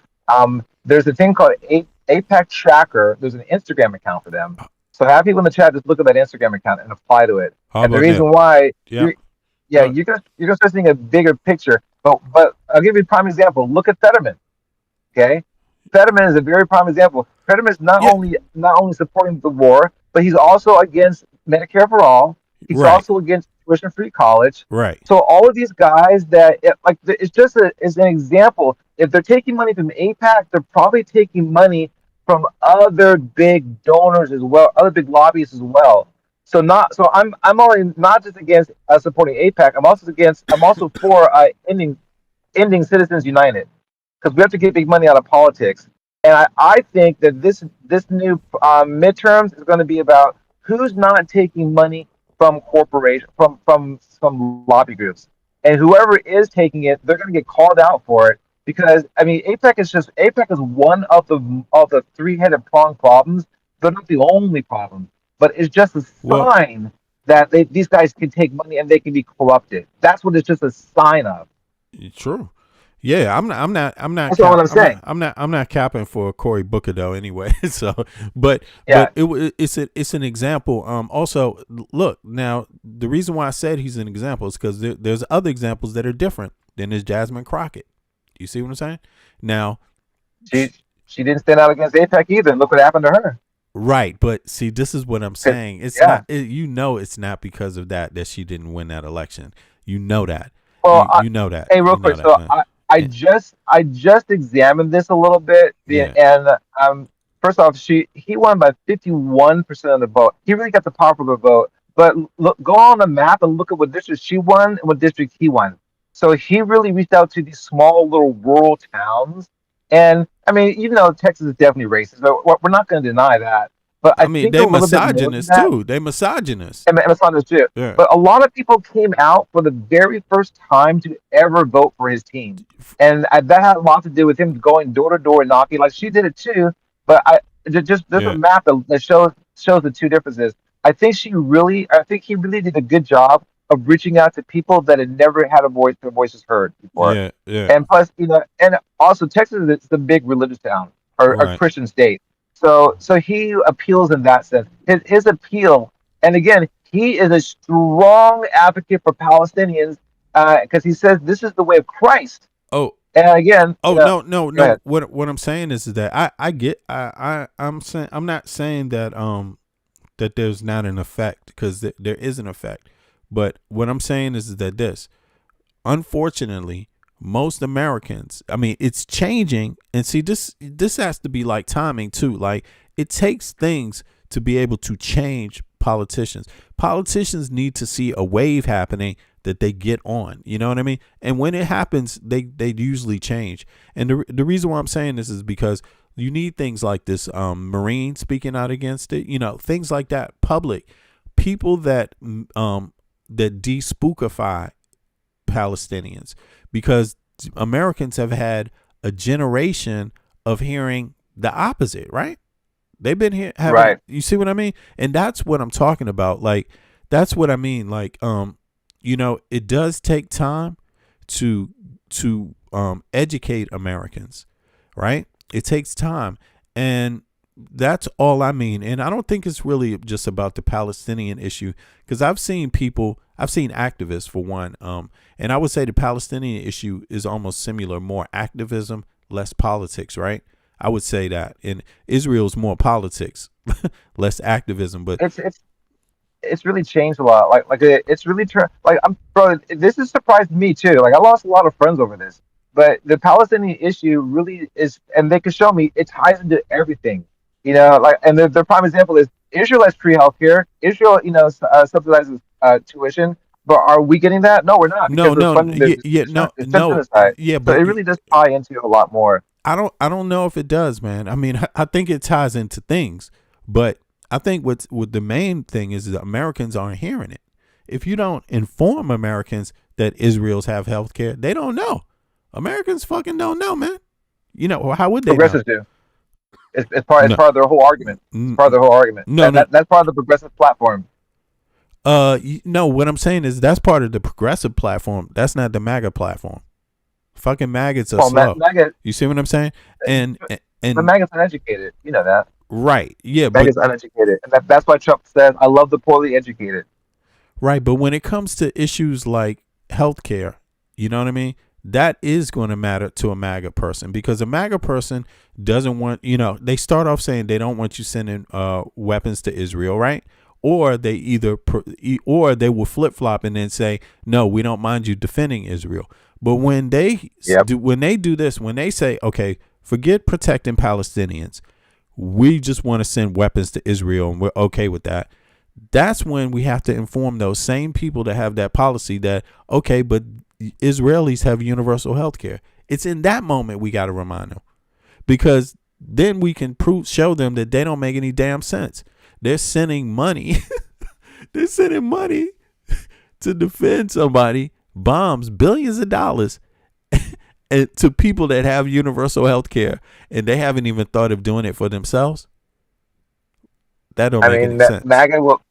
MAGA will tell you that they're against Obamacare, but everybody should have the right to the Affordable Care Act. So I mean, come on. I'm saying that they hear key words in it and they don't know what they're talking about. Like they're like, oh, Obamacare was horrible. I'm glad it's gone. Ask them, would you rather have Obamacare or the Affordable Care Act? Dude, 90% of them will give you an answer on that because they don't realize that they're both the same thing. Yeah, they won't really know. But I don't know. But you think most of these? I think they're going to find out this time, and I think there's more. No, they won't. Yeah, because they're tired of losing. MAGA people are tired of losing, and they know that they've lost. They know that they can fake and fool, but they know their president has betrayed them. Trump is only for the elite. I don't agree with you. Oh, no, I don't. This is what I think is different. Because this is what, ask them in the chat what Trump has done that's great. And they'll say, number one, he closed the border, all right, which he didn't. The Dark guy closed. Number two, he's arrested all these criminals, migrants that were killing Americans. No, he hasn't. He's getting innocent civilians, or innocent, moms and pops that are being deported. And so they believe that. And then they think that the tariffs are good because it punishes our enemies, that even though it's punishing our allies, and that he lowered my taxes because of the tax thing. So now they buy into it because they don't do the research. That's why Trump says, I love the poorly educated. Fox News doesn't. Even look at Fox on CNN, when these MAGA pundits on there, they keep spinning this. And he was going to release the Epstein files. But look, no. But look, let's be real though, man. I got you. I understand that. But what I mean is this, something different. When 2024 was only a year ago, November 2024 was only a year and some months ago. Right then, MAGA was 100% together. Tucker Carlson was the same as the rest of these maggots. Now we're into 26, the beginning of 26. So it's been a year and 4 months, 5 months, right? Something like that, 5 months, right? Now they're split. That's what I mean. So, and they're split. Why are they split? They're split through observing and also split through facts, seeing different things come out, information or different stuff. And I think that's where people like us come into the picture. And I think it's it's not that, but we come into the picture. Let me see. We come into the picture, but we need to cover ground too. We need to cover a lot of ground. We need to tie a lot of pieces together. One, we got to tie together the healthcare pieces. People can vote for universal healthcare this midterms because these are the representatives that would write the law and then have a vote and send it to the White House, right? And if they had 60% in Congress and they had 60% in the Senate that all said we can do universal healthcare, the president can't stop it with a veto. And American citizens need to be told that 100 times a day. You see what I'm saying? Because they need to know that's how it works. Who's going to turn? Yeah. But look at Marjorie Taylor Greene. Marjorie Taylor Greene was the only one that turned against Donald Trump, and she only did over one single issue, the Epstein files. That was actually I take it back, over two issues, that and AIPAC. Yeah. And look at what happened to her. She's gone. Oh, they got rid of her. So Yeah, she's out. I mean, she Oh, retired in yeah, January. yeah. But that's why it's up to us, bro. That's why it's up to us But because they got rid of her ass. these midterms, Go yeah. ahead. But I mean, No, I don't even think podcasters. about- Go ahead. I mean, podcasters. Oh well, That's you know what I'm saying. I Like, get, well, look at Gavin. Compare Gavin to Harris. Like, and that, let's put Kamala aside. Okay, let's put her aside. Let's not even talk about her. She's VP. She's busy. But what about Waltz? Okay, Waltz didn't go on any of these tough podcasts and ask these tough questions, and they crucified him way more than they crucified Harris. true. That like he could have gone on the Joe Rogan podcast. He didn't. He could have gone on all these right wing podcasts. He didn't go on a single one of them. Well, So I just think it's Go ahead. like I think it's I understand that hurt him, and I think that hurt Kamala Harris too. But it hurt her bad. I think big time. it's because they're part of another. They're more. I don't want to say conservative in the wrong way. I mean culturally conservative. How they behave. They've been in government a long time, so they behave differently. Conservatives. Yeah, they behave like government workers, man. Like people that are used to saying sir and ma'am at work. Yes, sir. Yeah. How you doing, Mr. Blah, blah, blah. Being professional. You know what I'm saying? They're used to doing that. MAGA people don't care about that. MAGA people, they don't mind if somebody's talking like Pete Hegseth. You see what I mean? That's kind of how they, tune in. And what that means for Democrats is it means that we need to kind of lower the bar a little bit, right? And let in more young people, or young people need to be more active too, because it's us that are capable, by us taking space, and adding our voices to the conversation, we're able to convince others because we can get into their wavelength. You know what I mean? People don't like Kamala because of how she talks, how her hair is, and what kind of suits she wears. That's why they don't. I mean, there's also the Palestinian thing too. I'm not saying that. But I mean, overall Americans, you know what I'm saying? They bigoted over square shit. Tim Waltz. To me, yeah, go ahead. hang on, to me, I mean, I call her VP Harris Notre Dame's VP Kamala Notre Dame's Harris. All right, because she did predict what was coming. But have you ever heard of the Cassandra effect? No. Remind me. I've heard of it, but remind me of what it means. Go Okay, ahead. so in the Iliad and the Odyssey, there was a story about a prince of Troy named Cassandra who warned that if they didn't kill Paris, that he would destroy all of Troy. All right, and she was cursed by some goddess who didn't like her, that if she would make prophecy, but nobody would believe her. And it's Okay. called the Cassandra effect because they let Paris live, and the Paris ended up getting all Troy destroyed. So Harris suffers from the Cassandra effect. She can tell you what the future is going to be, but people just didn't believe her, even though we kind of knew it was going to happen. But so she had the same problem, and it's a tragedy. It's a horrible tragedy, but it's a thing called the Cassandra effect. And yeah, she did predict this because she actually does her research. She read the Project 2025. She has intel guys who telling her this is happening. She's looking at the presidential daily briefings. She knows what's going on. She knows that Netanyahu is trying to drag this war out. She sees all this stuff coming. But the fact is, again, it's a curse of our whole society to be given a person who's going to tell you the absolute truth, and you don't believe them, so that your city gets destroyed.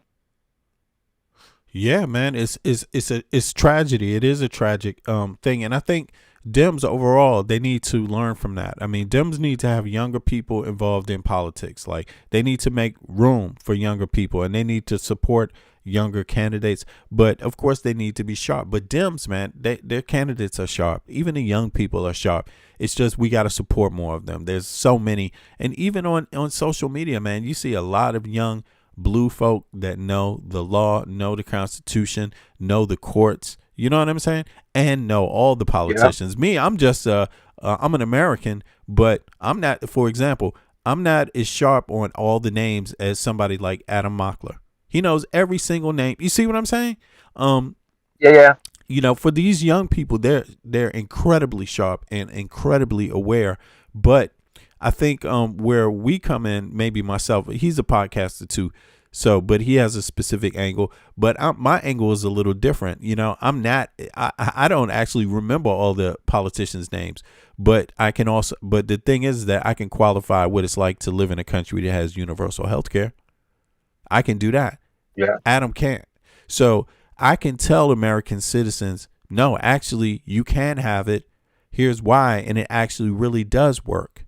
And on top of that, you could have universal education too, if you wanted it. You see what I'm saying? So, but he has other strengths, you know, that I a person like him that I lean on. But I think we need to make more rooms in terms of the left. And it doesn't have to be just political candidates, but also just these podcasters and the what are influencers, right?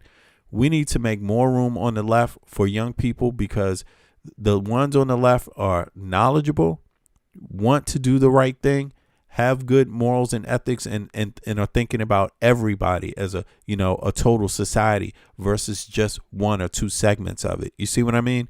And I think we have more of a space in this now. The older people, I hate to call them older, but the how can I say this? Rank and file government worker is, they're from a different time period, but things can change. You see what I mean? Things will be able to change. It changes with the times, man. But people like Kamala Harris, they started a while ago. So certain standards are there with them. They're very professional, grade A professional in that way. How they present and talk is very stiff. You know what I mean? Stiff.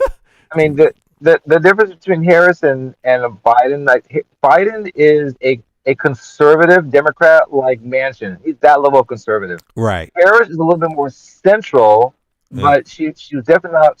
She fought against the progressives. Okay, and so she wasn't central, but she was willing to listen to some progressive ideas. Right. But I think the Mamdani effect is really going to matter a lot. And it also take a look at Mamdani versus Adams in 2021. Yeah. In 2021, nobody won 40% or 49% of the vote. I think Adams won like 48% of the popular vote. Okay. Mamdani won with a clear 51%. I mean, he had more than the other two combined. So this matters is because. Are you again? You know the Sunrise Movement? I've mentioned it before. Yeah. The Sunrise Movement. So guys like the Sunrise Movement, guys like DSA. If you look at their candidates are young and they have ideas that I think Americans resonate with.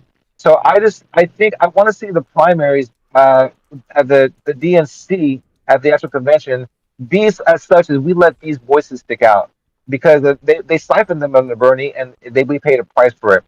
They siphoned them under Bernie twice. Yeah, and I think that they're not going to tolerate it anymore. We're not. Well, you know what it is? It's true. What? It's also because, the times are changing, like you said. Like, there's more young people. Like, how old are you, Forrest? Oh, yeah.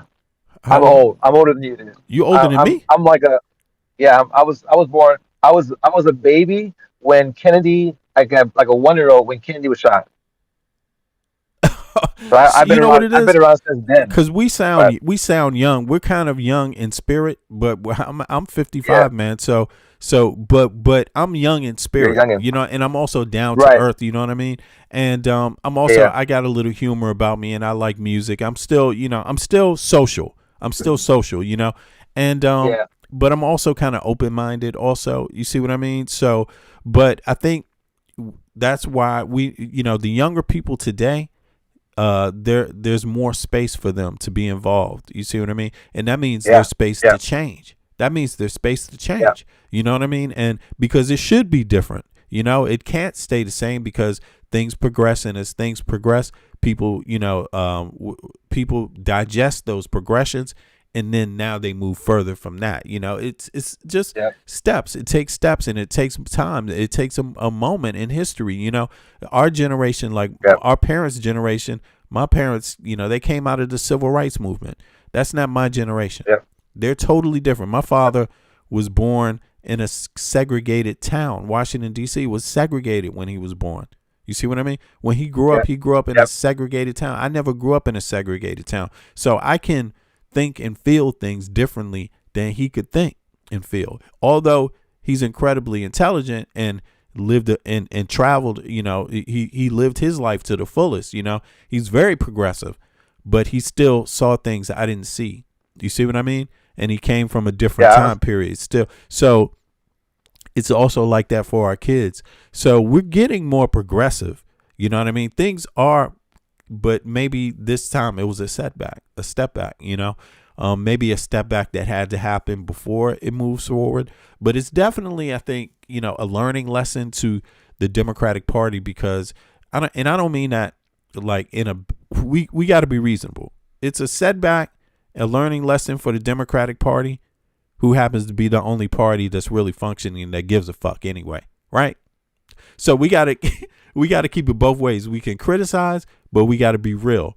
They're the only party that's functioning that really gives a shit, right? So we can't just beat them down and go and spit them out. And you know, we need to have some grace, I think, or show criticism and criticize, but then also recognize that there's some limitations there that you know what I'm saying, we might not we there's criticism there, but there's also good. Where there is good, we need to make sure that we need to understand that, man, these people might have been the only people fighting for any good 20 years ago. You see what I'm saying? Yeah, we're a little different on that, because I think it's our responsibility. And so, for example, the Sunrise Movement, you can't, if you're over 35, you can't even join. Okay, it's the young people's movement only. And the reason why is because the Democratic Party has done their best to empower Donald Trump and all this bullshit, because they make money when they can rally against him. Like Joaquin Jeffries isn't trying to be the opposition leader. He's trying to bide his time so they can be in power again. So the Democratic Party, but hold on. We got to bring the Democratic Party up first. No. But listen, but that's a theory. What you saying is a theory, right? It's the progressives. More than a theory. The progressives, they're cleaning house right now. But these no, primaries. We got to get rid of these centrist Democrats. I'm not saying don't be critical of him. What I'm saying is that the reason why I'm asking that way is because I'm saying, well, he is a politician that's a member of a party. So, of course, he does want to get in power again. So you can't disqualify him for wanting to be in power again. That's not a disqualifying factor. Opposition. No, but you gotta be the opposition leader. Yeah, but leader of the resistance. Right, but his opposition has not the opposition is supposed to want to be in power again by definition. Well, now the first thing the opposition has to do is to oppose the crazy ideas of the administration that they're opposing. What you can't do is say we're gonna take on some of their ideas. No, man, that's the problem, man. See, but I'm glad you brought that up. No, the opposition needs power to operate. That's the problem here. That's the reality. The opposition has power. The opposition are the people that are opposed to the corruption. No, I'm talking about the opposition. No, I mean the opposition party, not the opposition, but the opposition party. If they want to pass laws, they actually have to exist as the majority, right? They gotta exist. They gotta have the voters. They gotta have the voters. You see what I mean? They have to have the voters support them in whatever the voters say they want, right? But they want to have power, because if they don't have power, they can't give anything to their supporters. There's no way to give. Go ahead. But when the opposition party ends up conceding on everything, like for example, back when the first shutdown, all right, be the opposition, hold your grounds, right? And he didn't. They caved in, and they go, okay, we'll give you what you want, and they're the opposition party. The reason why I'm saying that is this wasn't me, dude. This is what people are pointing out to me, and I have to look into it. And they have a very valid point. Like, they want leaders that are going to fight. Like, Bernie is opposition. He'll fight for Medicare for all. That's the bottom line. We're fighting for tuition-free college. But look, I'm not saying. I get that. I'm not. What I'm asking is this: it's one thing to say that that Hakeem Jeffries is not a fighter, right? But you can't mix up wanting to be in power with not being a fighter. It doesn't have anything to do with that, because part of fighting is having the power. You can't deliver if you don't have the power. So that's legitimate. That's a legitimate. That's what happens. And I think a lot of politicians, I think there's a gap there. There's a gap there. Now, don't get me wrong, outside of having a position or being a representative, because once you're a representative, your job is to make deals that benefit your constituents. And if you don't deliver somehow, what are you going to do? You're going to get voted in again? You see what I'm saying? So there have to that be. happened in 2008. Huh? Like remember in 2008, Pelosi and those guys, they were the opposition to Obama or to Bush. And, right, but look, even the Democrats to get the Epstein files on the floor, they had to get 218 votes. That's nothing in the Congress. That's nothing.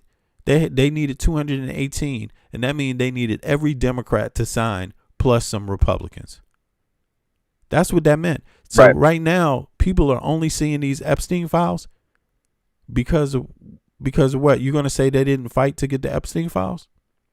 You're going to say they weren't opposition? They weren't opposition then? Yeah, that's my point. Be that the whole time. That's what you're talking my talk now. That's what we're talking about. That's what you have to be. But it needs to be just give it time. Joaquin Jeffries doesn't really. He wants to get along more than he wants to. No, man. You got to be more than that. It's not about you. We don't know what he wants in his head. We don't know that. What we need to do is say, I don't believe. We need to say, I believe Hakeem Jeffries just wants to get along, and here is why. Because if we don't give people the here is why, then we're just saying something someone else said too. You see what I mean? And it have to be by example. Huh? What about Chuck Schumer? Same thing. Chuck Schumer. No, I'm saying about any. No. Don't get me wrong, because I'm not mixing any of them up. I'm saying it doesn't matter who you say it about. That's what we have to say. We got to say, and here's why. Because just to say Chuck Schumer does this and that, doesn't want to fight. That's not. It's so much easier to just prove people. Here's the examples of why Chuck Schumer doesn't fight. Here's how. That's what we have to do. Saying it can't. It can't be based on what we believe or what we feel about him. It can't be based on, because peep this, man, Friars. Somebody's going to look at Hakeem Jeffries because he's black, and they're going to say, aha, this is what my opinion is based on. Someone else is going to look at Chuck Schumer and say, because he's Jewish, and say, aha, this is what my opinion's on. It doesn't have to be on anything about what he signs into power. And see, when we just talk about what bills they sign, what bills they advocate for, and what bills they sign, it tells you the whole story.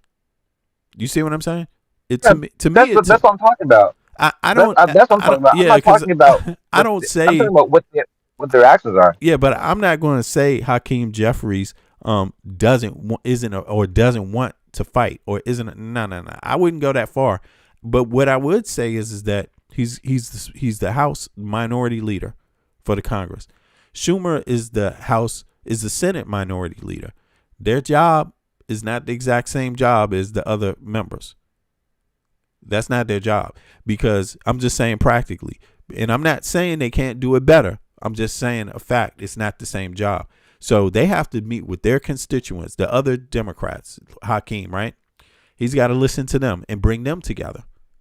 Then he's got to go across the aisle if they don't have enough points and try to see who's willing to work with them. He's got to go in both places. And if Trump wants to come out, and play games with that and have a meeting and throw out tacos later and sombreros and ha, you're black and ee.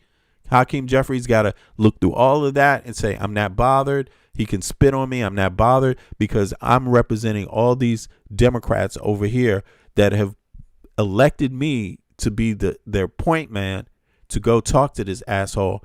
And am I going to care about my feelings or what he says about me personally? Or am I just going to care about the agenda? And caring about the agenda looks like you're a soft ass. That's the problem. You see what I mean? But Yeah, Yeah. go ahead. You get my point. Go ahead. Did you? Yeah. So I'm not sure if it already happened, but I think he was up for. He had an election recently, Yeah. and he had a guy that was going to primary him who was a progressive, and I'm pretty sure, and I might have some of these details wrong, but Mamdani actually told the guy, I don't think that you should try to primary him, and he told the DSA not to support the guy trying to primary Jeffries. And the reason why is because even though he's not perfect, he's making a bit of an effort, and I think that the DSA Man, and the progressives Hakeem is strong, man. Hakeem is strong, man. We well, can't. that's what their thought was is that we think that he can, even though he's not what we're looking for. I think he can become what we need. Yeah, but And so it doesn't. Mamdani supported him Yeah, man, we do this all rather the than having time. him primary. And Well, Dems, we have to. Dems, We have to. No, We I'm have just to. saying though, man. But sometimes, man, we do this. People on the left, we do this more to each other than we do to people on the right, man. That's what I'm saying, man. The reason why is because MAGA is united about one thing. MAGA is united about behind hate. If Trump hating trans, Trump hating migrants, and Trump hating Muslims is enough for them to all jump on board. So it's a big wagon of people to the far right, the extremists. Okay, where we have to reach out to the left, and the left means that we have to support the trans community, or to support migrants. You see what I'm saying? So it's tough. Wait It's a tough for second. centrists. But don't get me wrong. It's not like I expected you to like Hakeem. Yo, I see No, I know. Derek. I like him. I like him. Go ahead. I What mean, is that? because I'm like this, man. I don't hate him. No, I'm like this. Hakeem has experience, and he's for his age, he has more experience than a lot of people. Like, do not sleep on this guy's on his ethics.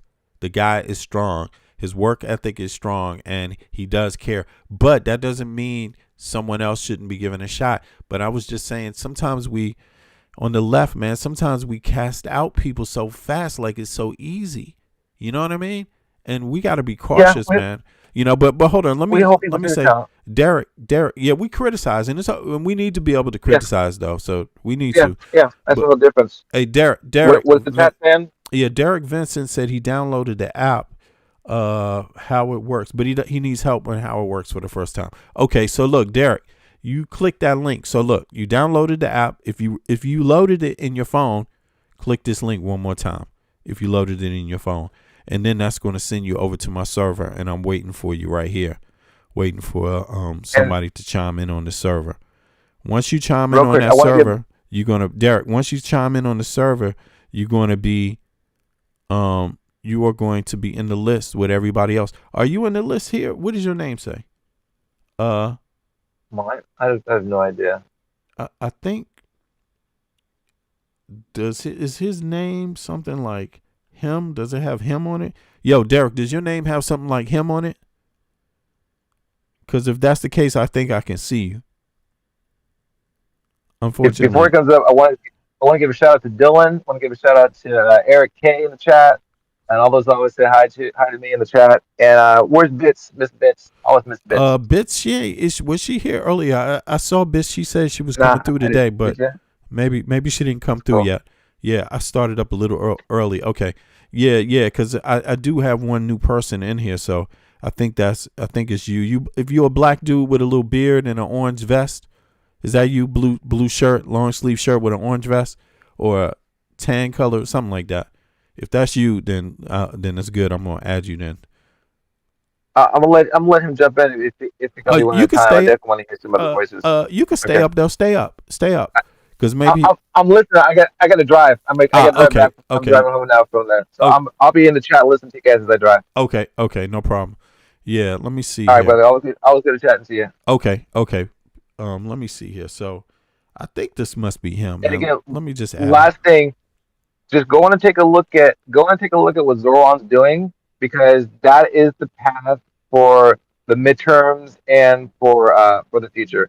Like everything that he's doing, and one of the things that he did that I liked is he is about one policy issues. Like people that have if personally, I only care about one thing. I care about childcare. I don't care about buses. and all these one policy issues. He put that together in a big umbrella. And that's even like the halal tax. The Oh, how they call right. it, halal inflation. Yeah. Yeah, all these things, and then he addressed each of those things on a website. And he says these are the issues that we're going to address. And so I think that's the path for Democrats in the future. That's what they need. They need to Oh do. yeah, Like, yeah, definitely, man. Democrats yeah, gotta get busy on these basic things, and it's and if and like you said, look, if it's not on the federal level, then the state level. What the hell is up with this? We got to push through. yeah, You know what I mean? And Mamdani has been able to show, yo, the state can be just as active on these things if it wants to be. yep, States collect taxes. You know what I'm saying? And yep, hey, it is at the end of the day about the voters. You know what I mean? And so yeah. yep. So I think and then on look, because one way to deal with these folks on the right is to get busy on the state level. It's always been that way. You got higher minimum wage in blue states, and then you point that out to red states, and they can continue to say we don't want a higher minimum wage if they want, but it's on them, right? Then it's, yeah, exactly. Then it's on them. They can, continue to do this shit. If they don't want storm radar protectors and shit in their state, fuck it. You don't have to take it. It's crazy. You know what I'm saying? Don't get me started on that. I'm like, Democrats, blue states need to get busy. We need to move where the world is going. We don't need to wait for these motherfuckers anymore. If they want to be stubborn and hold back the rest of us, fuck it. You're going to do that on your own. We need to push forward, and on the state level too. When the federal government is being stopped, and blocked by these people, by a third of the population, then fuck them. Mm-hmm. Do it on the state level, But you're right. I like how Mamdani did things, but Mamdani is very, very intelligent, and I think I accepted it. Oh, there it is. Hold on. Yeah, he's very intelligent because he knew how to deal with some dynamics, man, which I saw. Yeah. He knew how to stand next to Trump and not have Trump play him, right? Yep. I mean, he had Trump shook. You know what I'm saying? So Mamdani is definitely someone to look at, and there's a few of them. I mean, I hope more states go that direction.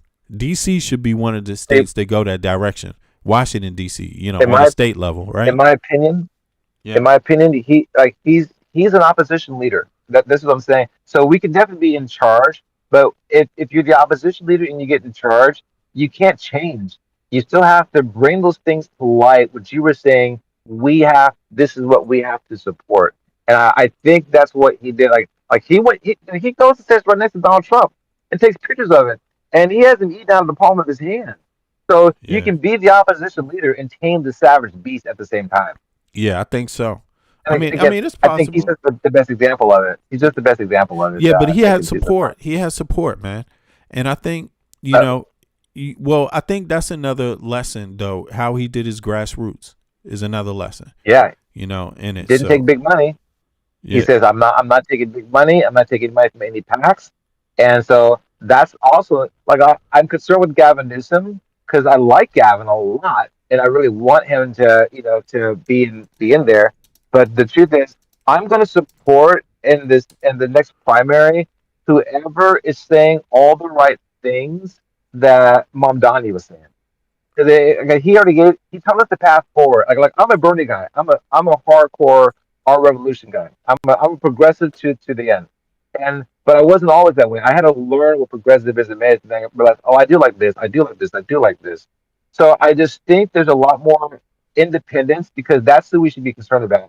You're not going to change the mind of anybody that's already in the system. It's those that never voted before that we should be addressing and telling them why they should vote for this candidate.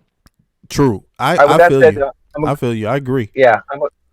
Is he here? Yeah, I got him. Let me send him a let me try to call him now. I'm gonna take out. I'll be in the chat. I'm gonna drive.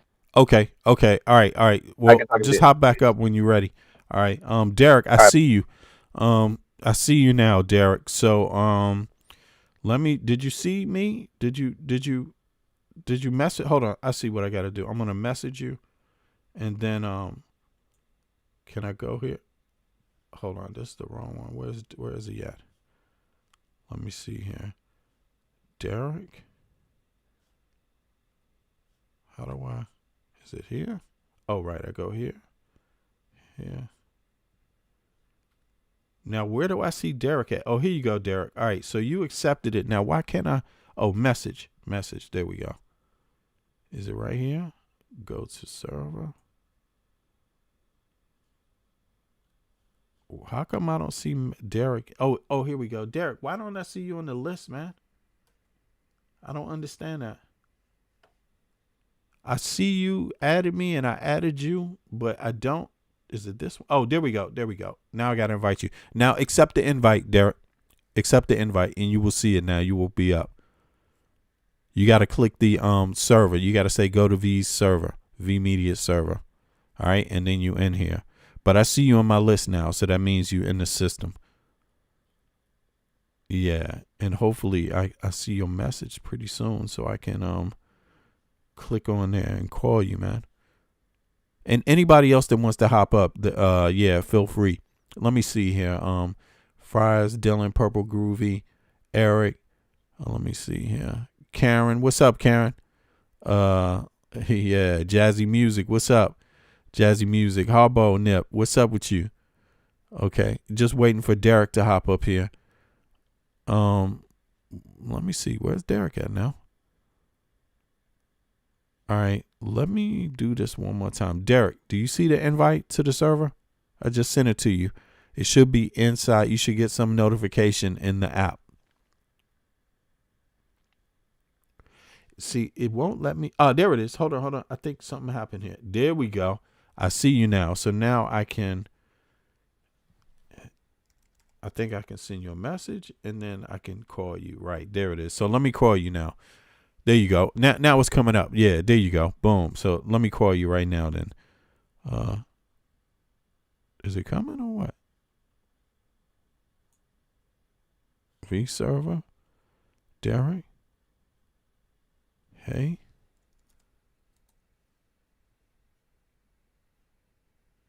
Oh, and there you go. Yeah, so now let me call. It's calling you now.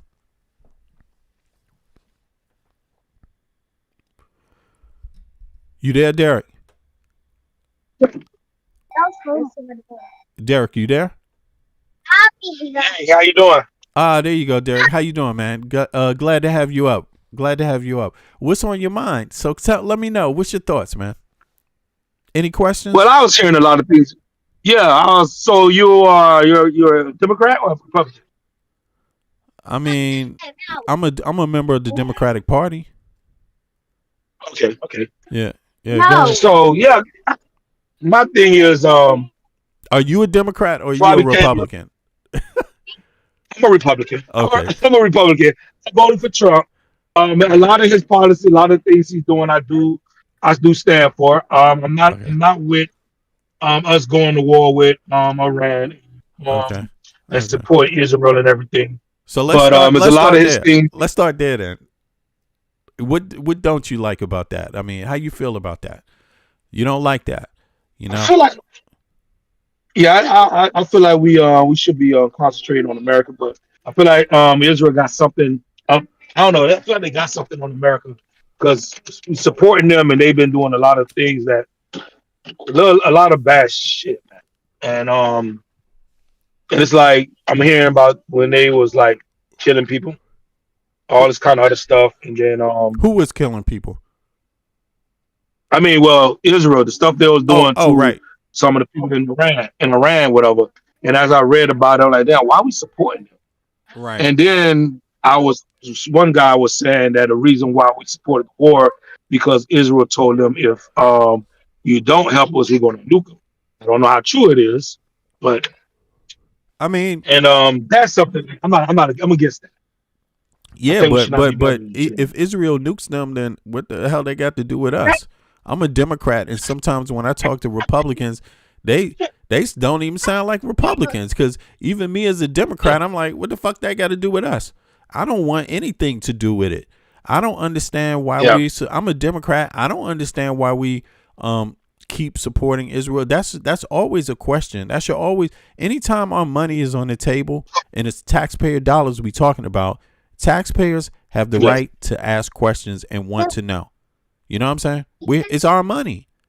It's our money. And it's our country's legacy. So we have the right to question anybody. But I just don't understand why. I can get why Trump. I thought Trump was going to go the opposite direction because he was blaming the Democrats for being involved in war. Like for me, even though I don't like being involved with the Israeli-Palestinian thing, I felt like we had some responsibility. I mean, I used to feel that way. I used to feel like we had some responsibility to resolve the problem.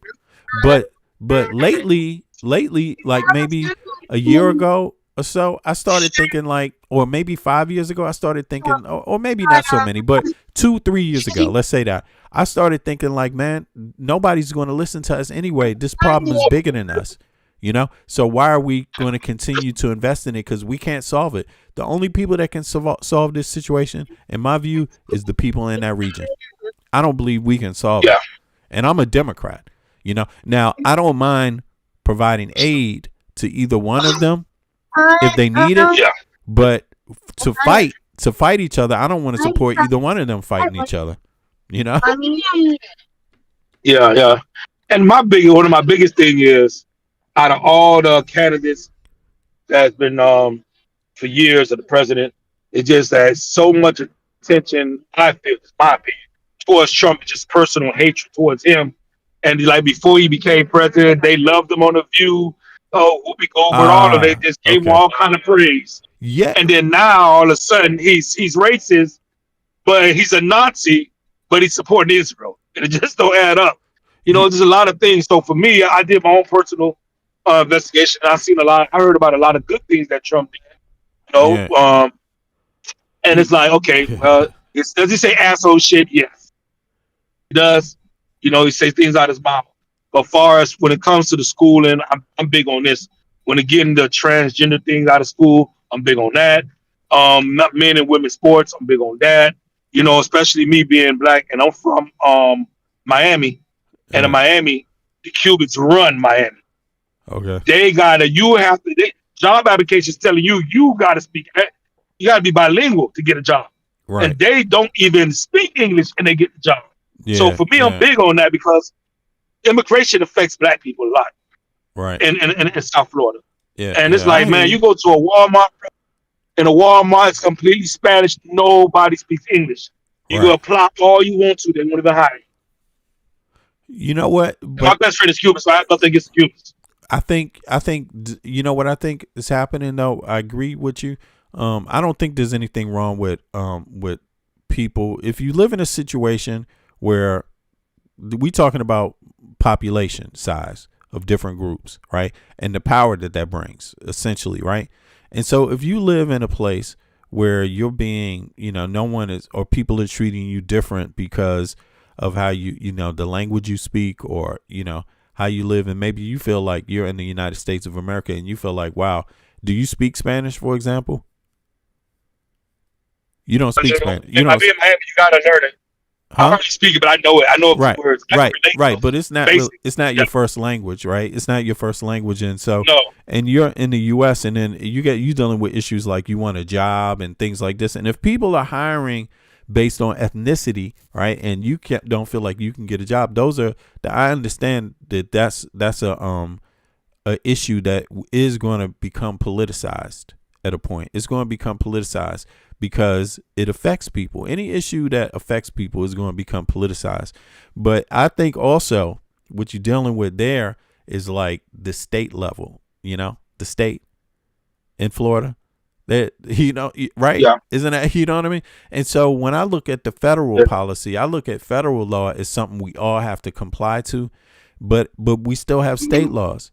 And state laws, people can home the state laws into whatever they want it to be. You see what I mean? Pretty much. And I do think it's there are people, having said that, there are definitely people in America getting failed, you know, that are failing, you know, and that has always been in the United States of America. Native Americans and African Americans, largely, those two groups have been failed, kind of pushed out of because of laws, discriminatory laws historically. You see what I mean? So I think, but you could go around them though. So No, but I'm saying for me, but it's a federal issue to go around it. It's a federal issue. That's an issue that is supposed to be dealt with on the national level. So because the thing is that the thing about Native Americans and African Americans, those things are so serious, and women's rights. And these things are so serious and so widespread that they shouldn't even be left just only up to the state. There should be some federal recognition also. And I think they use this, man. This is just my opinion. And of course, people will have to do research and reports on this kind of stuff. That's another thing. We don't have enough reports on it.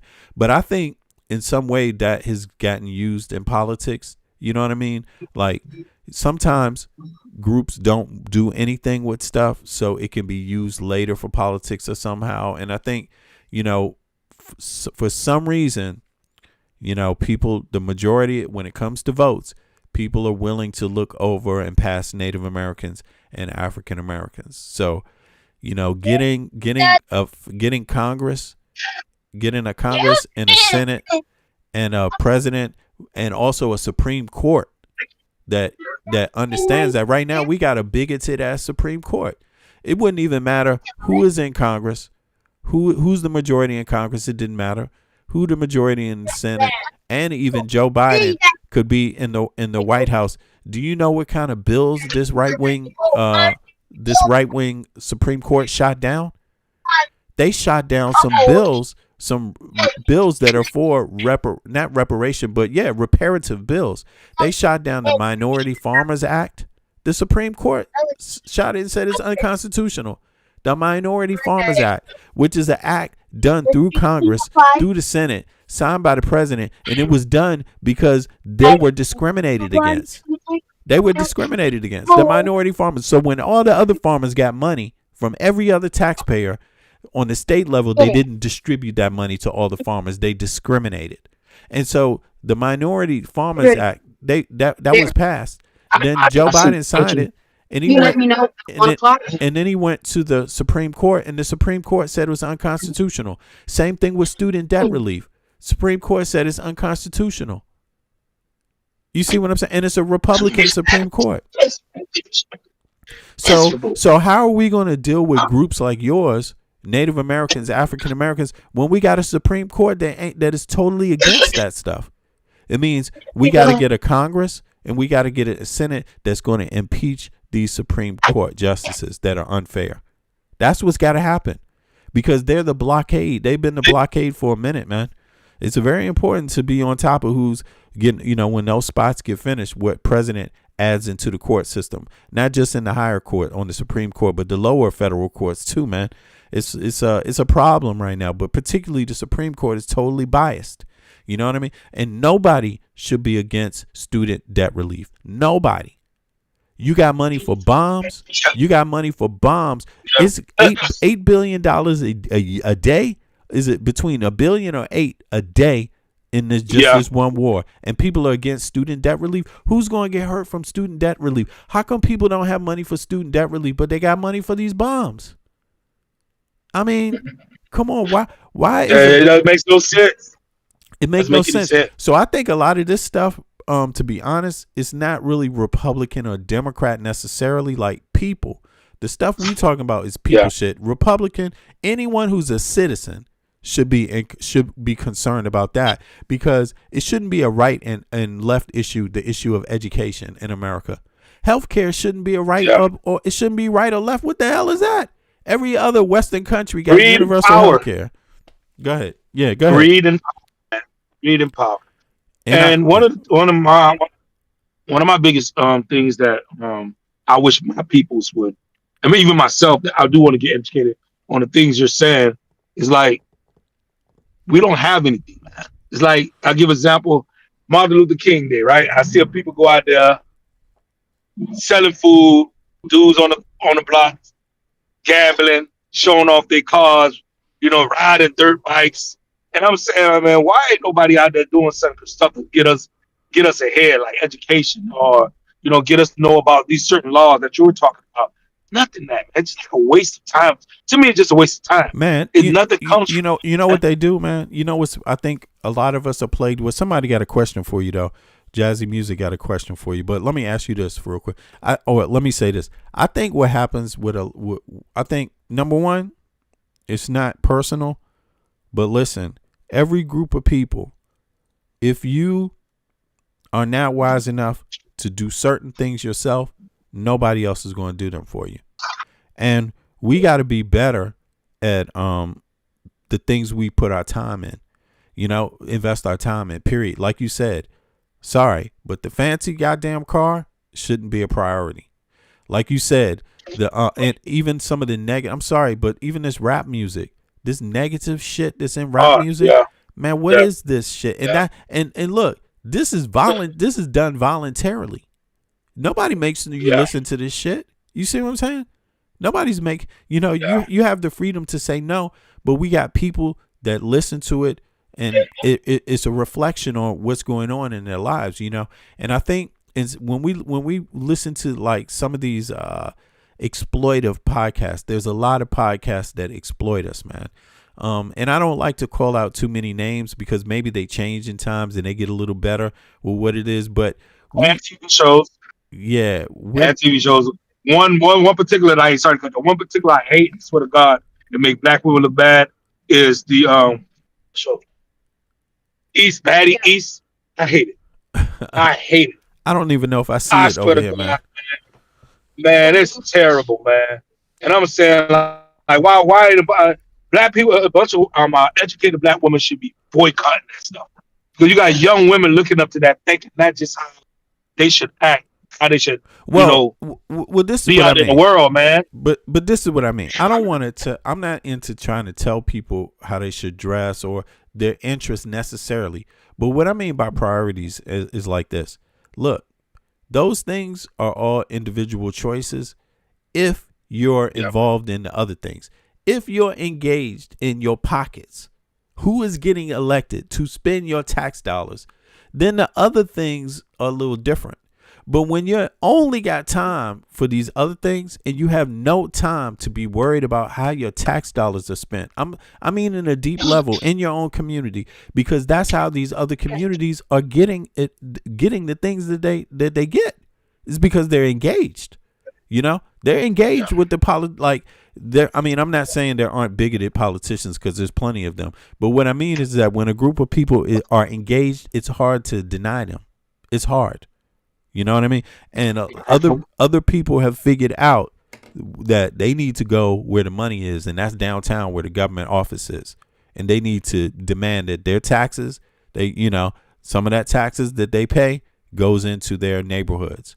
That's what it's about every day of the week. And I think that's where we suffer mostly from. But look, we also suffer from bigotry, bro. We suffer from bigotry. Yeah. And I think we do things in our own communities that are to our disadvantage. Like Jazzy Soul Music said, she asked there was a question that was about trans people. Like you brought up trans people, right? And how I deal with that issue is I say like this, man. I try to get really real with it, because it's not about who I am. I'm me. I'm my own person. I am who I am. I will always be who I am. I love who I am, but I acknowledge that other people are different. You see what I mean? And what I do in that is I say, look, if people want to talk about trans people, right, and sexual these operations, sexual affirming operations, what do they call it? Sex affirming, right? But look, we got to look at the reality of it. People are, listen, man, and I hate to be so graphic, but call it whatever you want. There's people that are, you can put trans people aside. There's people born in the United States of America and everywhere in the world that have both sex parts, born that way. What do you do? What do you do? Yeah. And when you look at it from that way, then you see how weird the trans conversation is. You know what I'm saying? Because there's literally people born with both that have to have assignment from the beginning, and then someone else is going to question them anyway if they ever told somebody. Like, who are you? You know what I'm saying? Like, what is sex? And I think that's the underlying problem in it. And I'm not even trying to make fun of it. I'm saying it's like that. So when you When you go over to the transsexual conversation, then it's different. It becomes, because it is different. It becomes, I have one sex. This is what we typically hear. You're born with one sex, and then you want to change it to another. That's the typical argument we hear. But we never hear the argument. But we never hear the argument of what if you both. We never hear the argument of what if you're born with both. We never hear that argument. You see, they fired a teacher of 30 years. If the teacher got fired, she was She's been in the school for 30 years because she knows that the student was a boy then and came back a girl and did not want to address him. Whatever, I don't know what you call it. Whatever that person, how they want to be addressed, and they fired her. Stuff like that. I think you're talking about on the state level. Like that. You're talking about on the state level, right? Yeah. Stuff like that. Yeah. It's just, come on, man. You want us to, we want to play a game. Want us to believe your lie. I'm a man. I'm a woman. Got time for all that, man. We're not playing. But listen, it's very infrequent, man. It's such a tiny, a possibility. Yeah. You see what I mean? And I'm not saying you have to like it. I'm not saying that you have to agree with it. What I'm saying is that don't let them use that issue to get you distracted about another. You see what I mean? Because I'll be damned. And the reason why I say that, is because shit, I got to be honest with you, brother. If I got to take a piss, I'm going in any bathroom. If I really have to take one. And if it's the ladies' bathroom, I'll go in that one too if I got to take a pee. I mean, I'm just saying, if I got to take a dump and the ladies' bathroom is open, I'm going in there and I'm going, you know what I'm saying? And I'm going to go in one that is meant for both too. I'm going to go in the cleanest one. That's the one I'm concerned with. The cleanest bathroom available. Yeah. That's the one I choose. And I think when we look at it that way, then we stop talking about is the dude with a dress going in the, man, I'm going in the ladies' bathroom with pants. Yo, what the fuck? I don't need a dress. You know what I'm saying? And if I have my daughter and I have to take, who's young, and I have to take her to the bathroom, am I going to go to the man's bathroom or the ladies' bathroom? Yeah. So I think what they do is they kind of pull out these they pull out these red herrings, bro. You know what I'm saying? They pull out these things that are straw man, arguments, things they want to just distract people with. Because at the end of the day, I have to say, smoke sprays. They pull out things that they know. They pull out things to get people to not focus on the other stuff they're doing. You know what I mean? And don't get me wrong, I'm not saying anybody has to be comfortable with anybody, because a lot of people aren't comfortable with a lot of people. But you get to pick and choose. You get to leave, or you get to adjust yourself. Or even me, if I'll put it to you this way: if I see a man and a woman, and I'm sitting near them, and I see them start kissing or engaging in sexual activities, I'm removing myself. I'm not gonna. It has nothing to do with whether they're gay or straight. It's that I'm not trying to be next to people doing private stuff. You see what I'm saying? Like, I'm going to remove. I'm not against them. Yeah, got a cousin that's gay. I just don't allow that lifestyle to come. But if you're not comfortable, by all means, get up and leave. You see what I'm saying? Like, that I don't think there's anything wrong with that. Because there's probably a lot of different ways people can be uncomfortable with many different things. There's so many different things. Is your right to be. You see what I mean? It's your right to be, whether it's that is your issue or it's something else. It could be any kind of issue people are uncomfortable with. You see what I'm saying? I'm gonna be honest with you. I know some dudes that it's not anything about their sex or anything about anything like that. It's just sometimes their brain, man, it makes me be like, man, I'm sorry, I had enough. I got to get out of here. I got to beat it. Because y'all on some crazy shit here. And sometimes it could just be your mind. You see what I mean? I gotta separate myself from. So you don't have to be comfortable. But the thing is that how much time do we invest in trying to tell somebody else who they are? How much? You see what I mean? And what is it? What is this really about? Because I just got to say, I know it's not, it may not be an easy situation for everyone, but I've never had to have a conversation with my kids about who they are, what sex they are. They seem to know who they are.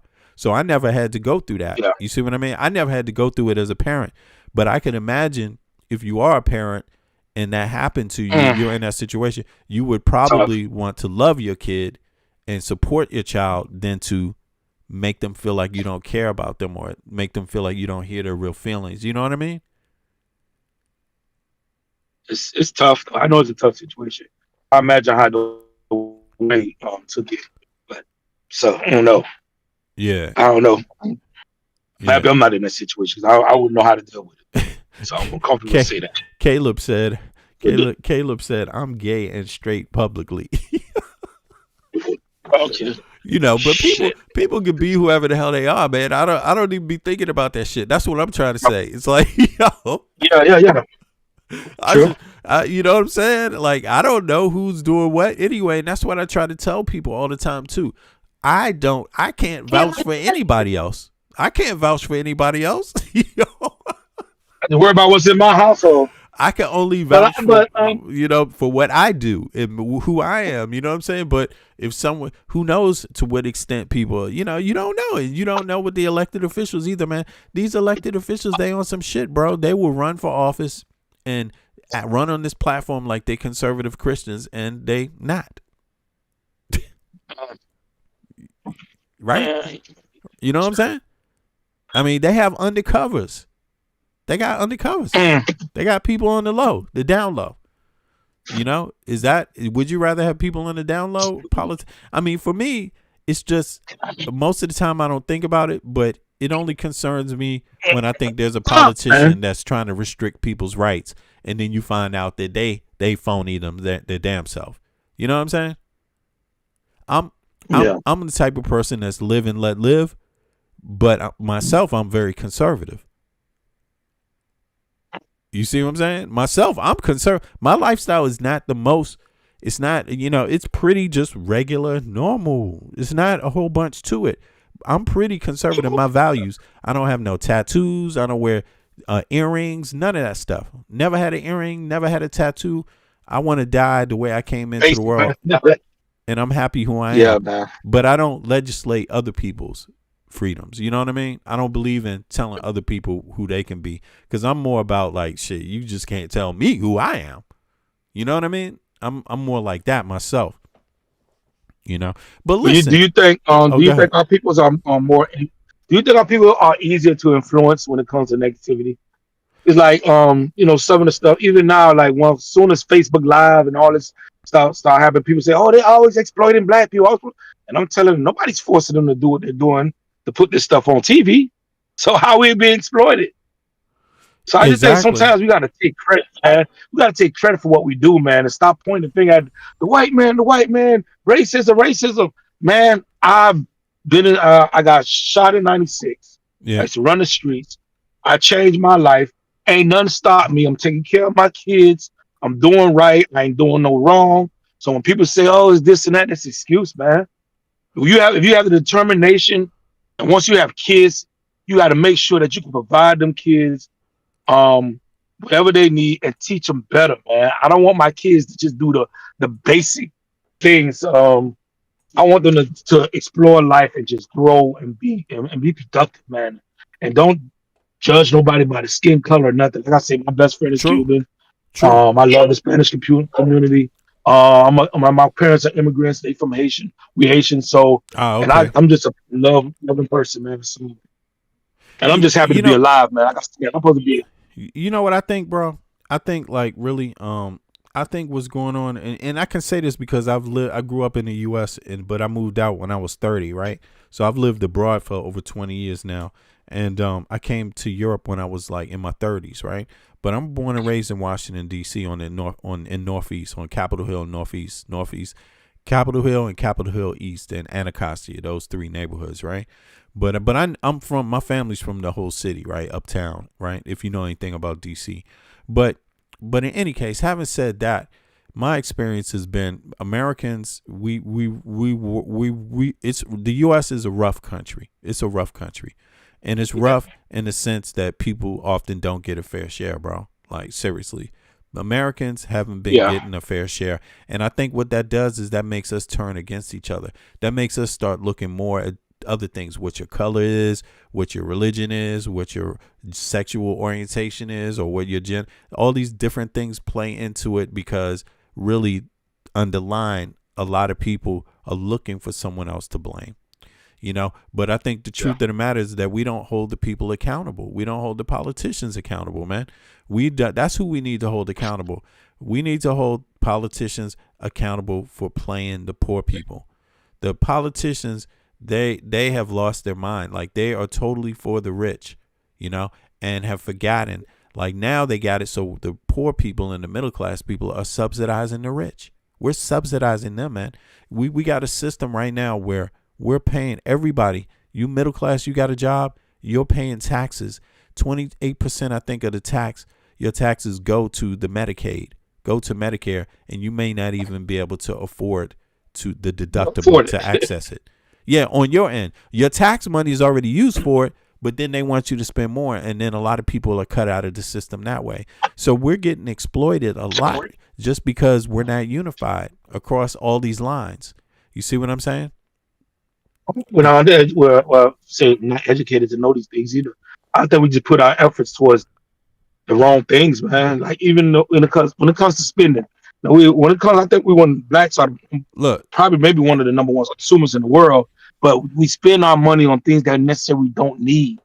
Right. We want to live a lifestyle way above what we have, man. Yeah, that's true. Like, I don't understand it. Hey, listen, exactly, because who's wearing all of this expensive shit? Who can afford it in America anyway? Nobody. But yet we let a lot of our young kids fall into that because they see it on TV. They watch celebrity TV, and then they make the mistake of thinking that they can be that way, or that they have to be that way, or that's normal. No, it's not normal, but it speaks to capitalism in the United States, man, what our values are, man. We have to admit, this is the United States. This is not everywhere else. Everybody else is not doing entertainment capitalism this way. We're doing it. And our food. Yeah. And our food. But listen, Thomas, our food got so much. Oh, go ahead. Our food. You were saying our food, right? Yeah. Our food, man. It's like, my brother went to, I think he went to Canada somewhere, and he was looking at the ingredients of ketchup. It probably had maybe 4 or 5 ingredients. You look at the ketchup in the United States, it had then a 24, 30 ingredients just for ketchup. Right. And it's like, what's the difference? It's crazy, man. Yeah, but you're right, though. It is. I mean, but that's another way that the rich exploit the poor in the U.S. It's through the foods, you know. They just put all the cheapest shit in the food and sell it to you because they're selling it by the pound. You know, people think they're getting more, but you're getting less. You know, more lard, less minerals in your food, you know. And they're doing it, and they've been allowed to do it, man. This is nothing new. But Americans, I think one of the biggest problems we have is legacy media. Like, legacy media doesn't ever do comparative studies or data on the United States and any other Western nation. They never do that. So you never get to see what somebody else's life is like in Denmark, for example. You never get to see what somebody else's life like is in Canada, and they're our fucking neighbors, but you never get to see it. You never get to experience it. And so they take advantage of people that way. And so Americans, they think they got it good when they don't, bro. That's the thing. And sometimes being an American, since I live overseas, that's why some people that don't know I live overseas, they may think I'm sounding cruel. Yeah, they may think I'm sounding cruel when I'm saying it, or mean. No, I'm saying it because I know Americans aren't hearing this shit. That, like, if we don't tell Americans we're getting played right now, and we don't explain why we're getting played, they won't get it. They won't act on it. You know what I mean? And there's a lot of narratives being put out there when really the truth is we're voting for this shit. There's something wrong with us, bro. We're voting to not have universal health care. We're voting to not have access to education. We're voting against all the shit we're supposed to be voting for. That's what we're doing. And we're doing it because we're not filling in the blanks. Like, legacy media at best might hint on problems, but they don't fill in the blanks. You see what I mean? And everybody in Congress, they know the rich people. Everybody in the Senate know the rich people. Everybody in the Supreme Court know the rich people hand in hand. They're their best friends. You see what I mean? They know exactly what the game is. You are paying for them to have dental care that you can't even afford. You're paying for their kids to go to private school that you can't even afford. That's what's going on in the United States, man. It's sad. It's sad, but Americans will be divided, man. They will be divided, and the only way they can live the life that they have is if they're divided. Because if they were united around housing, education, a living wage, that means a fair paycheck for your job, for a day's work, and healthcare, the whole country would be different. You see what I'm saying? People wouldn't feel the way they feel right now. They wouldn't feel it. And after a while, yeah, of course, man. Of course you're going to be mad. Like you say, you live in Florida, you're African American, and you see people speaking Spanish and they won't hire you. Of course that might get to you when the whole overall situation is bad. Of course it is. You see what I'm saying? If the situation was a little fairer for everybody, maybe those things wouldn't matter so much, right? Yeah, but when it's gonna get to that point, who knows, man? Shit, it's got to. I just try to live my life the best possible. Yo, man, someday. You know what it is? It can get better anytime we telling people exactly how it's going to get better. So we got to continue to have the conversation and continue to talk to others and break ground, like not be locked into our boxes, man. Because I'm gonna tell you, like, one of the best things about listening to my program, right, is that people see me, people hear me, and I can qualify where I'm from. You see what I'm saying? I can qualify where I'm from. All people have to do is look in to me, my resume, where I'm from, and tune into my story, and then they will know, no, this is a real brother from Washington, D.C. If you know anything about go-go music, from that city, he moved abroad when he was 30, and he is telling you something that is real. Like, if we need to start. Oh, hold on. I hear your background. Yeah, but no, you good. Go ahead. Okay, but we need to go there for that information. We need to seek new avenues for information about this, and avenues of people that we have a reason to listen to and trust. You see what I mean? Not just any old. Because why would you trust Rush Limbaugh over me? Why do you know what I'm saying? Why would somebody? What the fuck? Yeah. I'm a real ass dude. Rush was a hell of a character. You know what I'm Rush was a hell of a character, man. You know what I'm saying? Rest in peace. Yeah. You know what I'm saying? But I'm a real dude. I'm from the goddamn neighborhood, man. I'm from the block. You know what I'm saying? I like my own resume. You know what I'm saying? My own resume will tell you I'm a real fucking dude, and I have no intention on hurting any American. I'm only saying the things that I'm saying out of love for my country, and now I'm damn near ashamed of my fucking country. If that would ever, you know what I'm saying? I mean, we all have hard times. We already had a bad history, but damn, we didn't get better from that. It's like, man, we're going to have to wake up. We're going to have to wake up, but it is a democracy, and if we don't get people to vote, it will not change. Understand one thing. Anything you want in the U.S. is going to come through two things: your vote and your hard labor. That's where it's going to be coming from. Be willing to put in both, but don't give up either one. And definitely don't give up your vote, because they're going to tax you the whole time. They will tax you. You see what I mean? They will take your money, and if you don't vote for something, they will give it to somebody else. Boom. Here's your money. Here you go. We got more taxpayer money. And if we're not engaged, if not just vote, but if we're not engaged on the ground, knowing that, okay, the federal government just funded this, well, we better go down to our representatives and find out what they're doing for our neighborhood. If we're not engaged like that, yeah, man, that's where we have to be. But I appreciate you stepping up, man. I got you, man. What time you come on, though? What time you come on?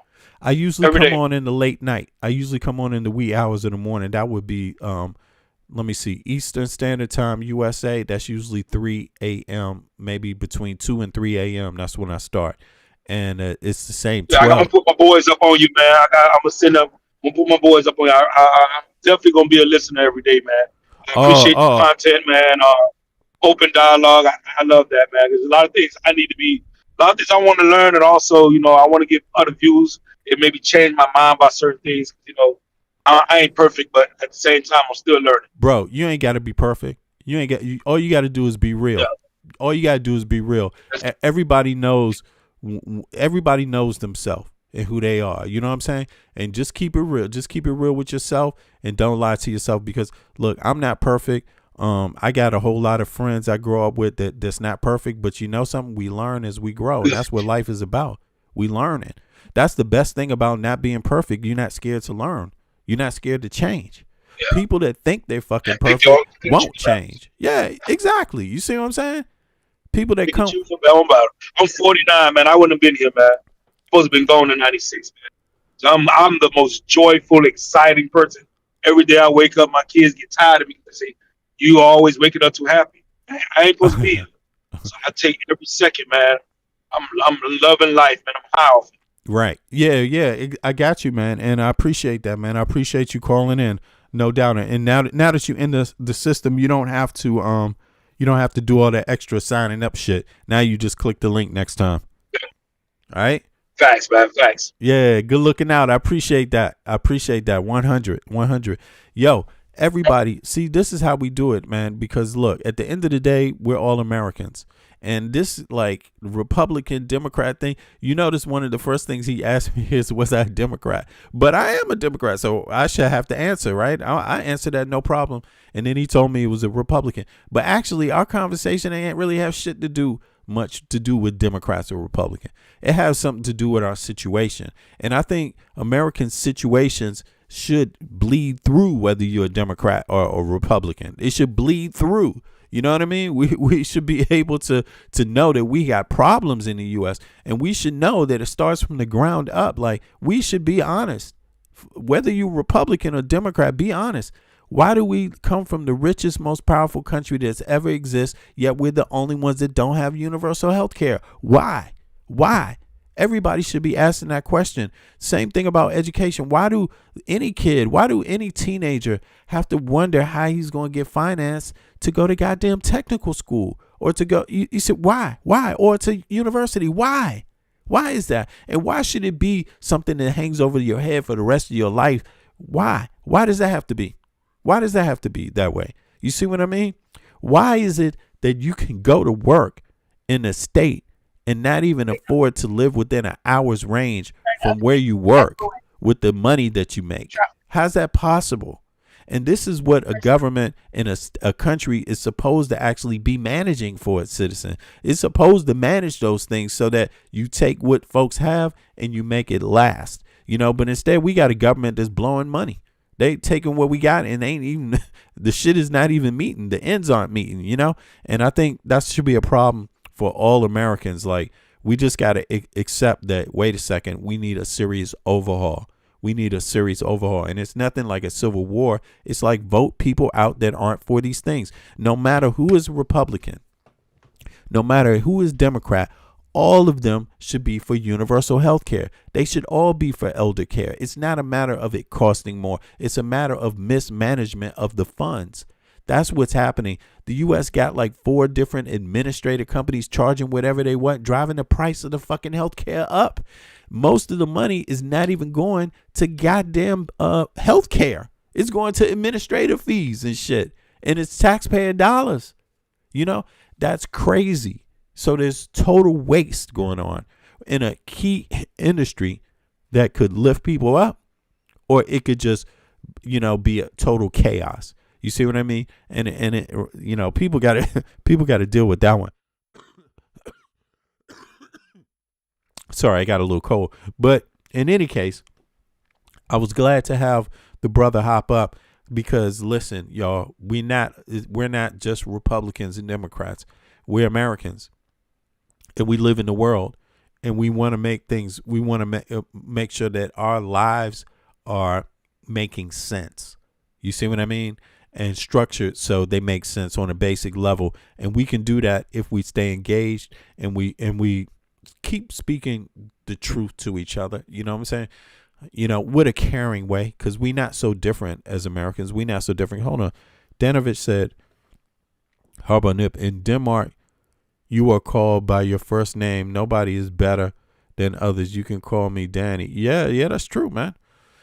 Yeah, here we go. Back on the Denmark. Well, Danovich is from Denmark too, and that's where I live. I'm actually American, born and raised in Washington D.C., but I live in Denmark. I live in Copenhagen, Denmark. So I can attest to a lot of the positive things. Now, there'll be some people that will say Denmark has some issues, but every country has issues. But if I'm going to be honest as an American citizen, I'm going to talk about the things that they definitely have right. You know, the things that Denmark has right far outweigh the things that they, you know, maybe need to work on. You see what I mean? And, you know, so I'm very happy to live in Denmark because, man, they take care of their people. Denmark takes care of their people. You cannot, that's the one thing about Danes, you cannot mess with them on that level. And a lot of other countries in Europe, they're being responsible. They're trying to have responsible governments. They're being effective and they're managing things well. We in the U.S. have way more money and we mismanage it. It's just, you know, goes all out the window. We're not even looking out for our people, bro. Like, it's just too much. So on that note, I'm going to be out. Who the hell keep talking about Bill Clinton? Hold on, Bill Clinton. Oh, right. I didn't like that. I didn't show Bill Clinton speaking there, you know what I'm saying? But then again, you know, I mean, yeah. What's the point? Yeah, he was there, and what else? What else? That's not going to change what's going on in Iran. That ain't going to change what's going on with your health care. That's not going to change he's not a public figure anymore. Right now, we got real problems, and that's who are the public servants. The public servants far outweigh anybody else. Any other problem, man, right now. But I agree, it's not the best look, you know, because I don't believe Bill Clinton. I'm not even trying to believe him and shit. You know what I'm saying?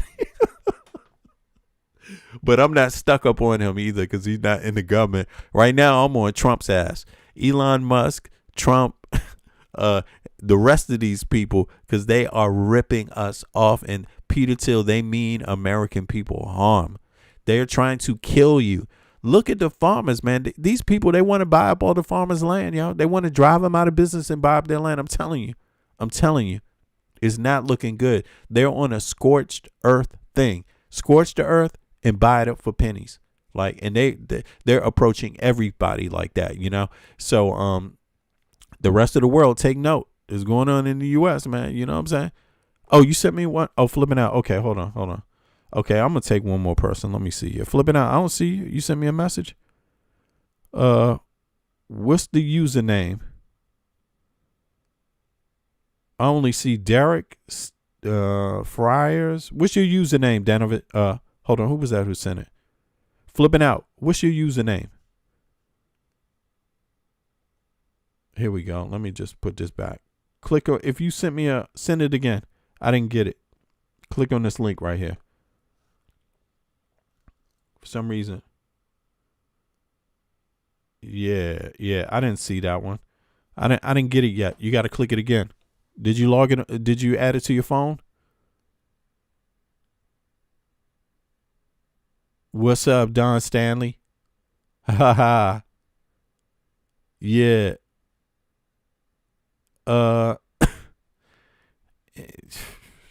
Yo, man. Hold on. Wait a second, man. Let me see what my mods are.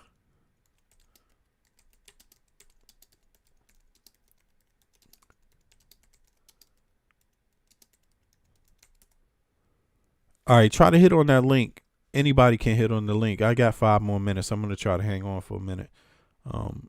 But I just wanted to check one thing out now. Let's see here. There's another issue that came up. Listen,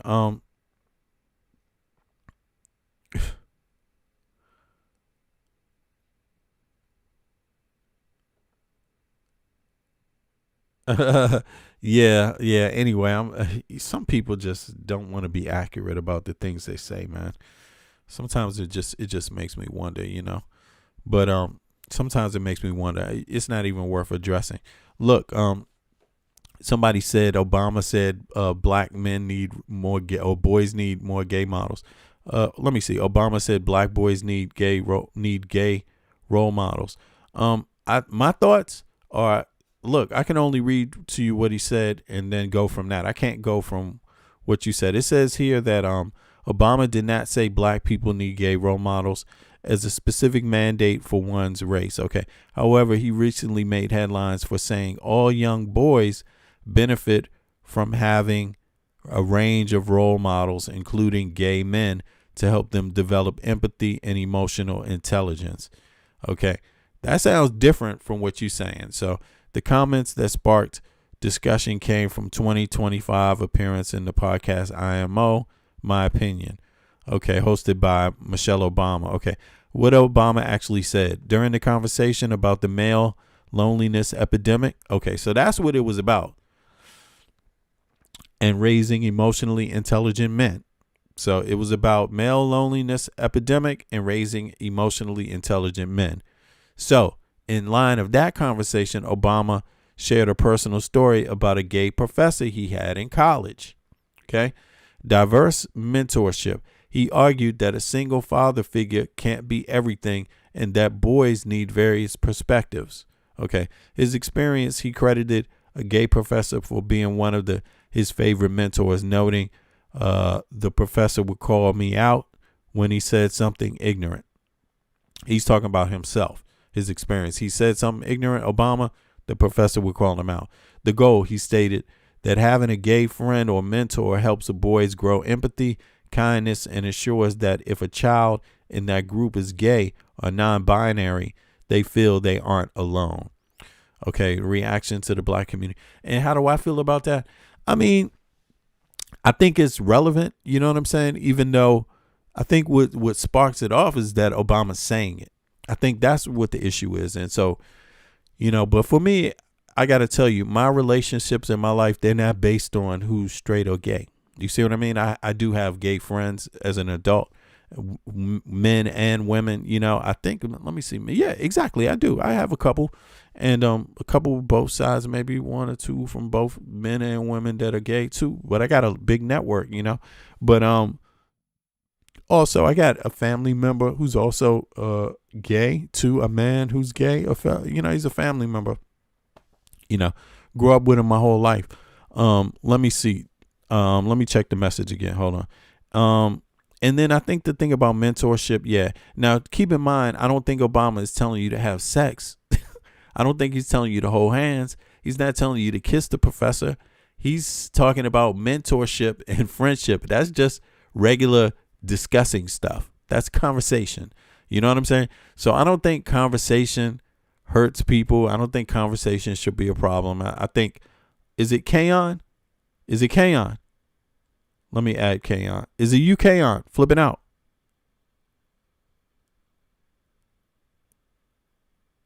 Flipping out. Is that you? Is that your username? Kaon. Kaon. I think I'm just going to add it. Yeah. Okay. There you go. Yeah. I think that's what it is. And I think what happens with these,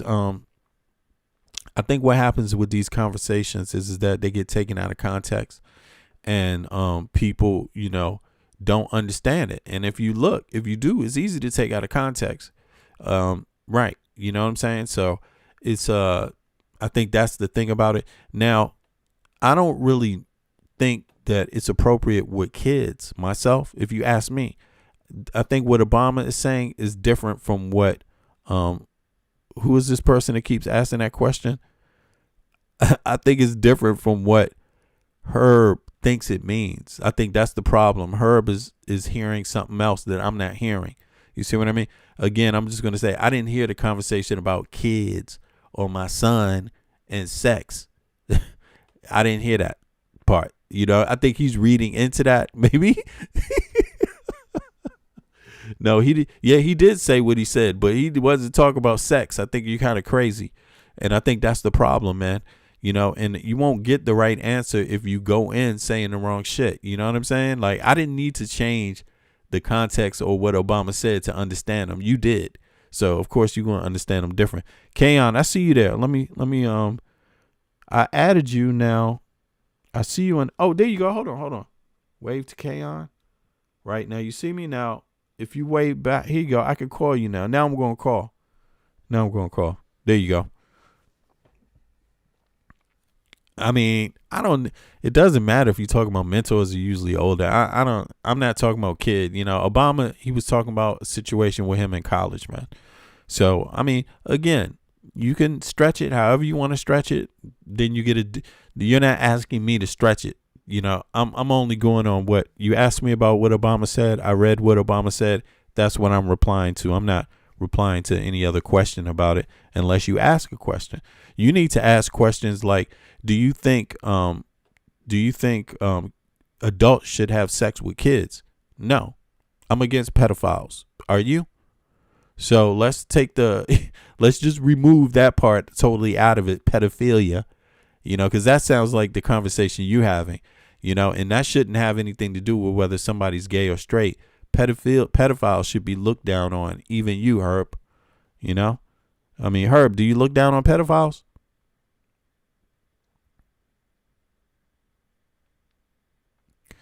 Herb, do you look down on pedophiles? Herb, answer the question, Herb. Do you look down on pedophiles, or do you like pedophiles?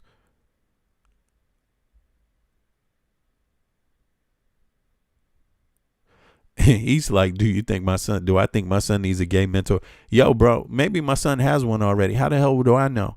It's not like gay people walk around saying, hey, by the way, I'm gay. Can I hang out with you? Can I be your teacher? I'm gay.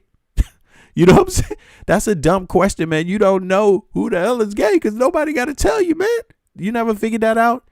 People don't get jobs because it's not like they're working in the school because they walking around with a shirt on that says, hey, I'm gay. You think the women, come on, y'all, you got to come better, man, if you want answers, real answers, man. It's ridiculous, yo. What the fuck? How's he going to know? How's he going to know the person's gay?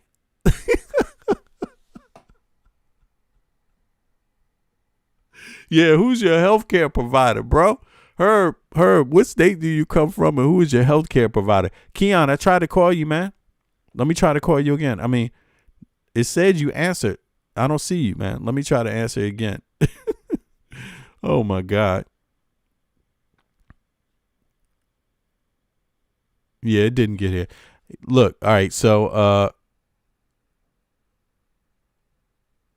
I don't think you understand. I don't think you read it. Here, I can tell you didn't read it. You didn't read what Obama said. You didn't read it. You probably heard somebody else say that on the internet and you just like, yeah, what do you think? I just read to you what he said. So I'm only responding to what he said. I can't quote you because you're not quoting Obama. Yo, who was that flipping out? For some reason, it's not coming to your phone, man. Let me hold on. Let me try to. You know what? You on a call with me flipping out, but you're not. Your mute is on, or is something up with your connection. Try to call me. Can you see me in the chat? Try to call me. Yeah. Again, you only get what you put into a conversation, and I just, this, Herb, you gotta do better, man. You gotta do better. First of all, I don't know who is gay. I don't know. I gotta be honest with you. I don't know. Gay people tend to be different. You know what I'm saying? You got your, basketball playing types. You got your karate types, your football types. You got your drag queen types. You got your, what the fuck kind of gay person you talking about, man? Yo, this is some funny shit, man. That's all I can say, man. It's kind of funny. How do you know if no one tells you, man? Hey, I'm gay and I want to be your mentor. I don't think that's what happens. I think what happens is you might find out incidentally that, damn, you know what? That person is actually gay. I didn't know that. And then you say, you know what? But now in retrospect, wow, that was a smart, intelligent person. Interesting. I can't take it outside of the bounds of what Obama said. You know what I'm saying? And it's only what he said that I understand. Now I could read that again for people just to get a cap on this. Let me see here. It says, look, I asked him. It says, I asked, did Obama say black people need gay role models? Because that's how Herb put it out to me. Something like that, right? So it says here, Obama did not say black people need gay role models as a specific mandate for one race. Okay. However, he recently made headlines for saying that all young boys benefit from having a range of role models, including gay men, to help them develop empathy and emotional challenges. Okay, so he did say, okay, so the comments that sparked this discussion came from a July 25th appearance on the podcast IMO, in my opinion, hosted by Michelle Obama and other brothers, Craig Robinson. Okay. What Obama actually said, here we go. This is what he actually said. During a conversation about male loneliness epidemic and raising emotionally intelligent men, Obama shared a personal story about a gay professor he had in college. So before you get to the conclusion, right, this is what happened that got him to the conclusion where, that he's expressing.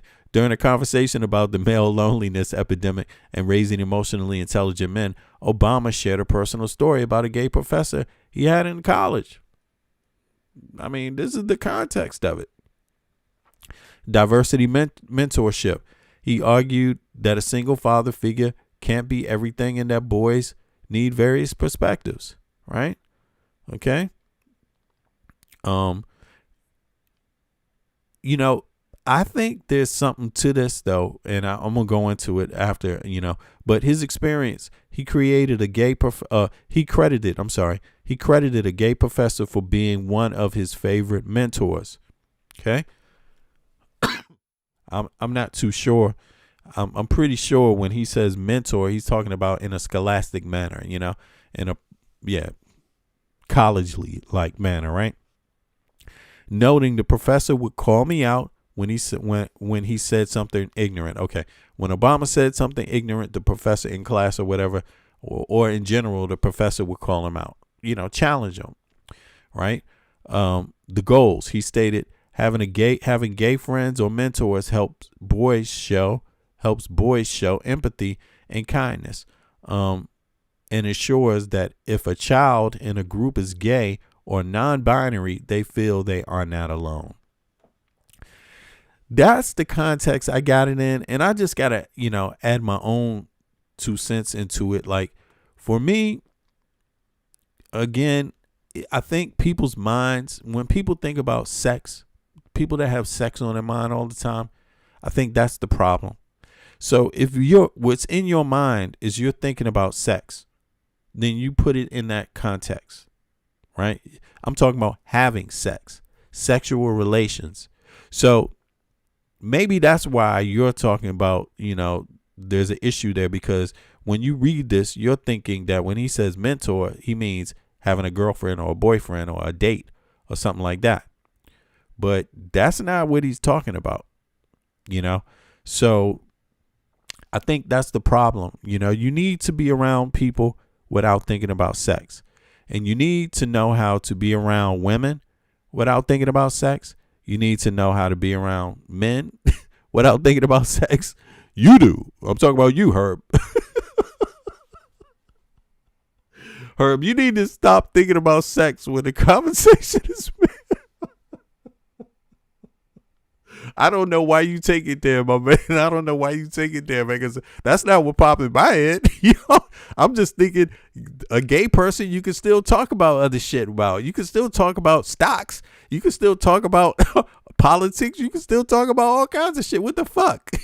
You could talk about math. You could talk about science. You could talk about fucking military. You could talk about any goddamn thing. Businesses. Why would sex come to your brain? I think that's the problem, Herb, right there. You know what I'm saying? That's the problem. Herb just is obsessed. You know what I'm saying? It just pops in his head. Obama was talking about sex. Yeah. Anyway, man, you got to think bigger than that, bro. You got to think bigger than that, man. You got to think bigger, man. All relationships are not based on sex, Herb. Just to be honest with you, man. You got to learn how to just have regular relationships.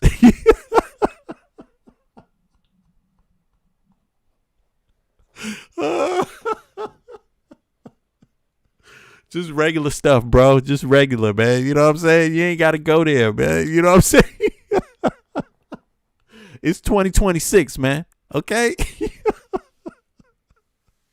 If I go into a bar and it's a gay person over there or two gay, I'm not leaving. I'm enjoying. I came to the bar to have my motherfucking drink. I'm not. Why am I bothered by them and shit? I'm gonna have my drink, and as long as everybody is having a good time together, I ain't tripping. You know what I'm saying? People do whatever the hell they want.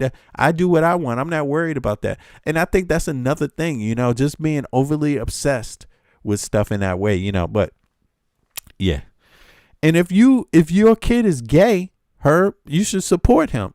Basically, if that's what it is, because I could tell you that as a father, if my child was, I would still support them because I love my kids. So far that hasn't been the case, but when you're raising kids, man, you got to support your kids. Herb, you got to support your kids. So you should have some empathy for your kids, no matter who they are, man. And yeah, so I would advise that as a father myself. I would advise that, But let me see here. Yo, all right, hold on. Oh, is it another message? Nah, Keon, I don't see you, man. Hold on. You don't see my message? Let me try to call one more time. It's ringing. Yeah, Herb's crashing out, man. Herb, keep it in the pants, man. Keep your shit in your pants, bro. Stop trying to get it out, man. It's not necessary, man. And by the way, you got to know how to deal with dudes without thinking about sex, women without thinking about sex, kids without thinking about sex, all that shit, man. You got to control yourself, bro. I'm just saying, you gotta control yourself, man. It's not cool. Hey, flipping out. I saw something change. Your audio. Are you there? You there, flipping out? I think you there. If you talk, I should be able to hear you now. Oh, you just came off. You were there for a second. There you go. You there again. There you go. Can you talk?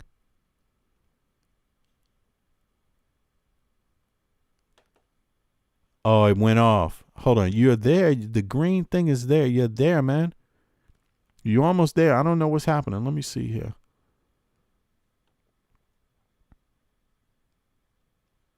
Yeah, I added you as a friend. You're a friend.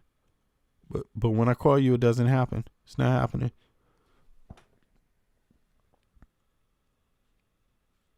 Try to get that worked out, bro. It's not there. I don't know why it's not happening, Keon. I see you though. You're there. When I call you, something's not happening right. All right, let me try one more time. Let me. I know what I'm gonna do. 2 seconds. I'm gonna reopen this real quick while I'm here. That might help. 2 seconds. Yeah. Let me try. Oh, can't call right now. Okay. Tay Bun Hun, you said V here want a debate. A debate. Herb asked your gay friend to share the blunt with you. Yeah.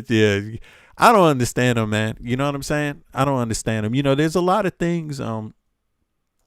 You can be a heterosexual man and have friends that are gay.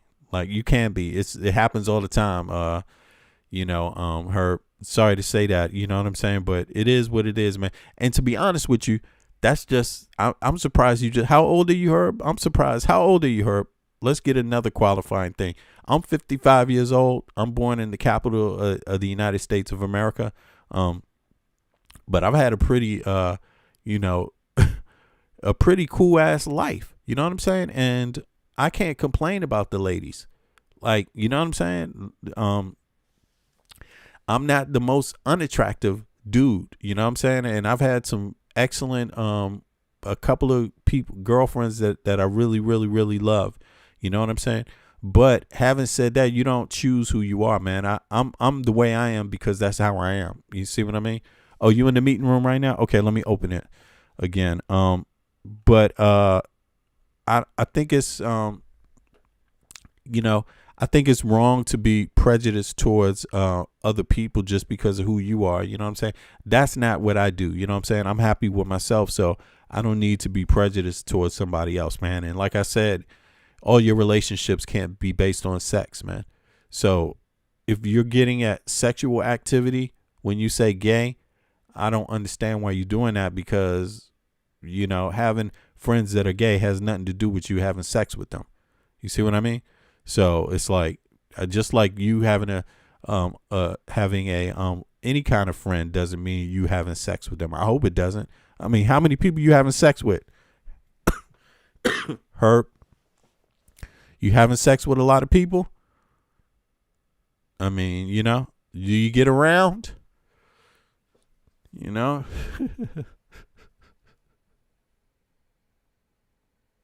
Anyway, I'm just trying to get flipping out on here real quick. Really, but yeah, but I got to tell you, Herb, I've had to work with some women, had to work with men. I think I had one guy in the organization I was working with, a gay guy. He was actually very intelligent, man. Probably, I mean, he's sharper, if not sharp as me, sharper than me, to be honest with you. And he showed that through his work ethic, you know, and his communication skills, you know. Highly intelligent man by the name of Samuel, right? But then also we had everyone else in the organization were women. But you know, you got to know how to work with women without having sex with them, man. Like, without thinking about them that way. You have to know how to do that, and that's the same thing. Like, so if you're around men that are gay and you're having gay feelings, I would suggest that you're gay. But if you're around gay men and you're not having gay feelings, I would suggest you're probably not. You know what I'm saying? Like, that's simple. That's how it worked for me.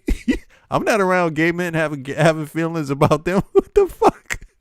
I'm not around men having feelings about them. So what the hell? Yo, what the fuck? I don't know what else to say, man. I mean, you could be RuPaul. You could do anything you want, man. It's not going to impress me, you know? Not the same way a woman might, if she's right, you know what I'm saying?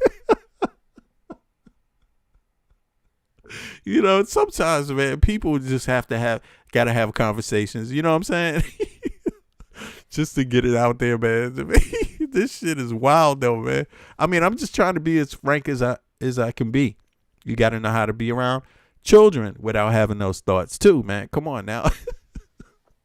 And I would hope a gay man would know how to be around a child without having those kind of feelings about a child. I would hope that a woman, straight or not, or a man or woman, would know how to not have feelings like that about a child. I would just hope. That's why I said, are you talking about pedophilia or something? Like, what is this? I mean, and I think people that ask those questions don't know what they're talking about for real, to be honest. I think they start off thinking they do, but then they make fools out of themselves and shit. Let me see here. All right, let me type a message to you. You don't see my message, man. You said you in the chat. You're not responding to my messages. Flipping out. I don't see you here.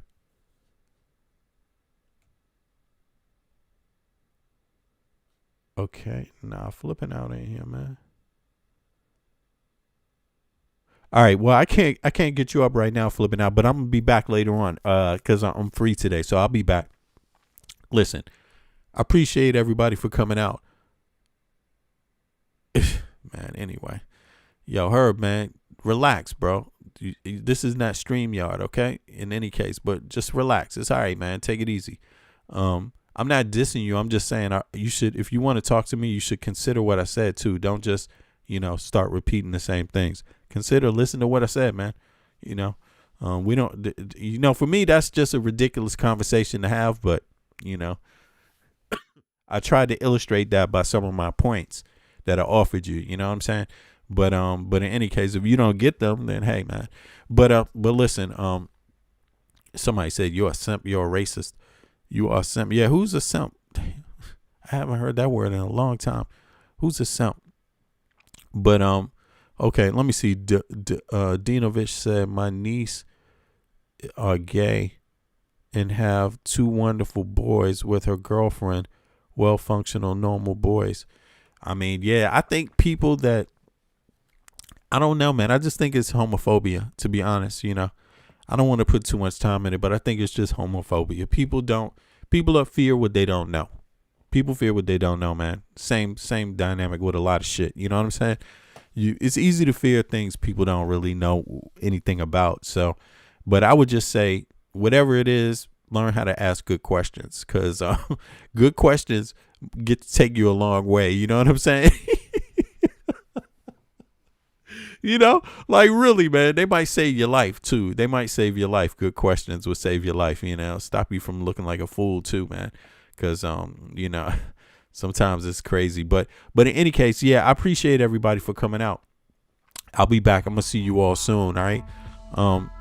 Yo, can we get some health care?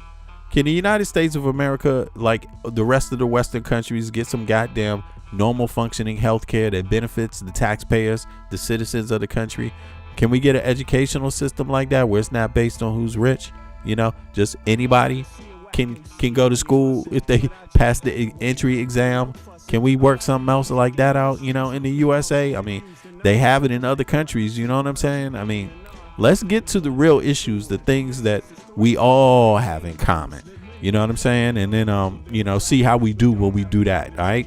I'll be back, y'all. I appreciate y'all. So sit back and let me spit this shit to you. You feel better when I spit this shit to you. Despite the system trying to clamp down on the people will learn how to stand up to evil. Not evil that's across the globe, that's too far. But evil lies in their own backyard. And fighting, it's not an option. They can't win. The government, it's not supposed to represent sin. But then again, they do. And that's a problem. So let's go down and figure out how to solve them. It's not fun being a rapper that can't speak. But we do, yes, unless we make fat beats. Yo, we smoke weed, break up trees. So listen, bringing fat beats, that is our mission. You wanted to see us, homeboy, shut up and listen. Thelonious and Big Benny, brother, check the vision.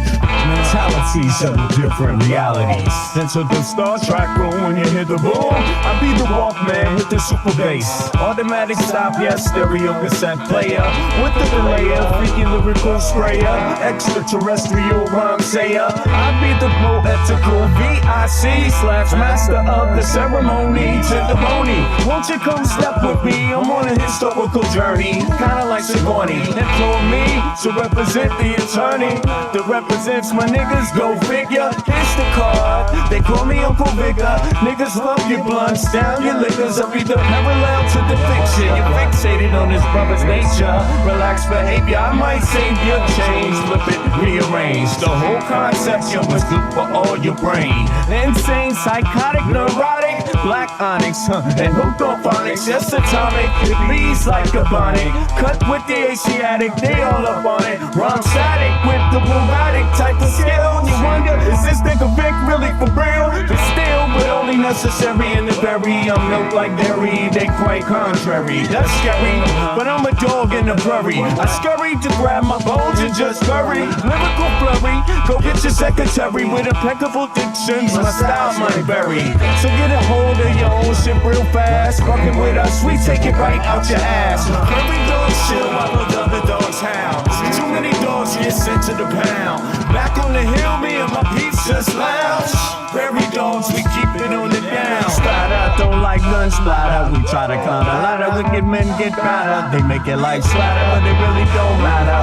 Cause you know we coming back to our sons and our daughters. So follow him, the one who protects ya. And the mother, she will never neglect ya. Through divine nature, the people respect ya. And in this way I deliver my lecture.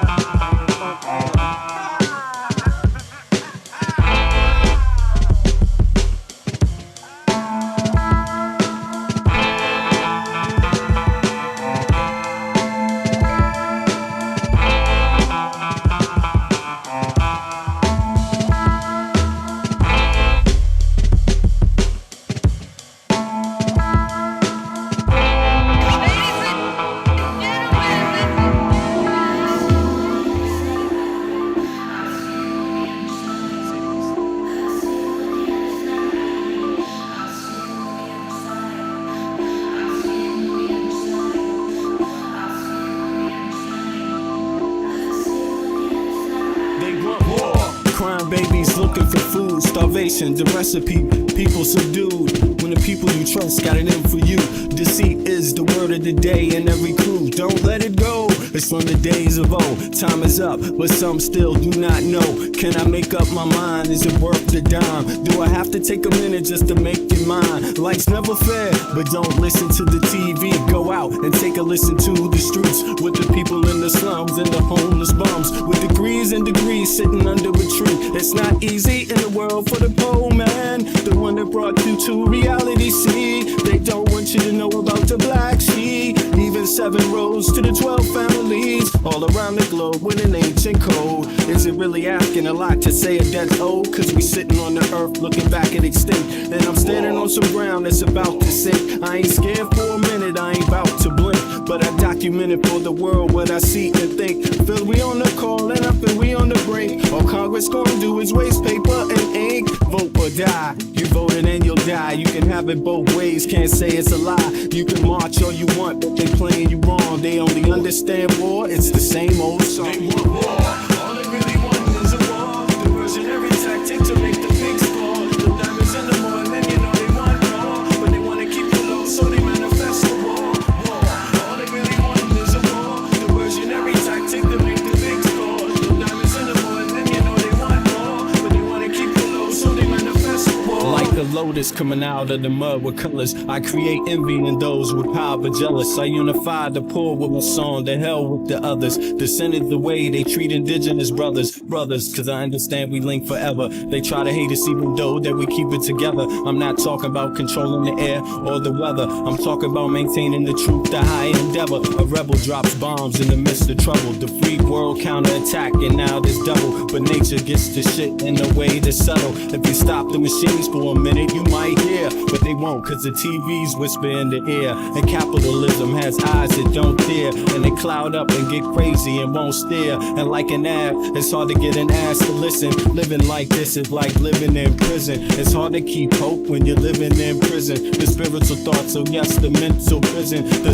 outside, yes, it's got to get through. Something's gotta die, so something here can live. Your life is nothing if you got nothing to give. Keeping the spiritual, yes, disguised as religion. Controlling your mind, the mental prison. All they really want is a war. Diversionary tactic to make the pigs fall. The diamonds in the morning, you know they want more, but they wanna keep it low, so they manifest the war. All they really want is a war. Diversionary tactic to make the pigs fall. The diamonds in the morning, you know they want more, but they wanna keep it low, so they manifest the war.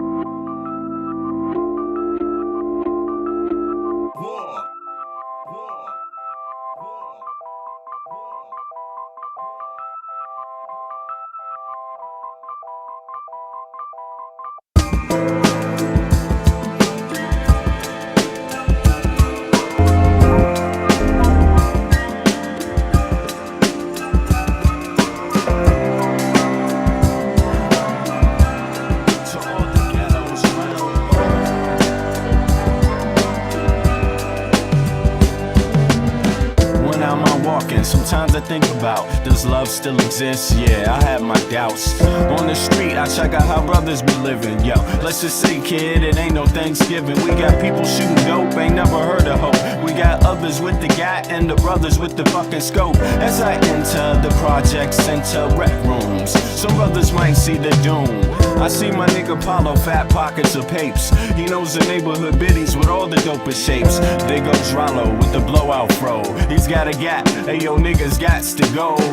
No show is live with narrate, fuck Memorex. My nigga Rollo's got a gat at Paulo's chest. One slug blasted out, down boy died. Now show me some love, kid, it sounds like a fucking lie. The struggle goes on, people trying to survive, hold on. But we know it's been so long, pain without a limit, so wrong.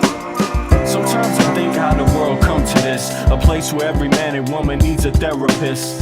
Mass confusion, people living in delusion, justify all the bullshit through the Constitution. Meanwhile, the masses struggle to survive. I think we're too busy to hear our people's cries. Singles mothers struggle to raise families, genocide committed through famine and disease. I wonder if these things will ever cease to exist. I know it could if we cease and desist, giving all the power to the industrialists, giving all our power to the damn commercialists. They see us just as being sheep in this world, that want us to do what we're told like boys and girls. Oh God, I wanna live another day so I can help provide equality and this day. The struggle goes on, people trying to survive, hold on. Though we know it's been so long, pain without a limit, so wrong. Everybody round the globe, open up your earlobe, your third eye, and then decipher the code. Through knowledge, understanding, then bring love into the concept instead of bling bling. Truth instead of biased educational methods, twisting, contorting God's message of love for every human being. Listen, motherfucker, don't you hear the screams? It's time to do much more than talk, debate, and spread hate. We need to think and at the same time investigate, understand what our actions may create. Before continuing the cycle we procreate, we can clone humans, but at the same time we can't feed humans. The future of man is actually looming. It's really depressing, it's true. And yes, you know the struggle goes on, people trying to survive, hold on. But we know it's been so long, pain without a limit, so wrong.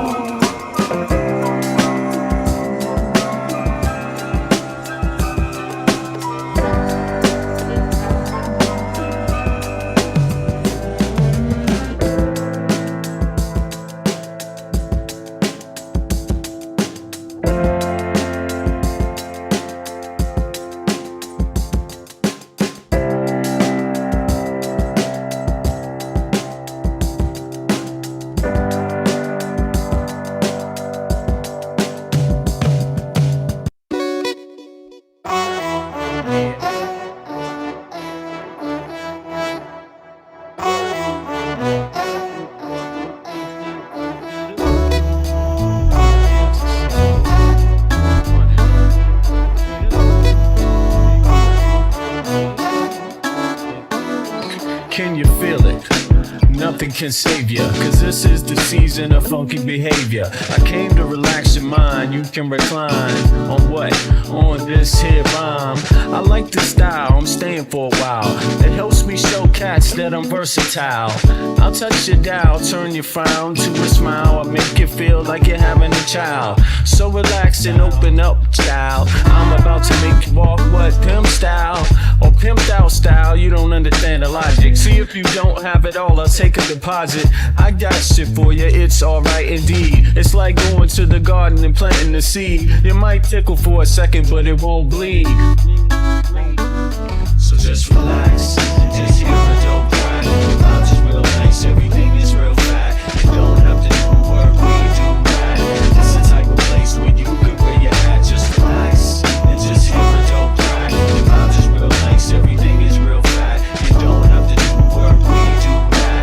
It's the type of place where you can wear your hat. Your entertainment at the same time, edutainment. In other words, you could call it bent. What I'm saying is that I'm here at your service. It's hard work, but then again, I deserve this. I'm helping people enjoy their spare time. I'm like an instructor when I'm doing my rhyme. Relax and just hear the dope track. It's really not all that, it's not like a gat. We like that when everything is relaxed and chill. You don't have to get fucked up or take pills, cause I like being myself, it feels good. Yo, it makes my meals taste good. It makes my meals taste good. It makes my meals taste good. It makes my meals taste good. So just relax. It's your dope track. The vibes is real nice, everything is real fat. You don't have to do work, we do that.